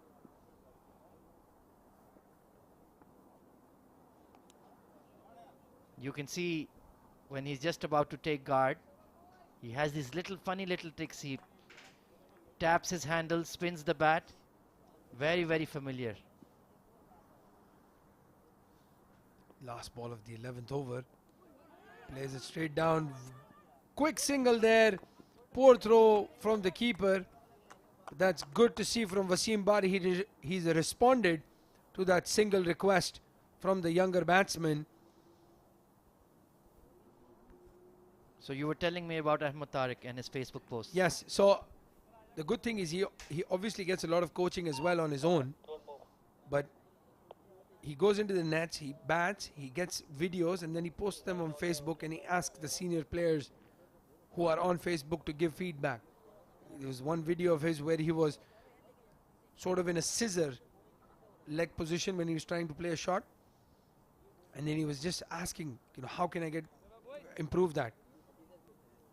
So it's very good to see that young kids are looking towards senior players for support and advice. Nicely punched off the front foot against Dilawar. And you can see it's working for him. His technique looks watertight. Looks a very organized player. And definitely one for the future. He's very young. Still a lot of time. Over the top of point this time. It'll beat the fielder. It's squirting away for 4. Gonna be tough. Oh, what a brilliant effort there by Mohammad Riyan. My goodness, putting his body on the line. And a run-out opportunity, but I think he's just about made it. Brilliant cricket all round. Yes, that was a good delivery there. Outside off stump, turning away. Ahmed Tariq goes for a very aggressive shot. Goes over point. And the ball was racing away from Riyan, but he's done fantastically well to pull that in. The third run on the throw. Wasim Bari was very quick between the stumps. So as you said, absolutely amazing cricket by both teams. Superb stuff, and he's really heaving, running hard in this humidity, but his commitment and effort level is second to none. Really good to see that even though the match is more or less a lost cause, still pumping in the field, still working hard, still making an impression. Lots of eyes on this game, lots of eyes on this tournament, Ahmed. Bit of an appeal there, trying to cut that away. Sahil Haryani, the bespectacled wicketkeeper of Team Abu Dhabi, he's been pretty decent as well. Needs to up his strike rate a bit, but his technique is quite compact. He has good temperament, so there's a lot of potential in this Abu Dhabi squad for the future. Yeah, and I was surprised he didn't play the first 2 games. Remember, you and I were having a conversation that he did open in the T10 for Abu Dhabi. 5th ball of the 12th over. Again, no run. So had he played the first few games, he might have gotten a little bit of confidence and used to the 7's wickets.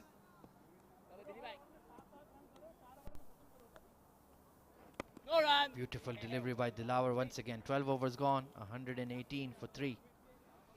And if you have any doubt about our claims that a lot of people are watching this tournament, I have the proof right in front of you. Usman Khan, who played for Fujairah in the D10 and D20, he was picked in the Pakistan Super League for Quetta Gladiators. Mohammad Wasim, who plays for Fujairah, was in the squad of Multan Sultans. Zahoor Khan, who is a regular bowler in the UAE national team, he's training right now with an IPL side. He was also picked for the Quetta Gladiators, even played a game. And Usman is now playing domestic cricket in Pakistan. He's on the verge of making the Sindh side. So there's definitely a lot of eyeballs watching all of these games live on the internet, live on Dubai Sports. So grab the opportunity, make an impression, make your name, and make the headlines. You never know where you might end up in the world of cricket. Yes, Ahmed Tariq plays that shot towards the deep cover. There's so many people watching these games being broadcast live on Dubai Sports, and there's also live streaming on YouTube. Noor comes to bowl again. Almost yorks himself. Wasim Bari plays down the ground for a single. And I must credit you as well, Abdur Rahman, for doing that outside edge show. You're putting a spotlight on people who haven't been recognized, who are working hard in women's cricket, who are working hard behind the scenes for the Emirates Cricket Board. During the D50, they're here day and night alongside with us. We get to enjoy the perks of being in the comm box, but they're out there in the outfield, in the heat, trying to put this tournament together. And it's paying rich dividends. That's the hallmark of UAE cricket. We all support each other, and we're building for a very bright future.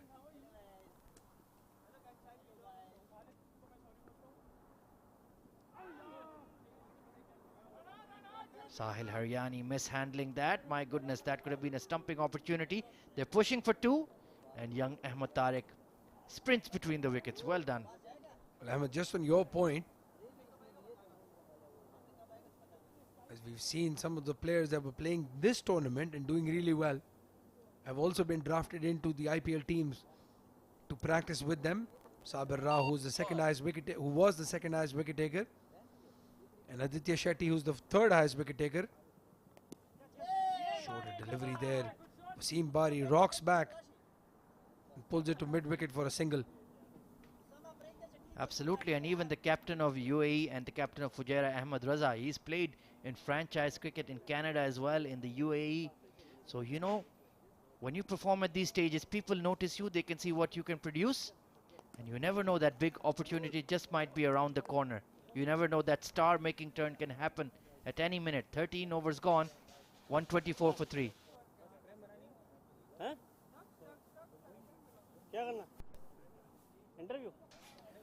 There we have it.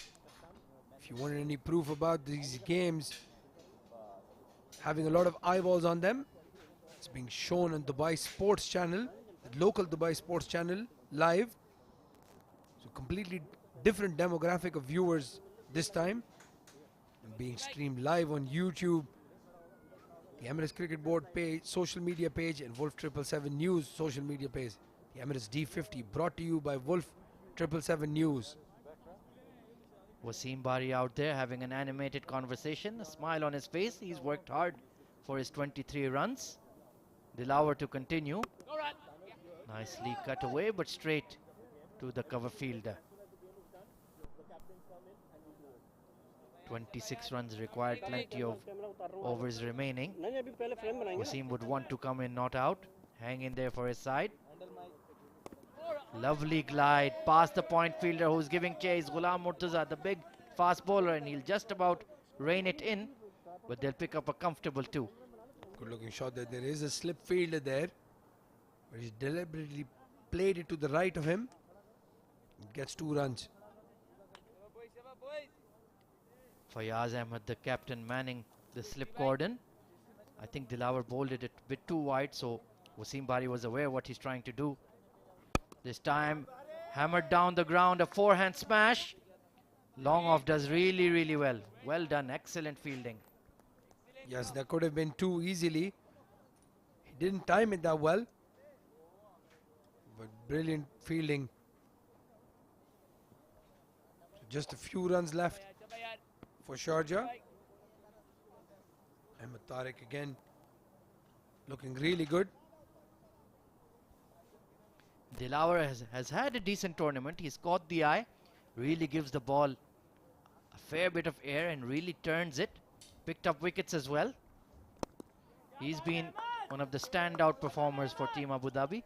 Fayaz Ahmed, the captain himself, young Mohammad Riyan, has played a couple of good innings as well. So they do have budding talent. They are a work in progress. Of course, they'll be back with a bang in the remaining D20, D10, D50 tournaments. There's a lot to work with, a lot to be excited about. But there's a lot of improvement needed as well, Ahmed. Abu Dhabi has been the last standing team in all the versions so far. If you believe it or not, in the first edition of the D10, Ramesh Shehzad, Kai Smith, Aryan Lakda and Rahul Bhatia were playing for Abu Dhabi, but they were still last. So I think something, maybe they need to change that color. Maybe go for a green or a blue. Well, you never know. It hasn't helped the Lahore Qalandars when they change their colors. My hometown, my beloved team. Even though we've had the likes of A.B. de Villiers, Rashid Khan, Grant Elliott, Shaheen Shah Afridi, my goodness. It's been a very sorry tale. But so far, Team Abu Dhabi, they're hanging in there. 14 overs gone, 130 for 3. And with that, the players will take a well-deserved drinks break. As we have a look at that batting card, Khalid Shah, absolutely ballistic, 37 and 18 deliveries. Wasim Bari is still there, 27, 38 deliveries that he's faced. Fayaz Ahmed, 7 of 6. Umair Ali Khan looked really good, wanted to finish that match in 3 overs, out for 23, having faced just 10 deliveries. And Ahmed Tariq has been promoted up the order, 12 of 14. There's still a lot of batting to come. Over 20 odd runs left. The writing is on the wall. I'm just stunned by that figure of 29 extras. My goodness. They were spraying the ball all over the place. 5 wides and off no balls as well. 7 wides. My goodness. It's been a tough day in the office for these guys. Ghulam Murtaza, none for 31 in his just 2 overs. Waqas Gohar was also hammered, 1 for 33 in his 3 overs. Abdul Malik 1 for 28 in his 3 overs. Dilawar has probably been the pick of the bowlers, 1 for 24 in his 4 overs. And Noor Wali, the young left arm spinner, 2 overs, none for 7. He's done a decent job. Yeah, the debutant has been the most steady of all the bowlers. Ghulam, Murtaza, Waqas Gohar, Dilawar Khan have played the bulk of the games this tournament. Abdul Malik and Mohammad Noor are making their debut today. But Waqas Gohar has been extremely disappointing. For somebody who's played all 5 games, you'd expect improvement rather than the way he's bowled. 29 extras, bulk of them coming from Waqas Gohar. He sprayed them all over. And if it wasn't for Sahil, that number could have easily been in the higher 30s. Yes, he needs to model himself on another all-rounder in the opposition, Umair Ali Khan. He can execute that role exactly like him. Bowl line and length when required, bowl those attacking lengths when required, and of course he really gives that ball a fearsome hammering at times. These are some of the highlights here. Wasim Bari with a lovely punch down the ground, and that pull shot was absolutely spectacular. Lofted drive over mid on this time, so he's calculated his boundary shots really well. Umair Ali Khan came in and was in belligerent mood, smacking the ball all over the place. And looks like the drinks break is over and we're back to the hostilities. Well, the writing is on the wall for Abu Dhabi. Just a few more minutes of live cricket on these broadcasting platforms today. We'll be back on Sunday live on Dubai Sports for a very crucial encounter between Fujairah and ECB Blues as they look to finalize that semi-final slot and the standings on the table. But with this performance and this run rate, I think it's going to be very difficult to displace Sharjah from the top spot.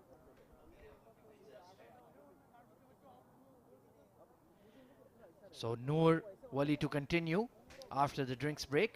Just about 20 runs remaining for Team Sharjah to complete this run chase. Ahmed Tariq out there, the young buck. Ayan Khan, also a very promising youngster who's had a very good day for Team Sharjah. Trying to cut that away off the back foot. But Noor Wali, he's quite steady, been impressive. Yeah, I've liked what I've seen so far. He looks like a very good bowler, very intelligent bowler. Again on the stumps, Ahmed Tariq punches it down the ground, takes a quick single. But I'm very surprised, Ahmed, he's not played more games. Absolutely, perhaps his captain being a left-arm spinner as well creates some matchup issues. But you can see the way, the trajectory of his ball when he bowls with that curved action of his. Lofted over the top of extra cover this time. The cover sweeper will be in place. And from that action, if he can turn the ball, it will be very dangerous, as well as that arm ball will have that drift on it. So the raw materials are there. Yes, and again with the D10 and D20 tournaments coming up, I'm sure we'll see a lot of Noor for Abu Dhabi. This time over the top from Ahmed Tariq. He's tried to nail it, but straight to long off, where Abdul Malik takes a very good catch. And well done, Noor Wali. You've got a wicket on your D50 debut. Well, the two debutants for Abu Dhabi making an impact. Again, a very good delivery by Noor. He has looked worlds apart from the rest of the Abu Dhabi team. Ahmed Tariq not able to clear that fence. Again, a young kid, 16 years old. His strength will definitely come in the next few years. But I'm sure Noor will be very happy to be among the wickets.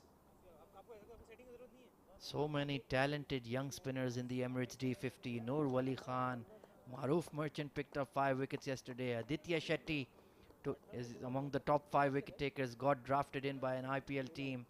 Mohammad Ikram, another highly experienced, classy operator here for Team Sharjah coming into bat. He has 150 runs in the tournament already, and look at that strike rate. Absolutely top class.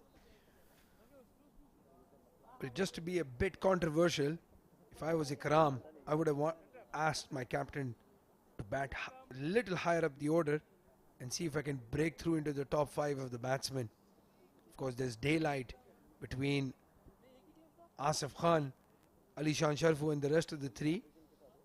But coming from from local cricket, domestic cricket, having scored runs there, would have been a great opportunity to be in the top 5.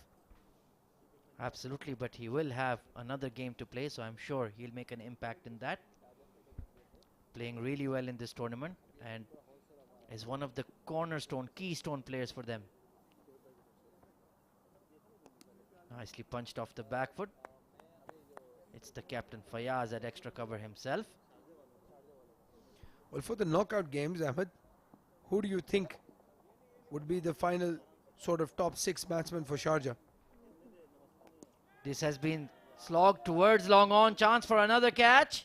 And he's taken it. The youngster Noor Wali has got 2 in the same over. Brilliant. Muhammad Ikram goes for a duck.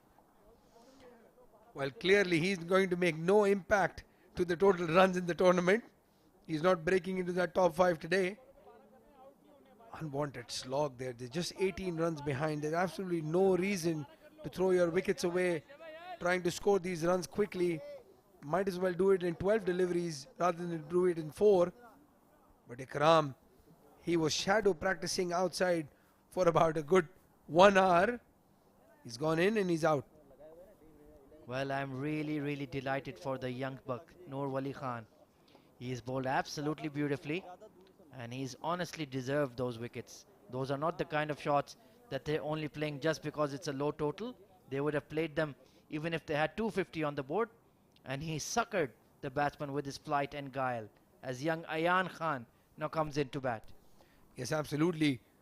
Noor is bowling in a no-win situation. If they try to hit him 9 times out of 10. Well, it's a no-win situation, but it's a Noor win situation. The dad jokes keep coming The dad from us. jokes keep coming. Absolutely brilliant there, Ahmed. But yes, this is a Noor win situation. He's clearly coming out on top for Abu Dhabi. Good to watch. And you can at least say that their bowling lineup looks pretty decent. Noor Wali is there, Dilawar is there, Fayaz is there, Ghulam Murtaza is decent, Adil Raza was outstanding in the first game, Sahil Haryani is a decent keeper. Oh, has he got him stumped? Big appeal to the leg umpire. And he's given. Wasim Bari has been stumped. Back-to-back wickets for Team Abu Dhabi. Is there a twist in the tail? Well, I have absolutely no idea what's happening with Sharjah right now. For some weird reason, they are falling like a pack of cards. And that's a very tough decision in my opinion. I think he just leaned out of the crease. Perhaps for that split second, his back foot was in the air. And the umpire said, mate, you have to head back to the pavilion. 28 of 40 then, 3 boundaries in his innings. Wasim Bari looks bitterly disappointed. But he did play a rash shot. Let's take a look here then. Yes, I think his heel might just have been in the air. That looks like a top decision. Well, I have to take my words back. The umpire has been absolutely brilliant at that time. And Rohan Mustafa, well, 15 minutes ago, he was in his shorts and sandals. And now he's had to pad up very quickly and come into bat with 18 runs still to get. And this Rizwan CP, the only recognized batsman after this, 78 runs for him. So it's not been a very heavy tournament in terms of his runs. But we all know he's a big match player. Can expect some fireworks in the semi-finals from him. But for now, he has to make sure that he can score those 18 runs and get Sharjah across the finish line. 3 wickets have fallen in the space of 4 to 5 deliveries. My goodness. What a match this has become. It was looking like a sleepy, boring affair, but the spinners for Team Abu Dhabi have turned it on big time. 2 for Dilawar and 2 for young Noor Wali.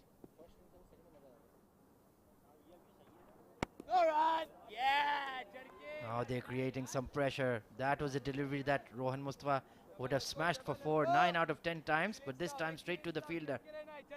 We saw Dubai collapse like this against Abu Dhabi in the first game. Big appeal is given. Can you believe it? Rohan Mustafa gone for a golden duck. Team Sharjah are 7 wickets down. What is happening in this game? Well, absolutely no idea what's happening, Ahmed. But Abu Dhabi is celebrating. 3 wickets have fallen and Sharjah has not scored a single run. And that looks very, very adjacent. It looks very, very close.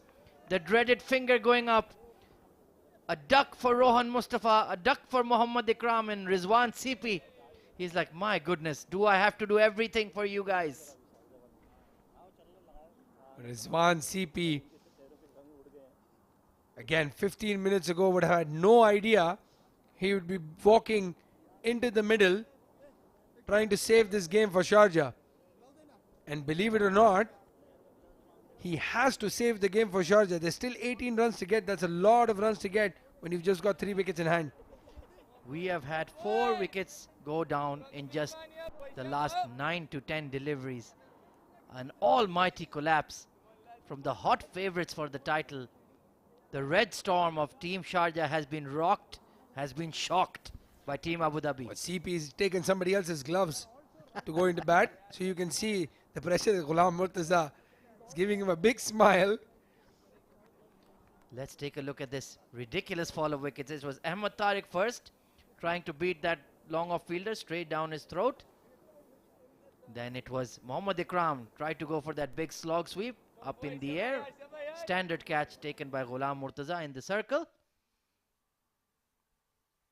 Then Dilawar came in and that stumping given out.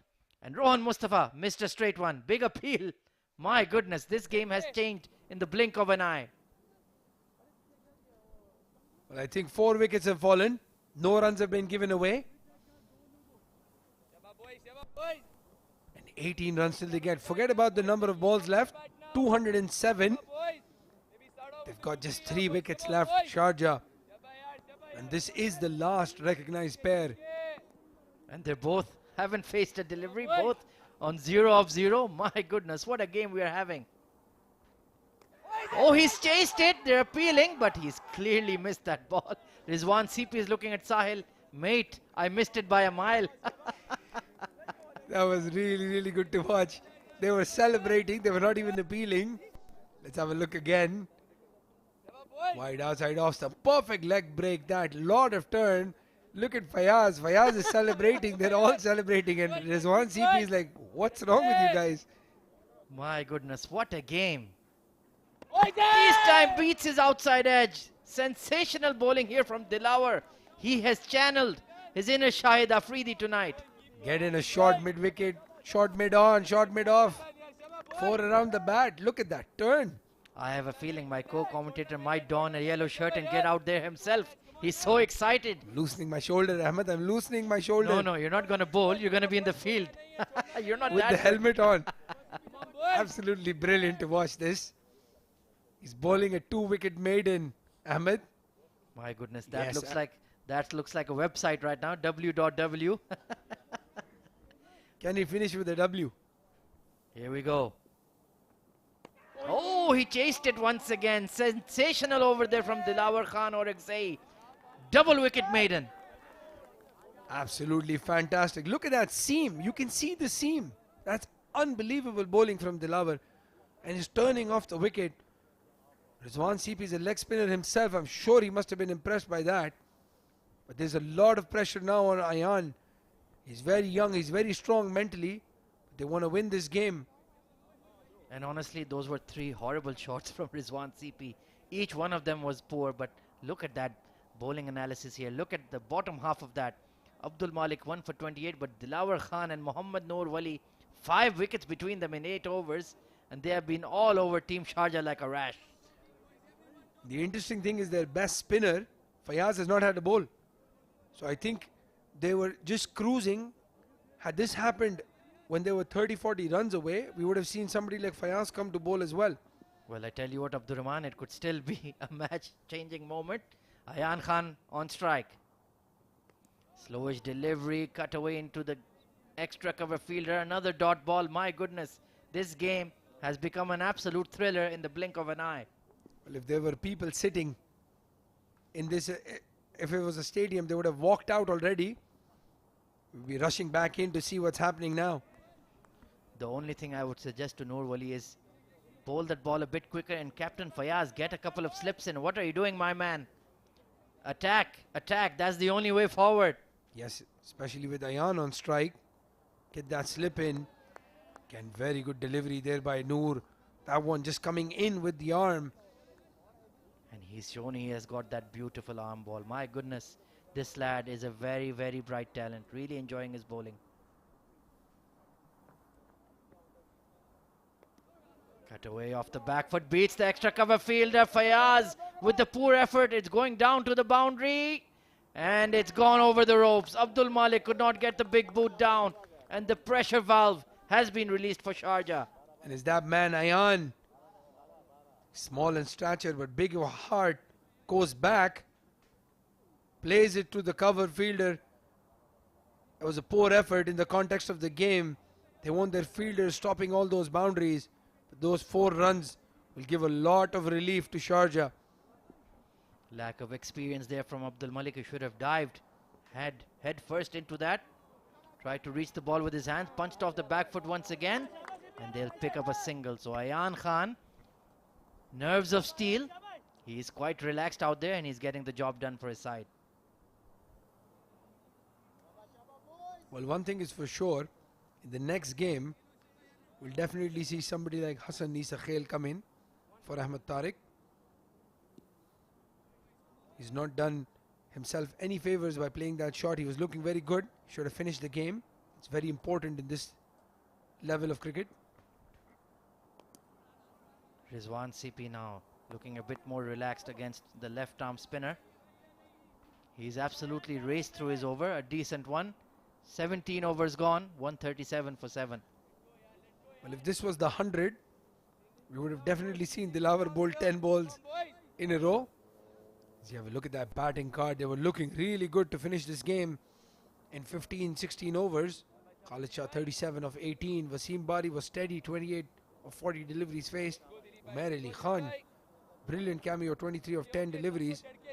And then that spectacular collapse. Ahmed Tariq 13, 0 for the captain Rohan Mustafa, and 0 for their highest run scorer of the tournament, Ikram. Dilawar on to bowl once again. Tried to cut that away. He's had a very good tournament as well. Picked up wickets steadily for Team Abu Dhabi, sneaking into that top 10, top 7 in the wicket takers. Oh, they've chased it once again. A big appeal by Sahil Haryani. Ayan Khan quickly getting out of there, quickly moving away from the crease.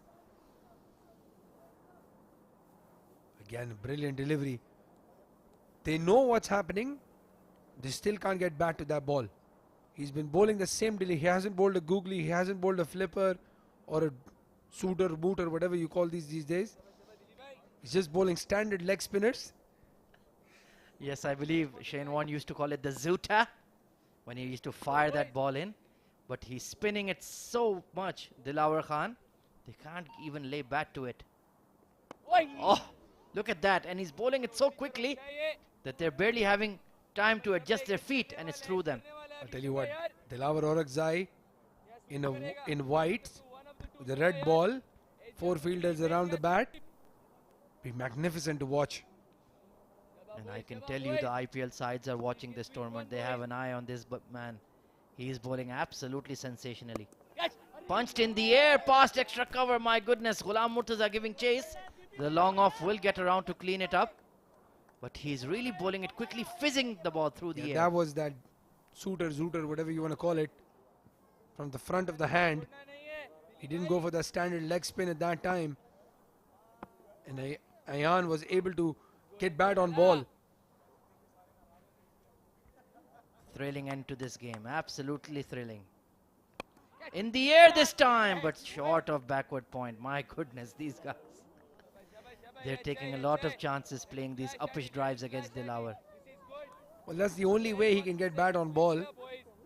We saw Rizwan CP try to go to the back, on the back foot, cut it, couldn't get bat. Ayan tried it as well, from the front foot as well, couldn't get bat on it. That's one way to do it.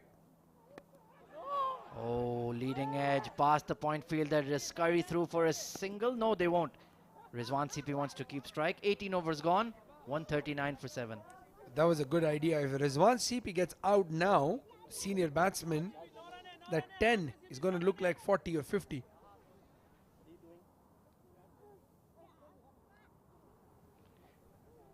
As we have a look at that points table, Sharjah is on top. We were thinking they would finish this game very quickly and improve their net run rate. But that's looking tougher and tougher as each Dilawar Khan over goes past. Ajman at the second slot, Fujairah third, Emirates Blues fourth. Fujairah and Emirates Blues will be playing their next game, so we'll know the standings after that game. And then Ajman has to play Dubai. So again, that net run rate is going to play a huge role on who finishes 1 and who finishes 2. Absolutely, Ajman versus Dubai and Blues versus Fujairah are going to decide the final 3 slots in the semi-final stage. The Emirates D50 is reaching its climax. The knockout stage is around the corner, and you can see every side fighting tooth and nail. The captain Fayaz into bowl. Need his experience and guile in this situation. The only thing I would suggest is take a more attacking field. Well, that's exactly what I was thinking. You have nothing to lose now. 11 runs. Get that slip in. Put some pressure on Rizwan CP. If he gets out now. Oh, edged! And it's gone in the slip cordon, as Abdur Rahman has been suggesting.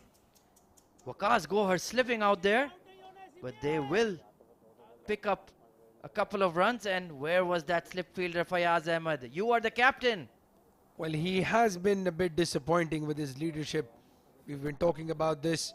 The ball is turned. That would have gone straight into the hands of first slip. Very disappointing.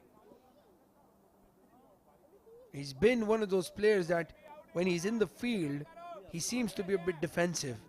You look at somebody like Ahmed Raza, for example, who goes very aggressively with those 2 slips, even with spinners bowling.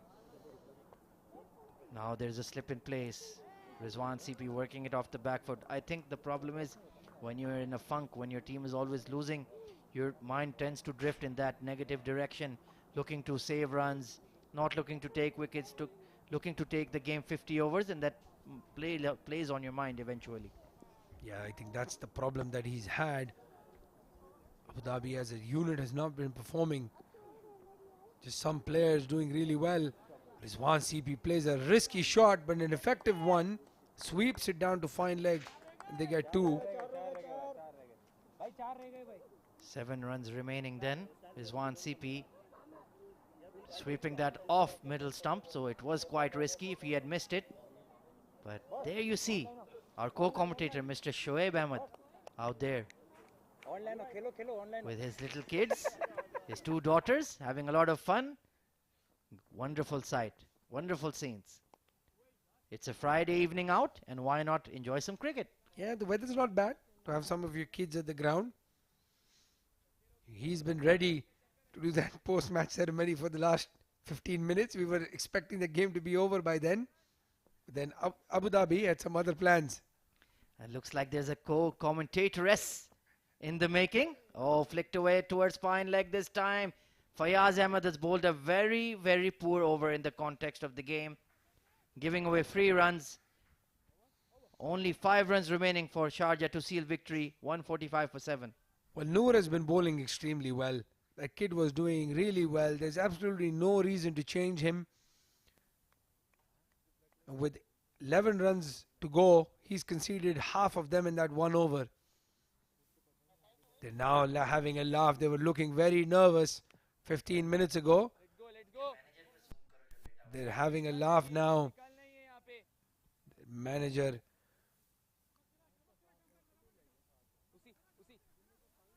The manager Nair now looks much comfortable. His face betrays what he really feels. About 10 minutes ago, He was just lying down looking up. He didn't want to see the match. Another stumping call given not out there by the umpire. Dilawar Khan, my goodness, he's been absolutely unplayable tonight. 3 for 26. Could have easily been 6 for 26 the way he's been bowling. Has beat the outside edge countless times. And good to see at least he has the confidence to demand 2 slips for himself. But if I'm the bowler and I'm bowling that well, if my captain does not give me a slip, I will be highly disappointed. Oh, good fielding effort there in cover. Very strong shot there by Ayan. Could have easily gone to the boundary for at least 2. Fantastic reactions from Mr. Nair there. He's breathing heavily though. This has been slogged over the top of square leg, and that's boundary. The scores are tied and Mr. Nair is on his feet. That's more like it. A very good looking shot there by Ayan. Confident shot. It was on his legs. Beautiful sweep shot that. There's no fielder anywhere near him. With 1 run left, Ayan has tied the game. And the Sharjah dugout looks much relaxed now. They will take the top spot with this victory. Have had an excellent tournament, 4 wins out of 5. And we're within the first 20 overs. That net run rate boost will absolutely propel them into the semi-final stage. But Dilawar Khan has bowled absolutely magnificently tonight. Big appeal, and he's got another wicket. Can you believe it? Ayan Khan caught behind. Well, all the Sharjah dugout go back and sit down. That's absolutely brilliant to watch. They were planning to run onto the ground, and then all of a sudden, Ayan has nicked one. Very good keeping there by Sahil. They appeal. Khalid, the umpire, raises his finger, and all of them go and sit down. And now wondering what next. That was absolutely brilliant reactions to watch. Great camera work there to get that reaction from the team. My goodness, what a topsy-turvy game we've had. Joy 1 minute, despair the next. Unbelievable match. Who would have thought that a sleepy Friday evening game with 150 to chase at 50 overs has come down right to the final two wickets here for Team Sharjah. Akif Raja, he's in decent batting form these days, and he'll be needed to get that winning run. Well, and may I say it, the dreaded 2 words, a super over. Well, Ahmed, for a super over to happen, Dilawar will have to take a hat trick. So he's got 2 more deliveries left to try to take a wicket. And if he does, it's going to be absolute chaos. Look at Rohan Mustafa. Bhuta is enjoying it as well. He's like, you guys dropped me. I could have finished that game. Sardar Bazat is thinking the same as well. Beautiful scenes to watch. Absolutely loving this. What must be going through Matiullah's mind, who's padded up right now? My goodness. His stomach must be doing. Noor, 5 steps in, please. Intizar is not playing this game as well. He knows the role of finishing. He's saying he's going to get out the next delivery. That's not a way to support your teammate, man. Fantastic. Come on, Dilawar. Can you do a miracle for Abu Dhabi tonight? Scores are level. The scores are tied. 2 wickets remaining. Team Sharjah. Can you do it? Big appeal. Big appeal is given him. Can you believe it? Dilawar Orakzai is on a hat-trick. The Sharjah dugout is absolutely stunned. They cannot believe what is happening here at the 7th Cricket Stadium. My goodness, what a match. That man on screen, Dilawar Khan Orakzai, has caused a shocker. Well, I'm absolutely dumbfounded here. Dilawar has taken 5 wickets in the process. As you have a look at that, that's plumb in front. Brilliant decision again by Khalid, the umpire. You can see his leg stump. So he's got that right in front. Akif Raja is walking back. First ball duck. Everybody was prepared to celebrate. And now, look at Fayaz. These guys are top of the table in the D50 and they look like they've lost the World Cup final. My goodness. It's a dead rubber game. And these guys are absolutely stone-faced here right now. Well, the dead rubber has become the best match of the tournament so far. The reactions are absolutely priceless. Look at that. You can run, but you can't hide, Rohan Mustafa. We're going to find you. My goodness. Brilliant scenes. Absolutely brilliant. What is going through Matiullah's head right now? He's facing a hat-trick delivery. There's one run still to get. It's the last wicket standing there. Rizwan CP, the senior batsman, is on the other end. He's not able to come on strike. Somebody's tying his shoelaces. Absolute chaos. And the manager, who was screaming and shouting and jumping after Ayan had hit that boundary, is completely dumbfounded. My goodness, what a game. Even Ali Intizar's expression has changed. He was called it. smiling and beaming. Intizar called it. Intizar said he's going to get out that delivery. You're right then. On a hat-trick, Dilawar Khan or Akzai. Oh, it's gone through the legs of the keeper. Can you believe it? It's a bye and Sharjah have won by 1 wicket. They have won the game against Team Abu Dhabi at the Emirates D50. What a game we have had on Friday. What a game we have had at the Emirates D50. Well, that's a poor hat-trick delivery. Dilawar Khan, who has bowled an absolutely amazing spell, bowls a rubbish delivery, which was the hat-trick delivery outside off. Sahil, I'm sure, was not mentally prepared for that. He was expecting a ball to be in the stumps. And then once he's missed it, Matiullah is celebrating as if he's won the IPL. And there it is, Mr. Nair giving 2 thumbs up. 2 minutes ago, he had seen a ghost, but now he looks absolutely chuffed. And they are the two that have completed the run chase. Team Sharjah coming out there with big beaming smiles. It wasn't the case a few minutes ago, but now they are the victors on the day.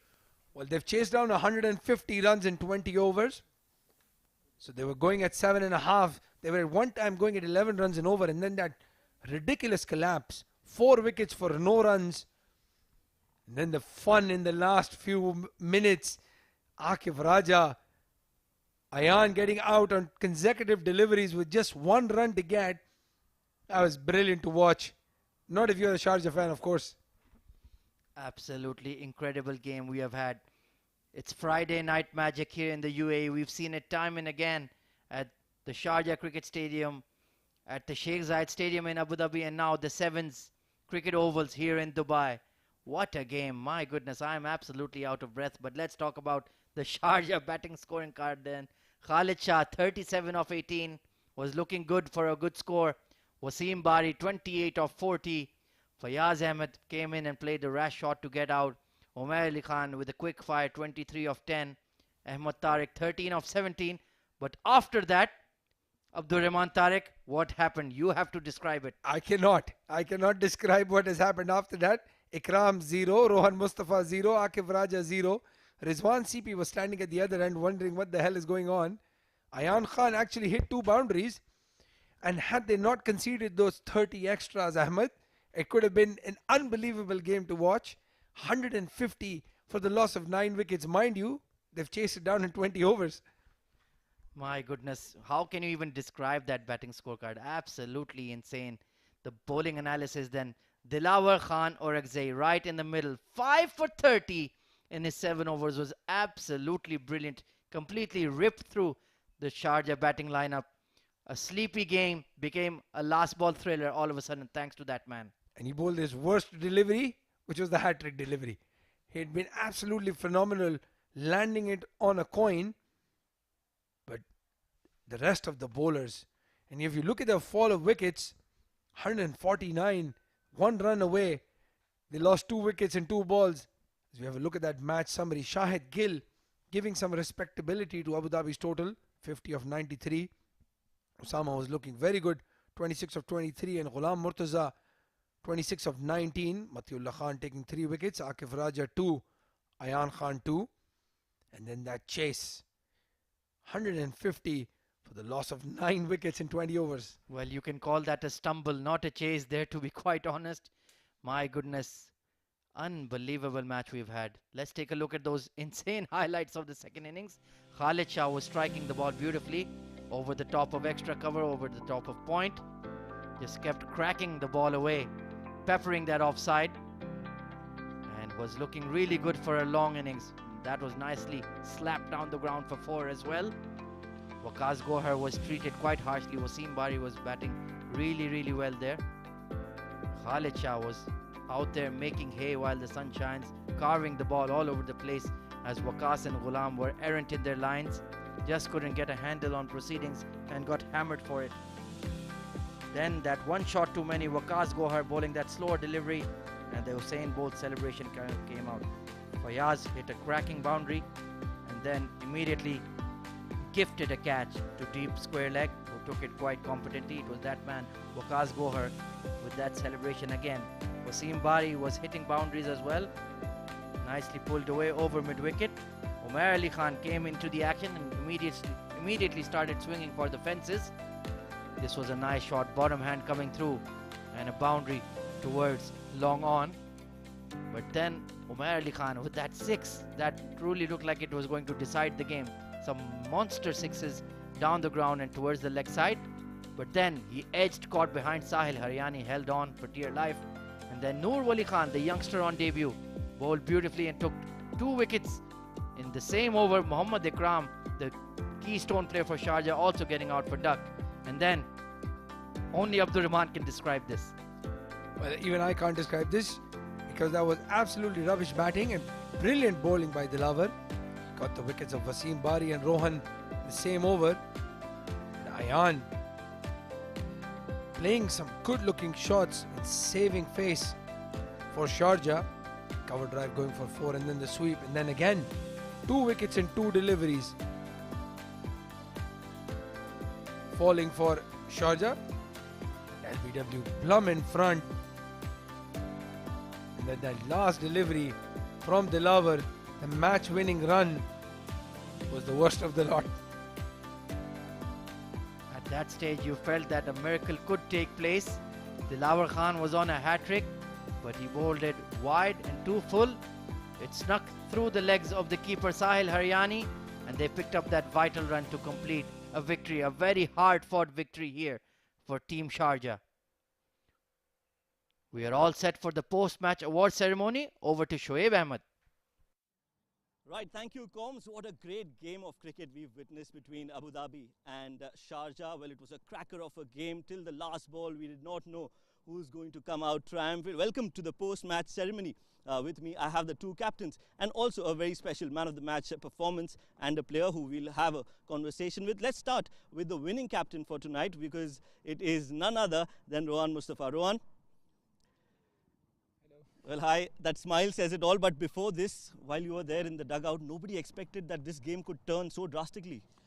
Yes, I think credit to Dilavar, how he bowled on this wicket. It was not that much difficult wicket in my point of view, but still they took it over there. I think, and again, I would say poor performance from the batsman. Like, we were thinking to chase it down as soon as possible to make our run rate high. But you have to see things, because you know the game can change in 3 to 4 balls, and that's what happened in the, as you know, today. But still, I'm happy with my team, and I think we are still on the top of the table. Do you think, of course, it's a great learning experience for the middle order, especially for Sharjah, which has not been tested yet, to come into a pressure situation like that? What do you think you could have done differently coming into the chase? I don't think so.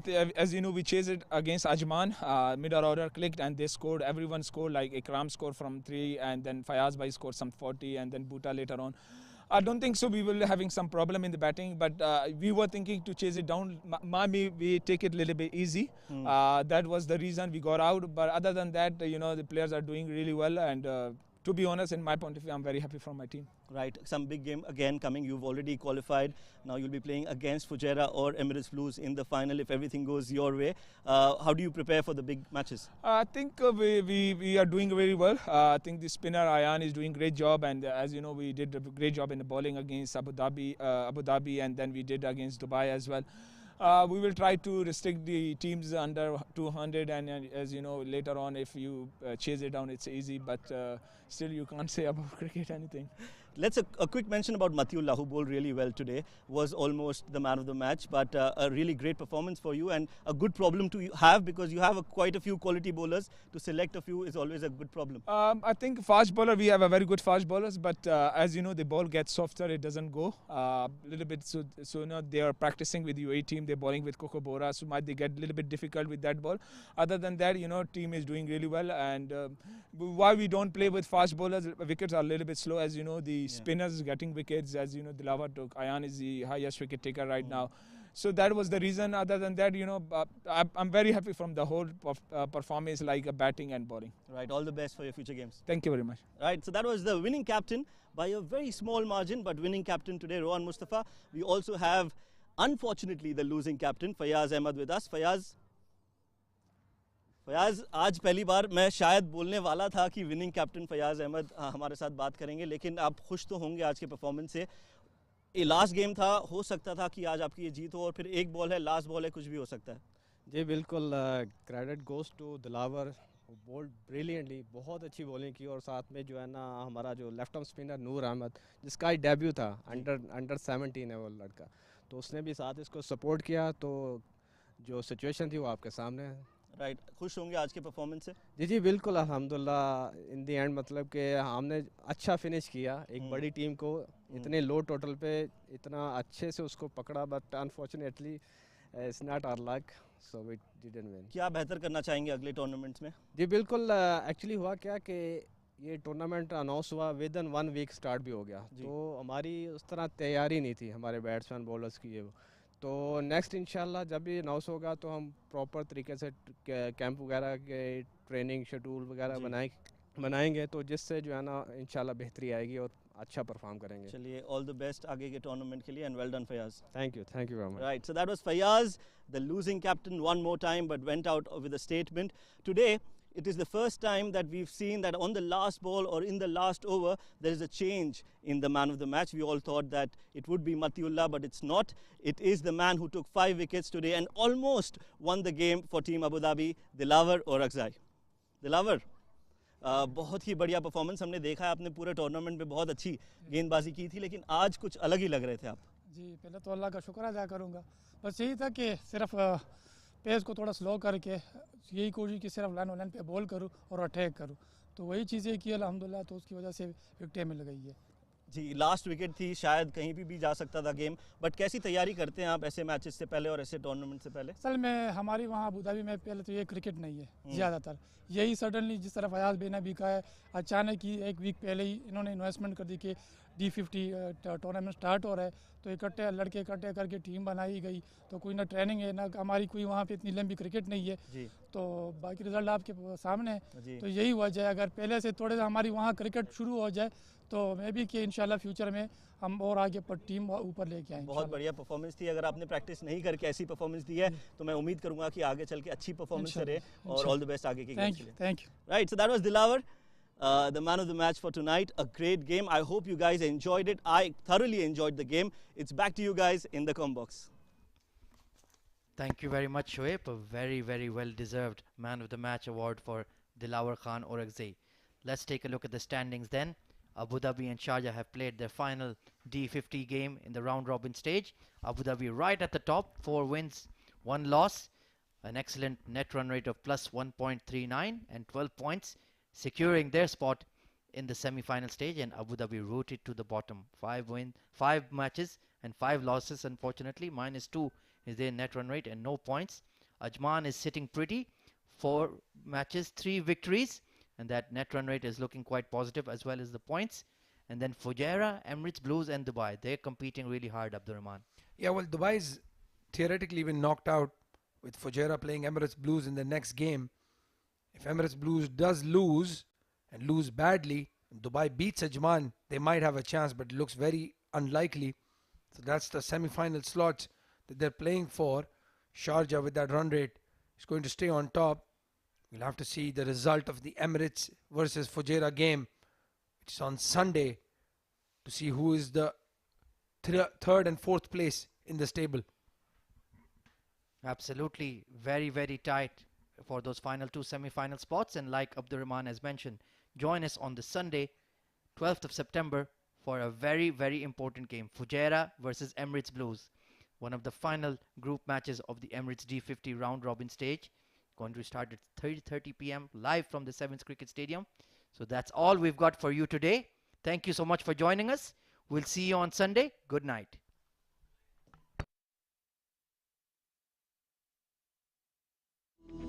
It's not about the hand you're dealt.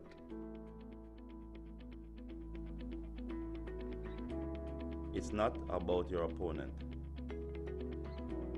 It's how you play the game. Do you play for glory? Do you play for fame? Or do you just play to win?